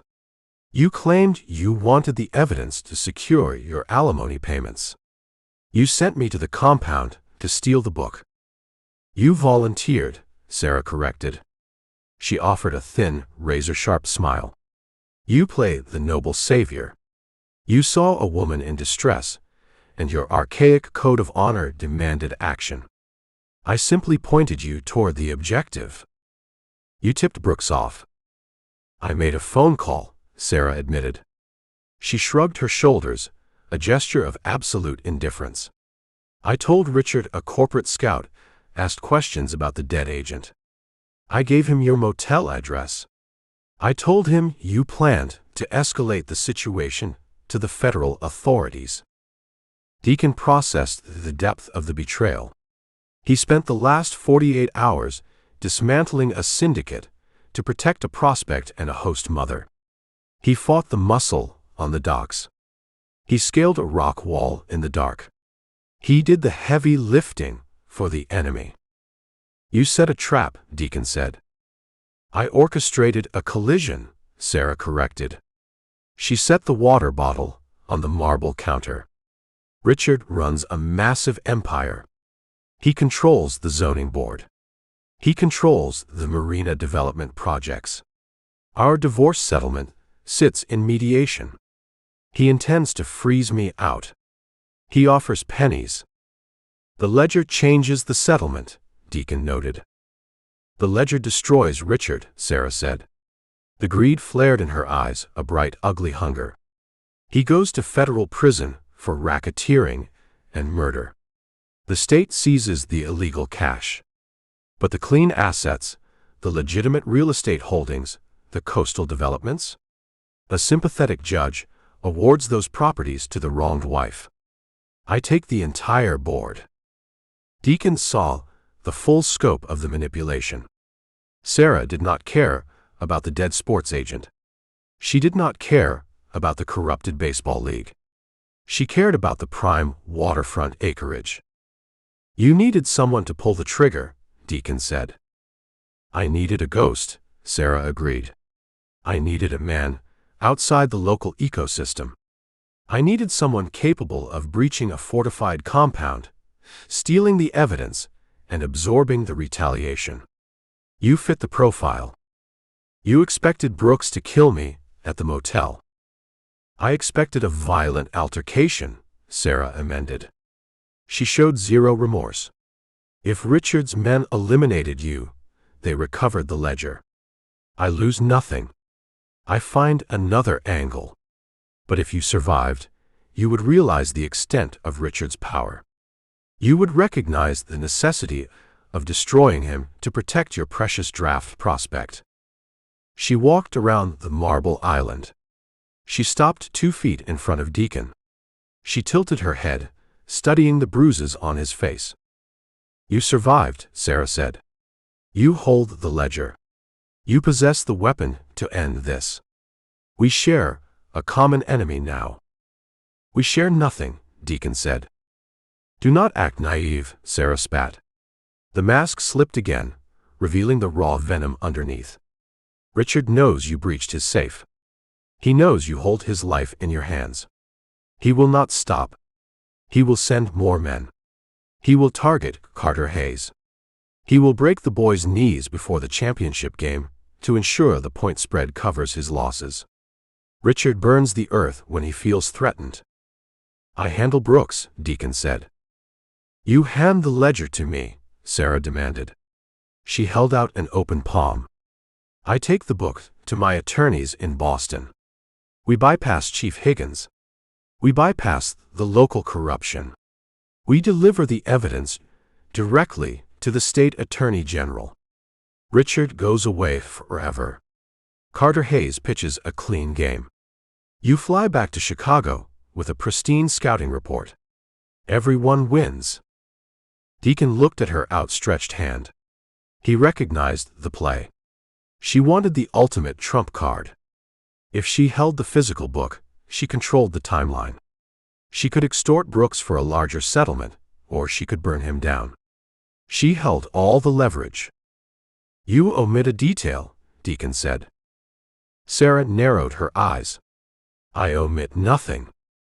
You let Lawson stay in this house, Deacon said. He mapped the timeline out in the quiet kitchen. The agent visited you late at night. You knew about the point shaving scheme before Lawson died. You helped him construct the blackmail demand. You thought you could squeeze Brooks for cash through the agent. Sarah pulled her hand back. She crossed her arms again, a defensive posture. Lawson pushed too hard, Deacon continued. The pieces locked together. Brooks killed him. You panicked. You lost your proxy. You needed a new weapon. I walked into the dive bar, and you saw an opportunity to finish the job. Lawson lacked vision, Sarah hissed. He wanted a quick payout. I want the empire. You built an empire on a dead man and a 19-year-old kid, Deacon said. He turned his back on her. He walked out of the kitchen, his boots heavy on the hardwood floor. Where are you going? Sarah demanded. Her voice chased him into the dark living room. Deacon reached the heavy oak front door. He gripped the brass handle. I hold the ledger, Deacon said. He looked over his shoulder. The moonlight caught the hard, uncompromising lines of his face. I control the board now. You stay in this house. You lock the doors. You interfere with my operation again, and I hand the state attorney general a detailed account of your partnership with Bradley Lawson. Sarah rushed to the edge of the living room. Her face twisted with fury. You cannot beat Richard Brooks alone. He owns the police. He owns the docks. You need my resources. I need a clear line of sight, Deacon said. He pulled the heavy door open. The roar of the ocean crashed into the foyer, drowning out her protests. The salt air hit his lungs, a sharp contrast to the suffocating deceit inside the mansion. He will bury you in the sand. Sarah screamed over the noise of the surf. Deacon stepped onto the wooden porch. He let the heavy oak door slam shut behind him. The lock clicked, severing the connection. He walked down the wooden stairs to the beach. The cold sand shifted under his boots. The eastern horizon displayed a thin line of bruised purple, signaling the approaching dawn. The championship game started in 14 hours. He needed to protect the prospect, dismantle a syndicate, and survive the wrath of a desperate real estate mogul. He reached into his pocket and pulled out his phone. The screen remained dark. Management awaited a status update. He needed to prepare for the inevitable corporate betrayal. The men in the glass towers in Chicago hated noise, and Deacon planned to deliver a hurricane to the Cape. He turned away from the mansion and walked down the shoreline, letting the cold wind strip the false promises from his mind. Chapter 16. Freezing water poured from the rusted brass spigot. The stream splashed against the cracked fiberglass of the bait station sink. Deacon thrust his torn hands under the flow. The salt and the cold bit into the open lacerations on his palms. Blood washed away, swirling down the drain in thin crimson ribbons. He shut the spigot. He grabbed a roll of brown paper towels resting on a stack of plastic chum buckets. He tore several sheets free and wrapped them tight around his hands, applying pressure to stop the bleeding. The morning sun crested the horizon. Pale orange light bled through the fog hanging over Hathaway Boat Works. The harbor woke. Diesel engines rumbled to life across the water. Seagulls cried out, diving for scraps near the commercial fishing piers. Deacon sat on an overturned milk crate outside the shack. He wore a plain gray t-shirt. He left the ruined corporate polo in the trunk of his rental car. The damp sea air chilled his skin. Footsteps sounded on the gravel access road. Toby walked down the incline toward the docks. The teenager carried a cardboard tray, holding 2 large styrofoam cups. He spotted Deacon sitting near the sink. The kid stopped and stared at the blood soaking through the brown paper towels. "You found the rocks," Toby noted. He walked forward and set the cardboard tray on a wooden piling. "The rocks found me," Deacon said. He reached for a cup. Heat radiated through the styrofoam, warming his bruised knuckles. He took a sip. Black coffee. Bitter and strong.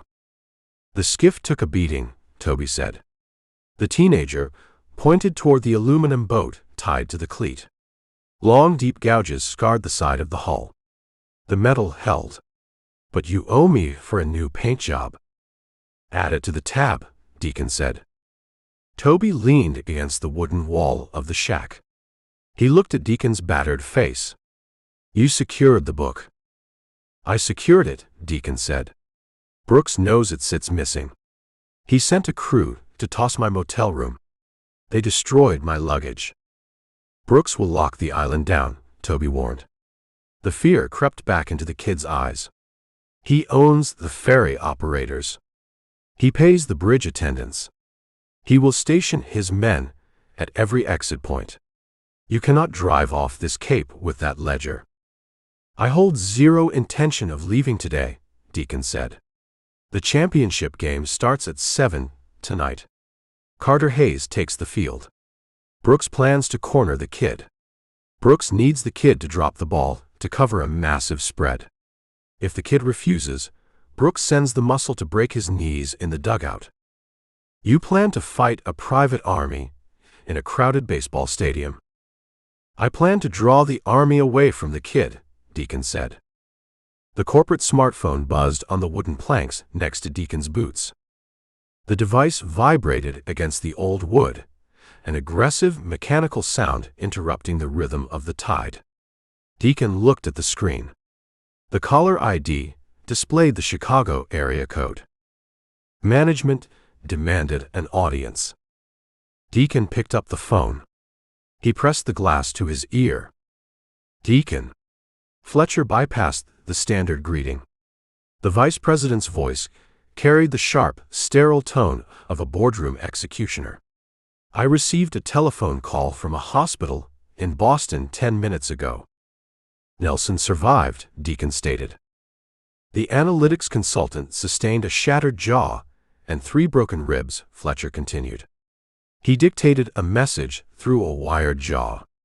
He claimed local thugs assaulted him in a motel parking lot. He claimed they stole proprietary data belonging to his firm. Data regarding irregular betting patterns in the Cape Cod League. "Nelson gathered the data," Deacon said. "I found the reason. The local real estate developer runs a shadow sportsbook. He buys the college gambling debts. He forces the premium prospects to shave points. Carter Hayes sits caught in the snare." Silence hung on the line.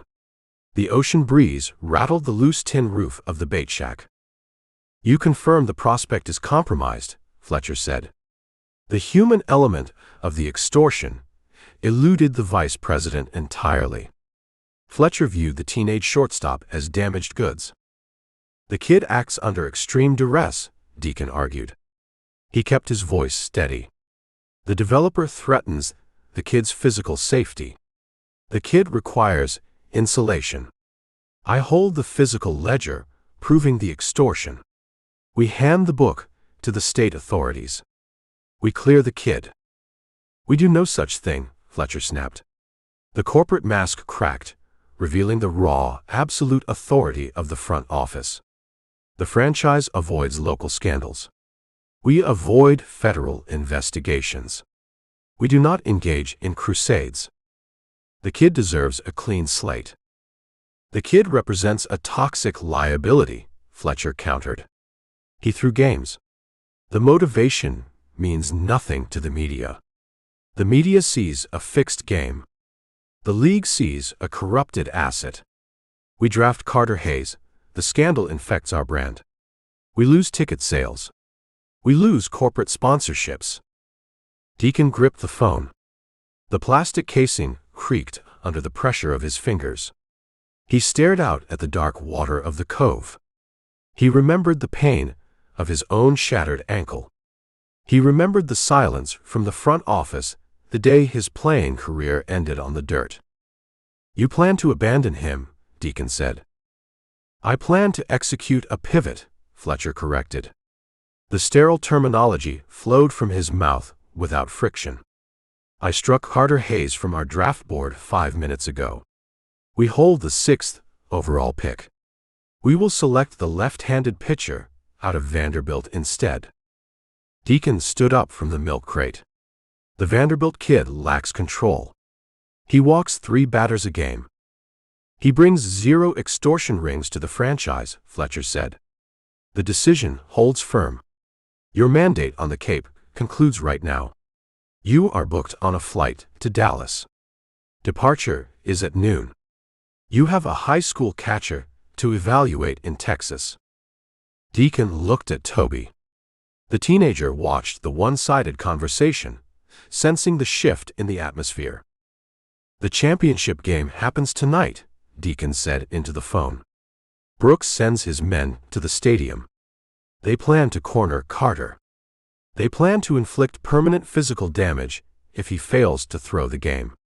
The kid needs someone to stand between him and the muscle. That is a matter for the local police, Fletcher said. The local police chief takes bribes from the developer. Then it is a tragedy, Fletcher said. The vice president delivered the word without a shred of empathy. The franchise holds 0 stake in the outcome. You board the airplane, Deacon. You walk away from the island. I stay, Deacon said.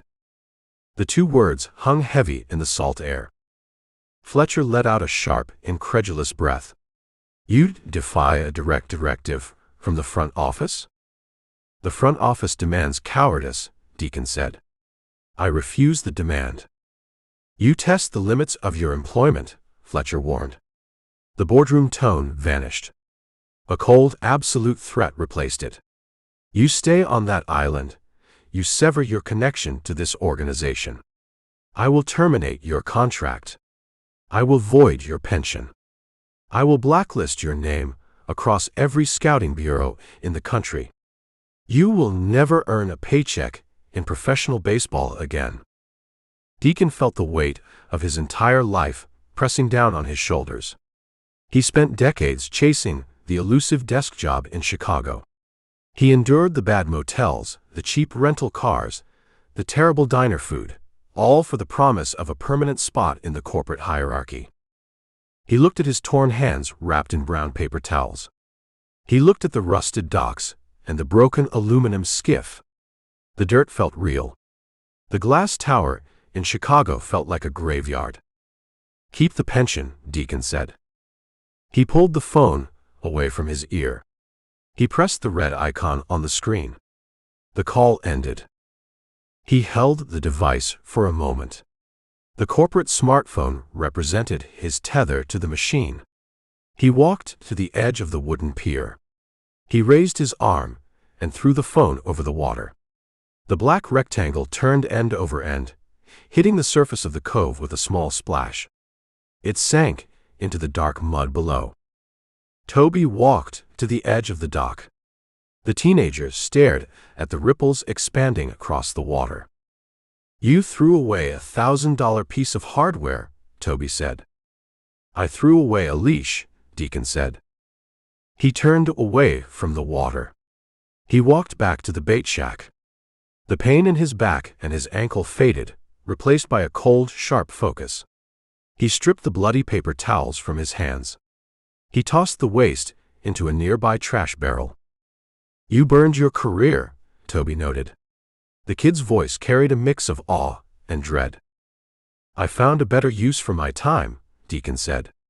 He grabbed his black coffee and took another drink. Brooks sends his men to the stadium tonight. They target the kid. I planned to intercept them. You lack backup, Toby said. You lack weapons.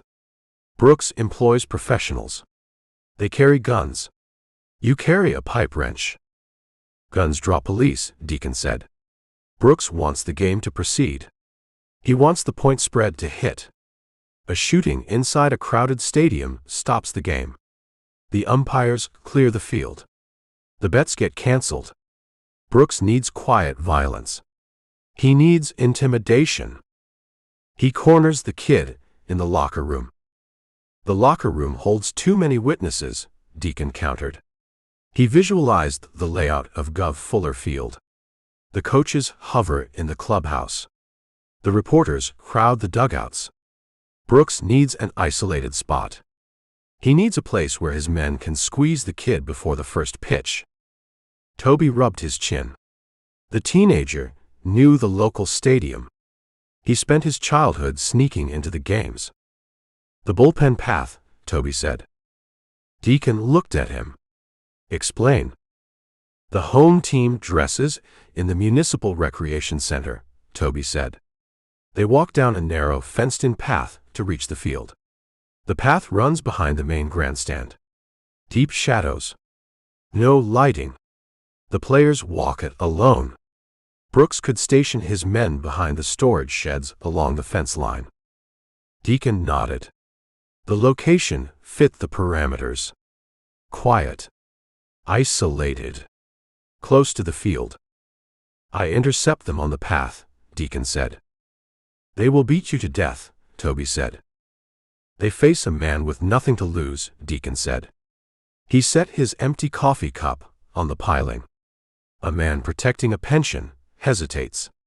A man protecting a career pulls his punches. I abandoned the career 10 minutes ago. I carry zero hesitation. Deacon looked at the teenager. He needed to ensure the kid stayed out of the blast radius. You lock this bait shack, Deacon ordered. You go home. You do not come to the stadium tonight. You hear me? Toby stood tall. The kid held his ground. You need someone to watch your blind spot. I need you to stay alive, to run this marina, Deacon said. I deal with the muscle. Then I deal with Brooks. You stay away from the fire. Deacon walked past the teenager. He crunched across the gravel lot toward his rental sedan. He lacked a corporate shield. He lacked a job. He held an unyielding resolve and a pair of bruised hands. He opened the car door. He climbed into the driver's seat. He reached under the floor mat and felt the solid leather spine of the black Ledger. The evidence remained secure. He started the engine. He steered the car away from the rotting docks. The sun climbed higher into the sky, burning the last of the fog away. The championship game loomed. The collision course sat set in stone. Chapter 17. Generators roared behind the main grandstand, pumping electricity into the massive halogen light towers. The championship game drew a suffocating crowd. Locals and summer renters packed the aluminum bleachers shoulder to shoulder, fighting for space on the damp metal benches. The air smelled of roasting hot dogs, spilled draft beer, and the heavy incoming sea fog. Deacon ignored the noise. He stood in the shadows, behind a row of rusted green maintenance sheds. The sheds lined a narrow dirt path connecting the Municipal Recreation Center to the home dugout. Chain-link fencing topped with barbed wire, formed a cage on both sides of the walkway. The stadium architects designed the corridor to protect the players from overzealous fans. The design created a perfect, isolated trap. Zero light reached this stretch of dirt. The halogen towers aimed their beams at the pristine infield grass, leaving the path bathed in absolute darkness.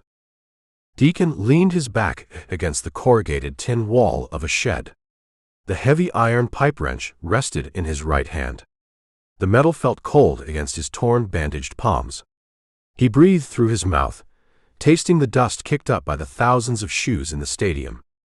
Footsteps crunched on the gravel near the recreation center. Deacon shifted his weight. He peered around the edge of the tin wall. Carter Hayes walked down the fenced corridor. The 19-year-old shortstop wore a pristine white uniform with maroon trim. He carried his leather fielder's glove tucked under his arm. He kept his head down, staring at the dirt. The swagger from the early practice sessions remained dead and buried. The kid looked like a man walking to his own execution. Two distinct shadows detached themselves from the darkness near the dugout entrance. The figures stepped into the center of the path, blocking the exit. Carter stopped. His shoulders stiffened. He clutched the leather glove to his chest. Deacon recognized the man on the left. Cole. The tribal tattoo peeked out from beneath the short sleeves of a dark polo shirt. A thick white bandage wrapped his right wrist, a souvenir from their encounter on the marina dock. A new man stood on the right. He carried a heavy, barrel-chested build. He wore a dark canvas jacket, despite the summer heat. His right hand gripped a sawed-off wooden baseball bat. A thick, rusted iron nail protruded from the meat of the wood. The exact weapon left on the bathroom vanity of the ruined motel room. "Evening, Carter," Cole said. His voice echoed in the narrow, fenced corridor. Carter took a half-step backward. His cleats slipped on the loose gravel. "I have to get to the dugout. The national anthem starts in 10 minutes. "The anthem waits for us," Cole replied. He took a measured step forward. "Mr. Brooks sent us to deliver a final reminder. The championship game generates massive action. The offshore books carry a heavy spread. You understand the assignment." "I cannot throw the championship," Carter whispered. His voice cracked. The regional scouts filled the front row. The national media set up cameras on the third base line. "Everyone watches this game." "Everyone watches you," the new man grunted. He slapped the barrel of the sawed-off bat against his open left palm. The rusted nail caught a stray sliver of ambient light. "They watch you bobble a grounder. They watch you strike out looking in the 7th inning. You blow the game, or I take this lumber to your kneecaps right here in the dirt. You never walk without a cane again." Carter looked at the bat. He looked at the chain-link fence trapping him on both sides. The panic hijacked his breathing. He hyperventilated, his chest heaving under the white jersey. I will do it," Carter gasped, surrendering to the terror. "Just let me pass. The game is off the board." Deacon stepped out from behind the corrugated tin shed. He moved into the center of the path. He placed himself between the terrified kid and the corporate muscle. He let the head of the heavy pipe wrench tap against the side of his leg. Cole flinched. He recognized the voice. He recognized the scarred face emerging from the shadows. The thug instinctively cradled his bandaged right wrist against his stomach. "You," Cole hissed. "Me," Deacon confirmed. He did not break his stride. He closed the distance, keeping his eyes locked on the man holding the weapon. "Who is this guy?" the man with the bat demanded. He raised the wood, gripping the handle with both hands. "The scout," Cole warned. "He broke Harrison's leg at the docks. He fights dirty." "I evaluate talent," Deacon corrected. "Harrison lacked lateral mobility. You lack a clear exit." The man with the bat let out a harsh bark of laughter. You stand in a cage, old man. You hold a wrench. I hold a Louisville slugger with a spike. Lumber breaks, Deacon said. The man lunged. He swung the sawed-off bat in a brutal horizontal arc, aiming for Deacon's ribs. The rusted nail blurred in the darkness. The thug swung with raw power, intending to shatter bone and puncture a lung. Deacon did not retreat. He stepped inside the swing. He dropped his center of gravity, ducking under the whistling arc of the wood. He drove his left shoulder into the man's chest, neutralizing the leverage of the weapon. Deacon brought the iron pipe wrench up in a tight, devastating uppercut. The cast iron head connected with the underside of the man's jaw. Bone cracked. Teeth shattered. The impact lifted the heavy thug 2 inches off the gravel. The man's eyes rolled white. He dropped the wooden bat and collapsed onto the dirt like a cut puppet. Cole did not freeze. The initial shock wore off, replaced by survival instinct. Cole pulled a switchblade from the pocket of his dark polo. The steel blade snapped open with a sharp click. He lunged at Deacon's exposed flank, thrusting the knife toward Deacon's kidney. Deacon twisted his torso. The blade sliced through the fabric of his black t-shirt, carving a shallow burning line across his ribs. Deacon ignored the sting. He dropped the heavy wrench. He grabbed Cole's knife arm with both hands, clamping down on the forearm. He used the thug's forward momentum against him. Deacon pivoted, driving his hip into Cole's midsection, and executed a brutal hip toss. Cole flew through the air. He slammed back first into the chain-link fence. The metal wire bowed under the impact. The switchblade flew from Cole's hand, clattering away into the dark. Cole hit the gravel, gasping for air, struggling to inflate his stunned lungs. Deacon did not give him time to recover. He stepped over the unconscious man with the shattered jaw.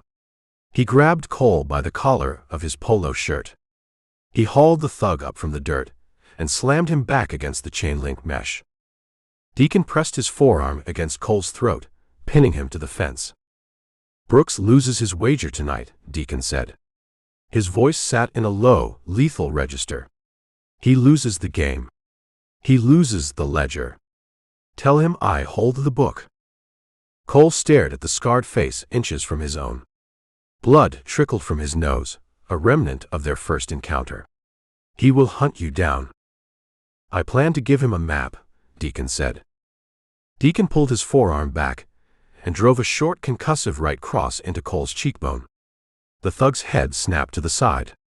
Cole slumped against the fence and slid down into the gravel, joining his partner in the dirt. Silence returned to the narrow corridor, broken only by the distant hum of the stadium generators. Deacon stood in the darkness. His chest heaved. He tasted copper in the back of his throat. A warm trickle of blood ran down his ribs, soaking the side of his torn t-shirt. He reached down and picked up the heavy iron pipe wrench. He tucked the tool into the waistband of his slacks at the small of his back. He turned around. Carter Hayes stood 10 feet away. The kid remained frozen in place. The leather fielding glove lay discarded on the ground. Wide, terrified eyes stared at the 2 men bleeding in the dirt. You killed them, Carter stammered. They breathe, Deacon said. He wiped a streak of sweat from his forehead. They wake up with massive headaches and a ruined dental plan. But they breathe. Deacon walked over to the kid. He reached down, picked up the pristine leather glove and shoved it into Carter's chest. Carter grabbed the glove. His hands shook. The threat died in the dirt, Deacon told the kid. Brooks holds 0 leverage. The muscle sleeps on the gravel. You own this night. Brooks still holds my college debts, Carter argued. He still owns the paper. He owns nothing, Deacon corrected. I hold the ledger. I hold the proof of the Shadow Sportsbook. By tomorrow morning, the state police tear his empire apart. His blackmail paper turns to ash. Carter stared at Deacon. The reality of the words fought a war against the terror of the past 2 weeks. The kid looked at the bright halogen lights spilling over the top of the grandstand. He heard the muffled roar of the crowd chanting for the home team. "Why did you do this?" Carter asked. "You work for the front office. You guys care about the metrics. You care about the contract negotiations. Why fight men in the dark for a draft prospect?"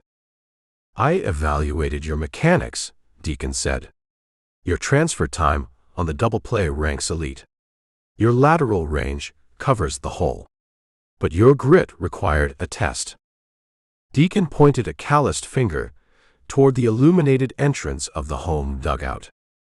"The test ends right now," Deacon commanded. "You walk out of this tunnel. You take the field. You execute every play with absolute perfection. You hit the fastballs. You turn the pivots. You play the game the way the game demands to be played." Carter swallowed hard. He looked at the discarded sawed-off bat resting in the dirt. He looked back at Deacon. The fear drained from his young face, replaced by a cold, hardened resolve. The kid found his spine. "I play a clean game," Carter said. "You play a flawless game," Deacon corrected. Carter nodded. He pounded his fist into the webbing of his glove. He turned his back on the shadows and marched down the dirt path. He stepped into the light of the dugout entrance and vanished into the stadium. A moment later, a scratchy recording of the national anthem blared through the massive public address speakers. The crowd fell silent. Deacon remained in the dark corridor. He leaned against the corrugated tin wall of the maintenance shed. He pressed his hand against his side, applying pressure to the shallow knife wound. He closed his eyes and listened to the distorted notes of the anthem echoing across the salt air. He saved the kid. He insulated the prospect. He secured the draft board for the men in the glass towers in Chicago. He completed the job he arrived on the island to do. But the game remained unfinished. Richard Brooks sat in his pristine compound, waiting for the results of his fixed wager. Sarah Jenkins sat in her beachfront mansion, waiting for the spoils of a brutal divorce war. Both of them treated the people on the dirt as disposable pawns. Deacon opened his eyes. He needed to set the final trap. He needed to draw the real estate developer out of his fortress and force a confrontation on neutral ground. He left the two unconscious thugs bleeding in the gravel. He walked away from the stadium, slipping through a gap in the chain-link fence and blending into the heavy, wet fog rolling off the Atlantic Ocean. He aimed his boots toward the quiet residential streets. He needed a phone, and he needed a specific number to make the bait irresistible. Chapter 18. The fog swallowed the residential streets of Falmouth. Streetlights cast hazy yellow halos against the dense wet mist. Deacon walked a mile from the stadium, putting distance between himself and the halogen glare of the championship game. The cold ocean air numbed the shallow knife wound on his ribs. He pressed a hand against his torn black t-shirt, feeling the warm, sticky crust of drying blood. He found his silver rental sedan parked in the shadows of a weeping oak tree. He unlocked the door and slid into the driver's seat. The engine turned over with a rough, metallic shudder. He shifted the transmission into drive. He steered the car out of town, heading for the winding roads of the North Shore. The drive required 30 minutes. The thick coastal fog forced a crawl. He rolled the windows down, letting the freezing brine wash the scent of sweat and rusted iron from the cabin. He kept the heavy iron pipe wrench resting on the passenger seat. He reached the wrought iron gates of Sarah Jenkins's compound. The massive steel bars stood shut. A red security light blinked on the keypad pedestal. Richard Brooks froze her bank accounts and initiated a financial siege. Sarah remained trapped inside her own cedar shake fortress. Deacon parked the sedan in a shallow ditch, hiding the chrome bumper in the tall brush. He approached the iron gates. He found a foothold on the crossbar, hauled his weight upward, and dropped onto the crushed white seashells of the driveway. He ignored the sudden flare of pain in his scarred right ankle. He walked toward the massive mansion. No exterior lights illuminated the property. The house sat silent in the fog, resembling a dark, abandoned galleon. He moved to the back deck, taking the wooden stairs 2 at a time. The Atlantic surf crashed against the stone retaining wall, drowning the sound of his heavy leather boots. He reached the glass doors of the kitchen. He gripped the brass handle. The lock held firm. He removed the heavy steel pipe wrench from his waistband. He wedged the iron jaw between the door frame and the sliding glass panel. He applied steady, downward leverage. The metal latch snapped with a sharp, echoing crack. He slid the glass door open. He stepped into the pristine kitchen. A single lamp burned on the second floor. A thin sliver of light spilled down the sweeping hardwood staircase. Deacon moved through the dark foyer. He ascended the stairs, keeping his footsteps light. He approached the master bedroom. Sarah Jenkins stood beside the king-size mattress. She threw designer clothes into a pair of massive leather suitcases. She worked with frantic, disorganized energy. A local sports radio broadcast played from a sleek wireless speaker on the nightstand. The announcers praised Carter Hayes for a spectacular diving catch in the 5th inning. Sarah stopped packing. She stared at the radio speaker. The praise sounded like a death sentence. Deacon stepped into the bedroom. Sarah spun around. She gasped, taking a stumbling step backward. Her shoulders hit the edge of a tall mahogany dresser. She wore black yoga pants and a dark fleece pullover. The polished, elegant host-mother persona vanished. Raw animal panic replaced the country club armor. "You," Sarah breathed. Her eyes darted to the dark blood staining his ribs. "You expected someone else," Deacon said. "Richard," Sarah said. She pointed a trembling finger at the radio speaker. "Carter plays a flawless game. The team holds a 3-run lead. The varsity club loses a massive offshore spread tonight. Richard loses millions. He knows I gave the agent the security codes to his safe. He knows I brought you here. He sends his men to this house the moment the umpire calls the final out. His men sleep in the gravel behind the stadium maintenance sheds," Deacon said. He crossed the room. He tossed the heavy iron pipe wrench onto the mattress. The tool landed next to a pile of white silk blouses. I shattered a jaw. I took a switchblade. Brooks lacks muscle. Sarah stared at the bloody wrench. She looked at Deacon. "He retains enough money to hire more men," Sarah argued. She grabbed a handful of clothes and shoved them into the leather bag. "He owns the police. He owns the docks. He holds the power to trap me on this island. I need to catch the last ferry to the mainland." "The ferry stopped running an hour ago due to the fog," Deacon stated. "You lack an exit." "I hold a private helicopter charter on retainer." "Your ex-husband froze your credit cards," Deacon reminded her. "The charter company demands a valid payment. You sit trapped in a cedar box." Sarah stopped packing. She gripped the edge of the leather suitcase. Her knuckles turned bone white. The reality of her situation crushed the remaining air from her lungs. She looked at Deacon. She searched his scarred face for a shred of sympathy. She found a cold, unyielding wall. "You kept the ledger," Sarah said. Her voice dropped to a harsh whisper. "You refused to hand it over. You wanted to watch Richard burn.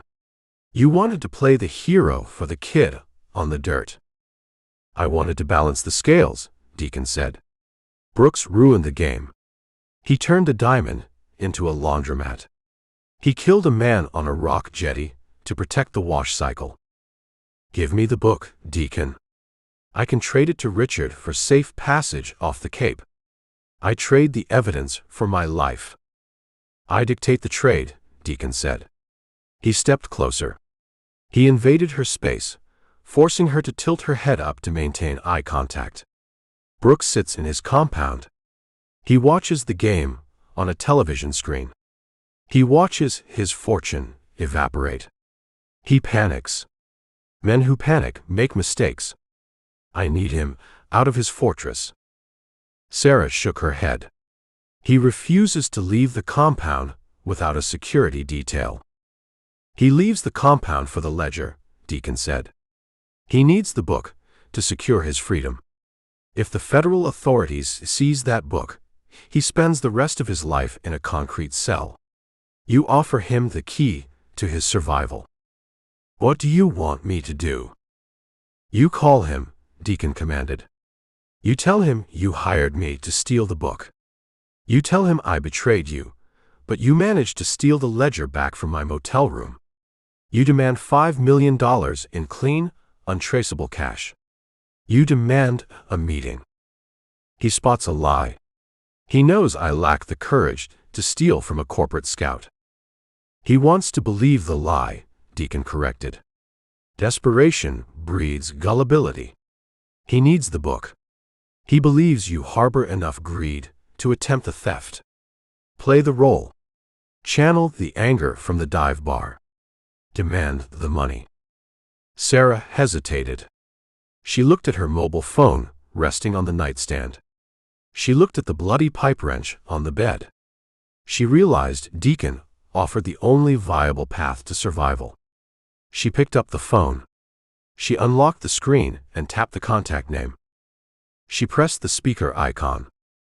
The phone rang 3 times. Sarah. Richard Brooks answered the call. His voice lacked the smooth, aristocratic polish from the luxury skybox. He sounded ragged, strained, and dangerous. I hold the black ledger, Richard, Sarah said. She bypassed the pleasantries. She delivered the line with a cold, hard edge. Silence hung on the open line. Deacon heard the faint sound of breaking glass in the background, as if Brooks hurled a crystal tumbler against a wall. You sent a scout to my home, Brooks hissed. The venom in his voice vibrated through the small speaker. You broke my safe. You cost me a fortune tonight. The scout outlived his usefulness, Sarah said, leaning into the role. Her performance hardened. He intended to mail the book to the federal authorities. I intercepted the package. I hold the proof of your offshore accounts. I hold the extortion records. I hold the names of the town council members on your payroll. Bring the book to the house, Brooks demanded. I refuse to step foot on your property, Sarah countered. You want the ledger, you pay for it. $5 million.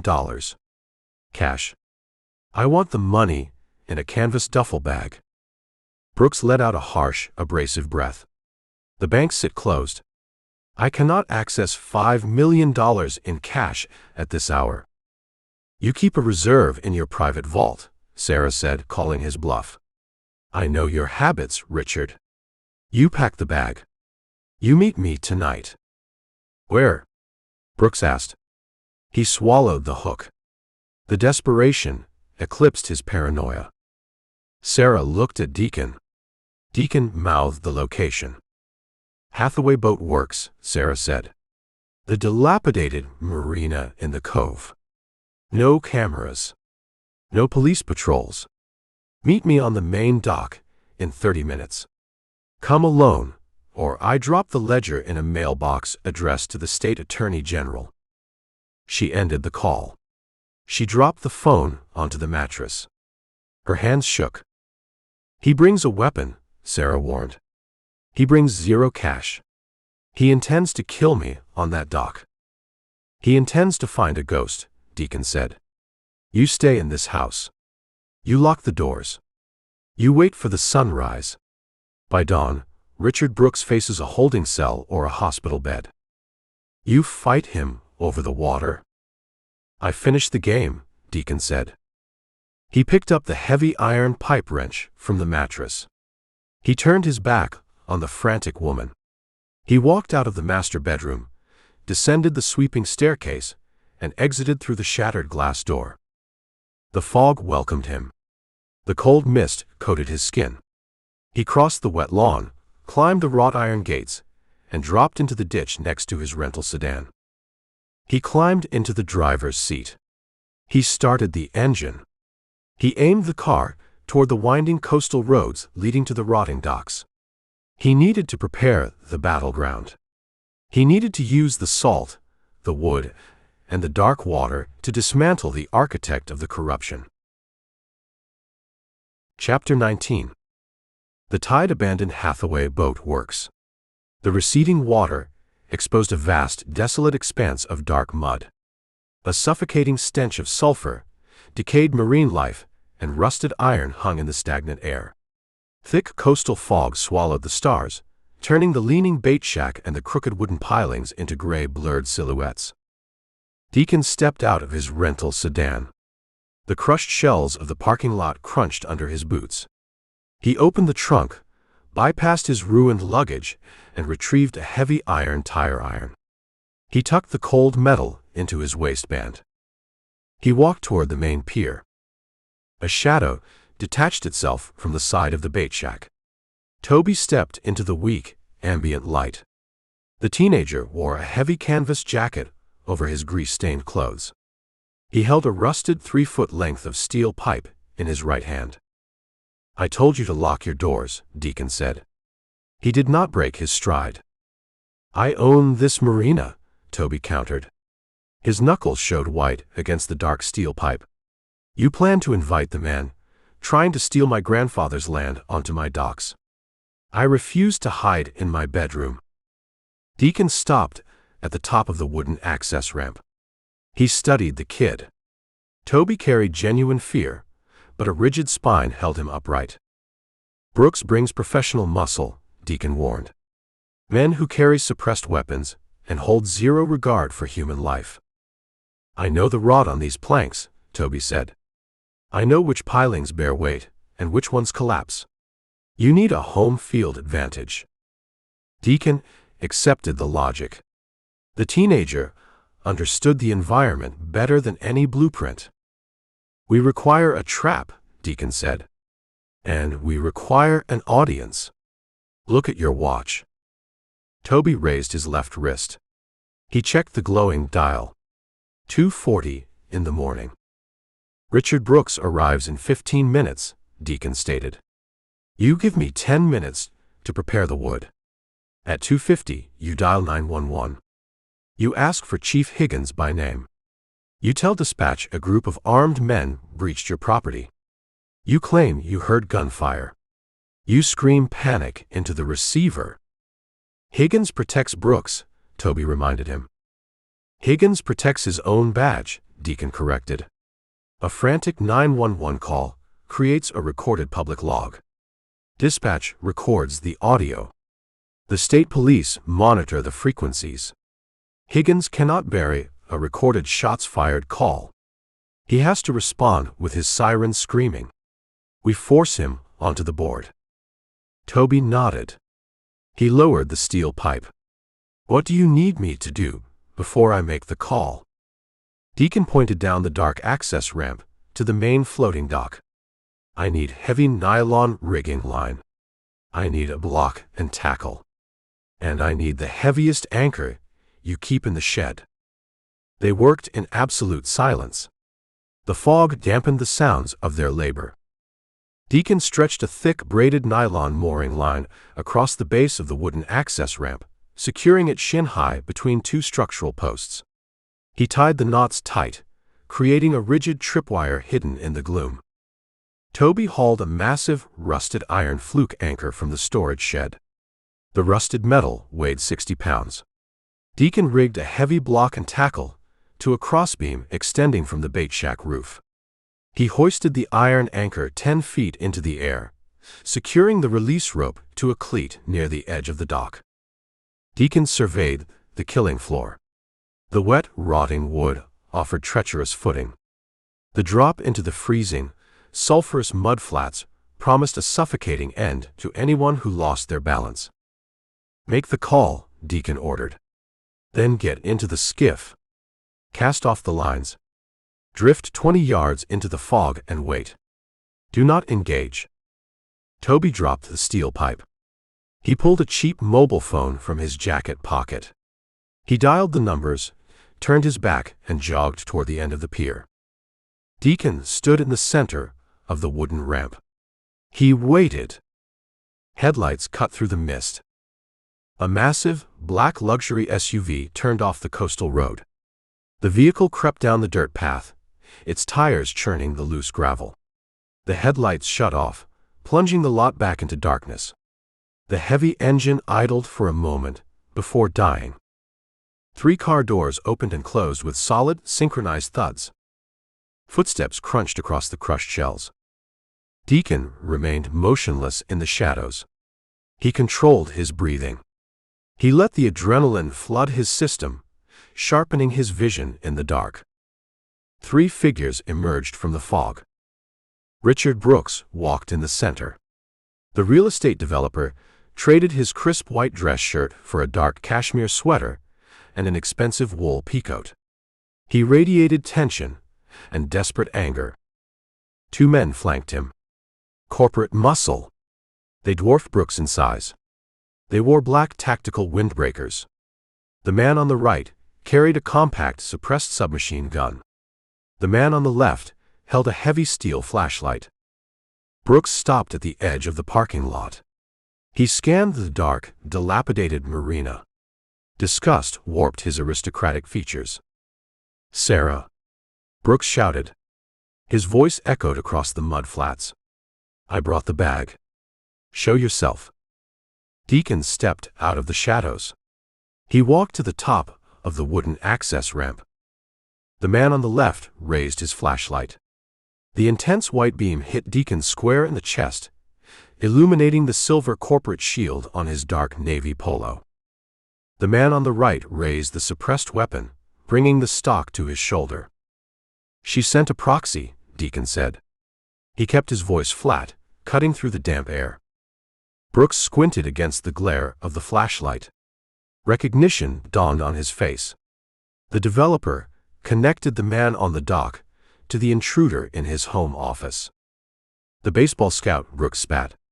The arrogant facade crumbled, replaced by raw, venomous hatred. "You broke into my home. You destroyed my property." "I balanced the accounting," Deacon said. "You murdered a sports agent to protect a shadow sportsbook. You extorted a 19-year-old kid. You brought the violence to the dirt. I brought it back to your doorstep." Brooks let out a harsh, abrasive laugh. "You hold delusions of grandeur. You stand alone on a rotting dock. I hold an armed security detail. Hand over the ledger, and I let you walk away." "The ledger remains out of your reach," Deacon lied. The heavy book rested against his spine, tucked inside his waistband. "Sarah holds the book. She demands the $5 million. You brought an empty bag." Brooks clenched his fists. The developer realized the trap. He looked at the 2 armed men at his sides. He abandoned the negotiation. "Kill him," Brooks commanded. "Tear this bait shack apart. Find the book." The muscle moved. The man with the flashlight charged down the wooden access ramp, eager to close the distance and inflict blunt force trauma. The man forgot to evaluate the ground. His heavy combat boot struck the rigged nylon mooring line. The rigid rope caught him mid-stride. His forward momentum betrayed him. He launched into the air, his arms flailing. He crashed face first onto the splintered wooden planks with a sickening, heavy thud. The steel flashlight bounced out of his grip, rolling off the edge of the dock and sinking into the dark mud below. The man with the submachine gun hesitated. The sudden fall of his partner disrupted his target acquisition. Deacon seized the microsecond. He dropped to one knee. He grabbed the release rope secured to the wooden cleat. He yanked the knot free. The block and tackle shrieked. The 60-pound rusted iron anchor plummeted from the crossbeam. The heavy metal swung in a brutal, predetermined arc. The iron flukes slammed into the chest of the gunman. The impact shattered ribs and forced the air from his lungs in a violent rush. The kinetic force lifted the gunman off his feet. He flew backward, crashing through the brittle, rotted wooden railing of the ramp.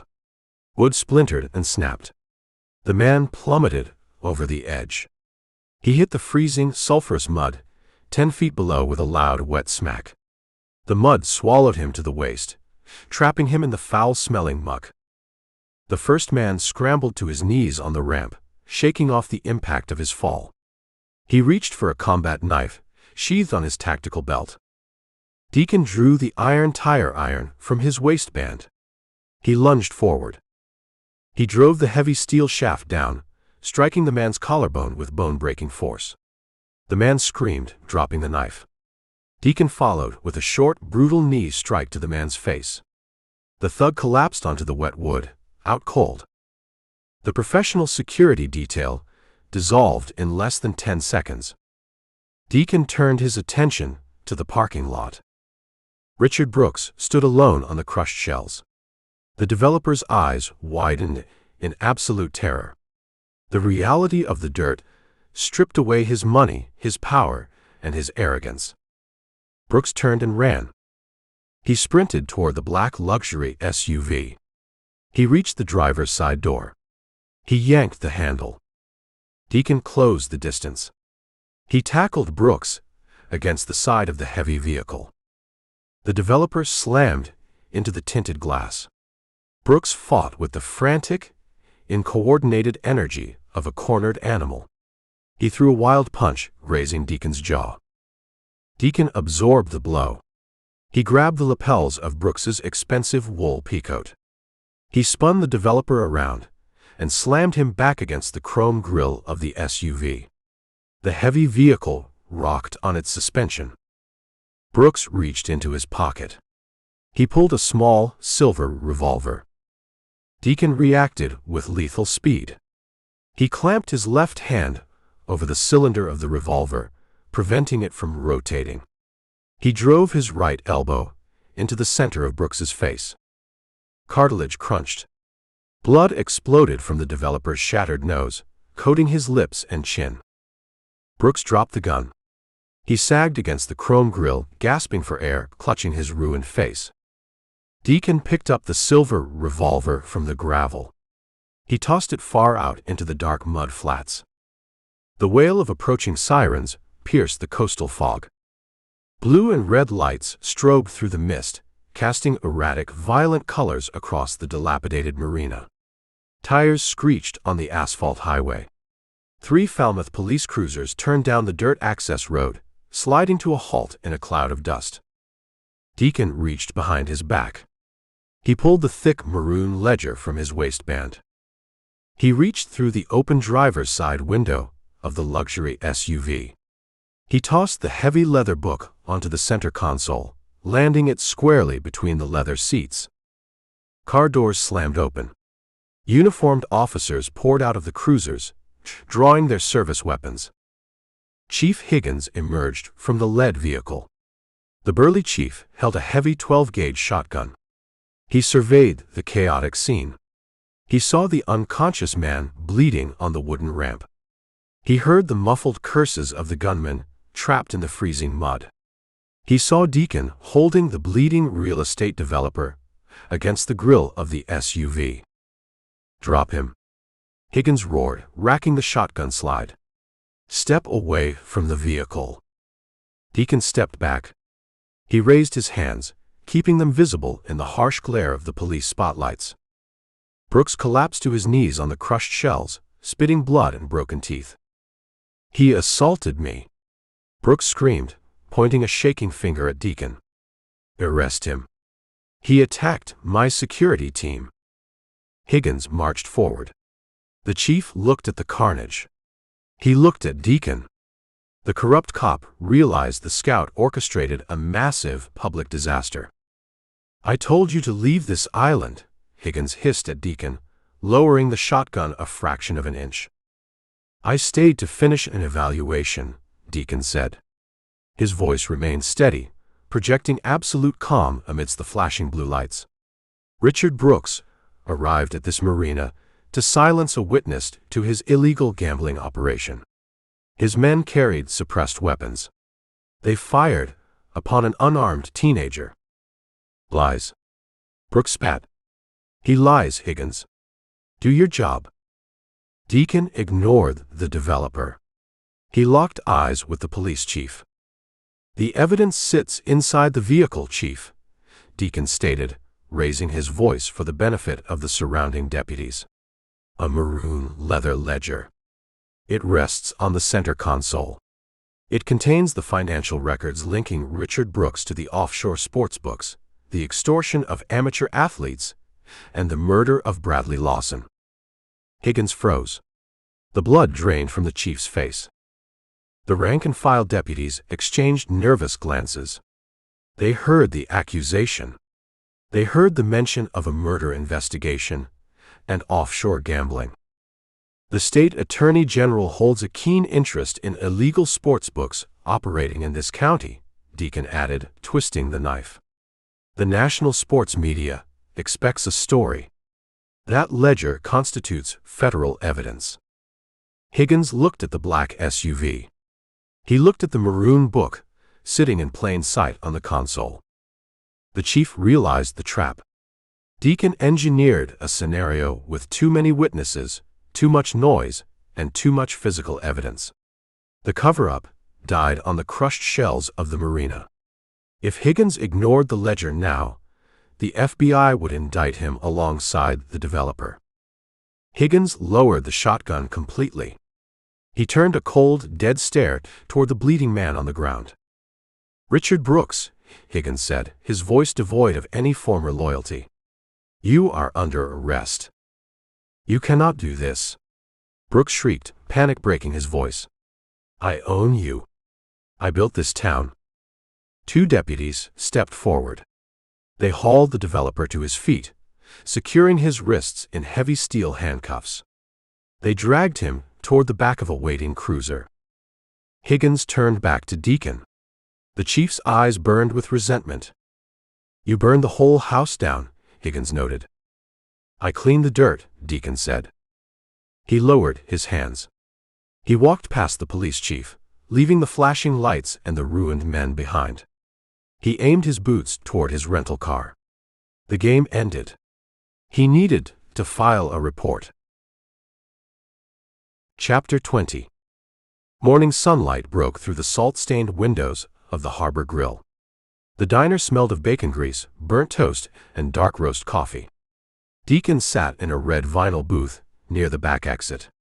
He stared at the front page of the local newspaper, resting on the Formica table. A color photograph dominated the fold. Two state troopers flanked Richard Brooks. Steel handcuffs secured the developer's wrists. The arrogant set of Brooks's jaw lay in ruins, replaced by a thick bandage covering his shattered nose. The headline announced a massive federal raid.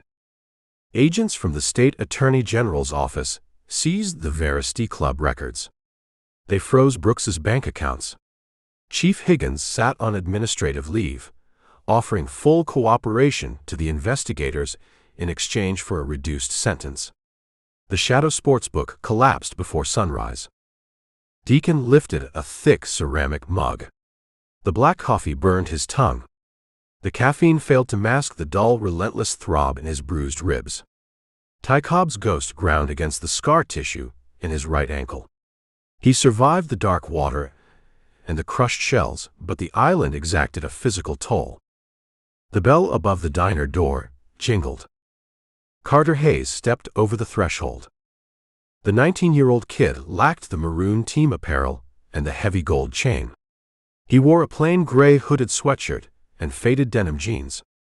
He scanned the room, bypassing the local fishermen eating plates of scrambled eggs.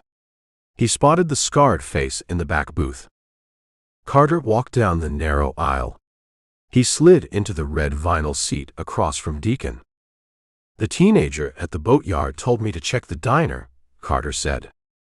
Toby holds reliable intelligence, Deacon said. He set his coffee mug on the table. Carter looked at the newspaper.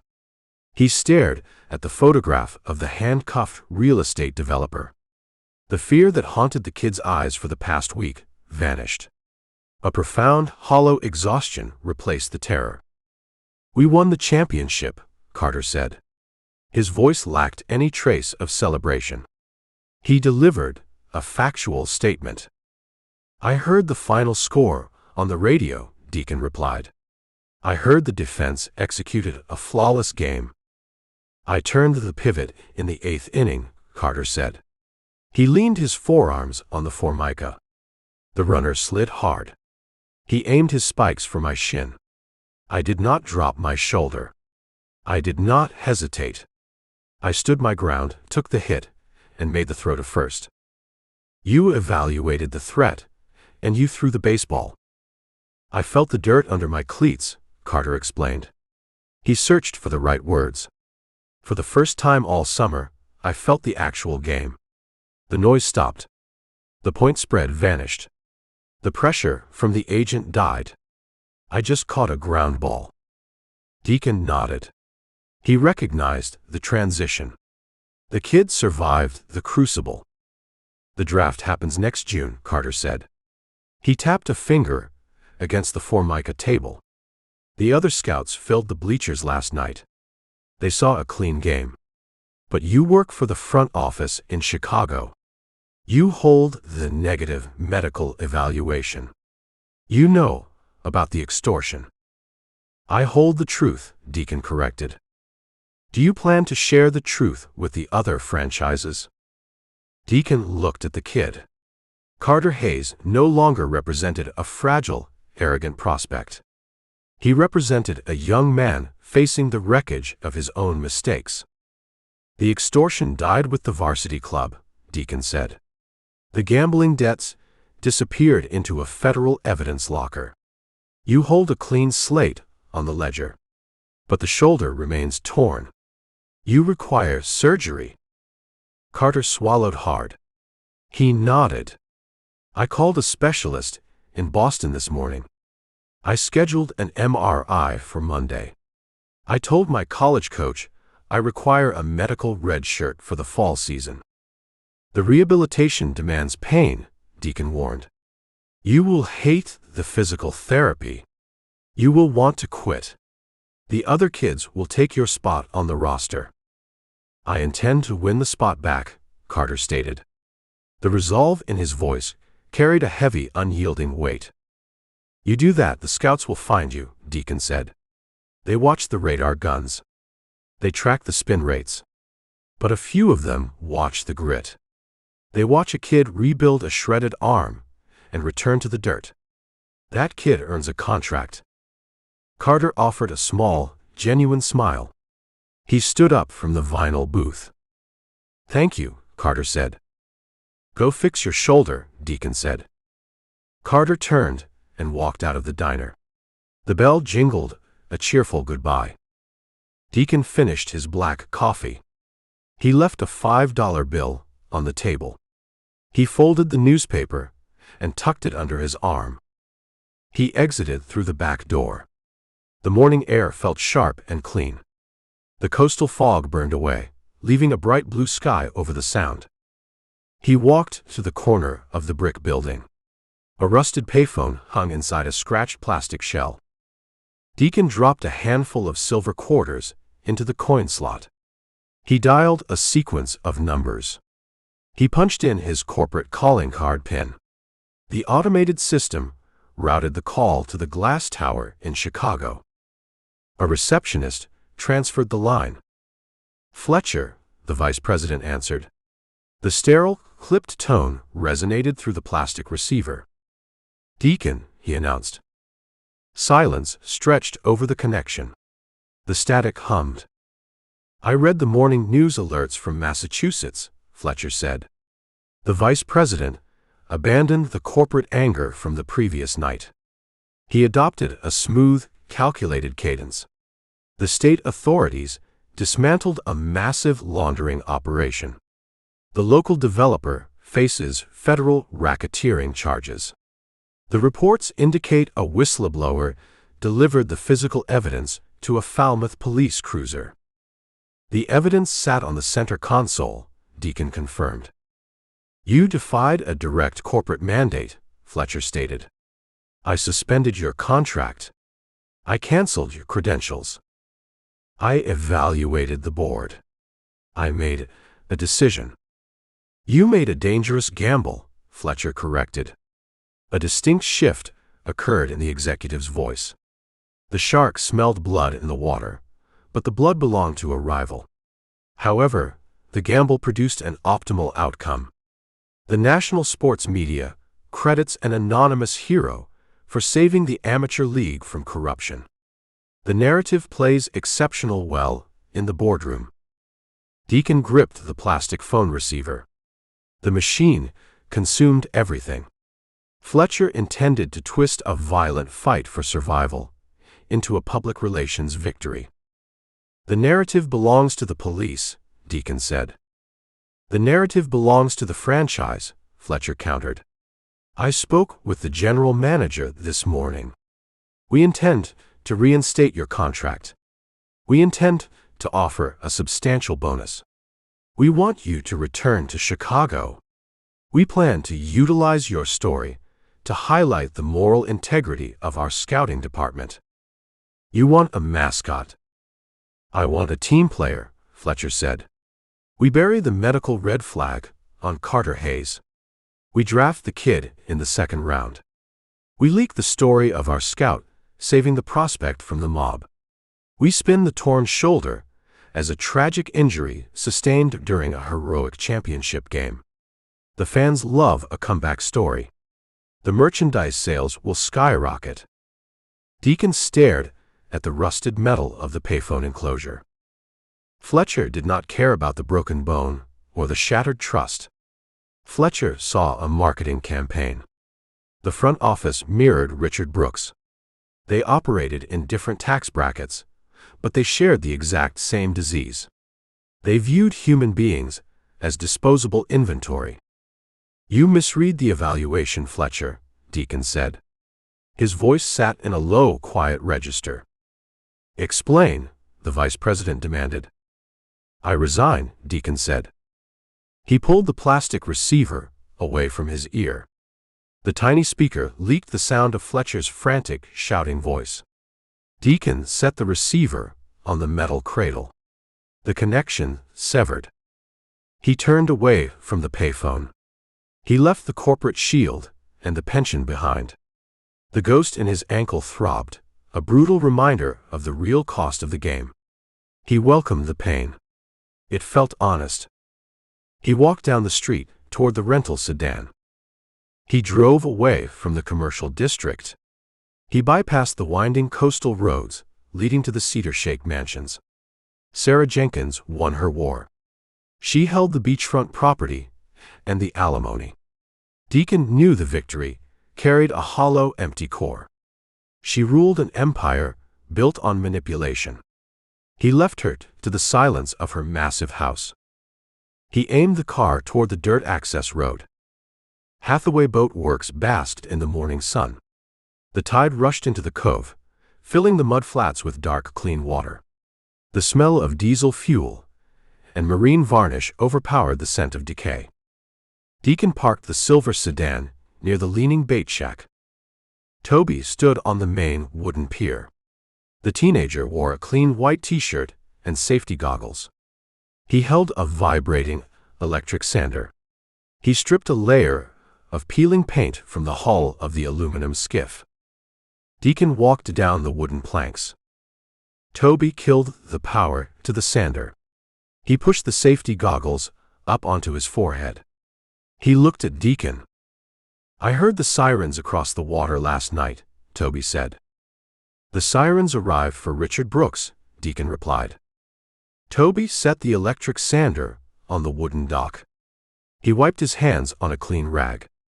A fierce, disbelieving light sparked in his eyes. The town council held an emergency meeting at dawn, Toby said. The words spilled from his mouth in a rush. The radio broadcast the minutes. The state attorney general seized every property connected to Brooks. The council suspended all outstanding tax auctions pending a full federal audit of his shell companies. The bulldozer stays parked, Deacon noted. The county assessor rescinded my delinquency notice, Toby confirmed. A wide, genuine smile broke across his young face. They granted the marina a 6-month extension to balance the books. The health inspector canceled the surprise visit. The pressure is gone. Brooks built a fortress out of fear, Deacon said. You remove the fear, the fortress crumbles. Deacon reached into his pocket. He pulled out the keys to the rental sedan. He retrieved a thick wad of cash from his wallet. He folded the bills and pressed them against the metal keys. He held his hand out to the teenager. The corporate office demands the return of the vehicle, Deacon said. Drive the sedan to the airport drop-off lot in Hyannis. Leave the keys in the visor. Keep the cash. Toby looked at the keys. He looked at the money. He shook his head. I run a business, Deacon. I refuse charity. Consider it advance payment on a boat rental, Deacon countered. I might need a skiff next summer. I expect the engine to run without stalling. Buy a new fuel pump. Buy a gallon of bottom paint for the hull. Toby understood the transaction. He reached out and took the keys and the cash. You leaving the Cape? Toby asked. My evaluation is complete, Deacon said. He walked back up the wooden pier. He opened the trunk of the rental sedan and retrieved his canvas duffel bag. He slung the heavy strap over his shoulder. He did not look back at the rotting docks or the aluminum skiff. He walked past the leaning bait shack.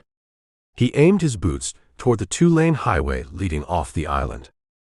The corporate machine expected a standardized report. The men in the glass towers demanded a sanitized version of the truth. Deacon offered them nothing. He carried the scars. He carried the memories of the dirt. He walked down the shoulder of the road. The summer sun beat down on his back. The Bourne Bridge waited miles away, a concrete span leading back to the mainland. Deacon adjusted the strap of his canvas bag. He set a steady, grueling pace. The game ended, but the road continued. The end.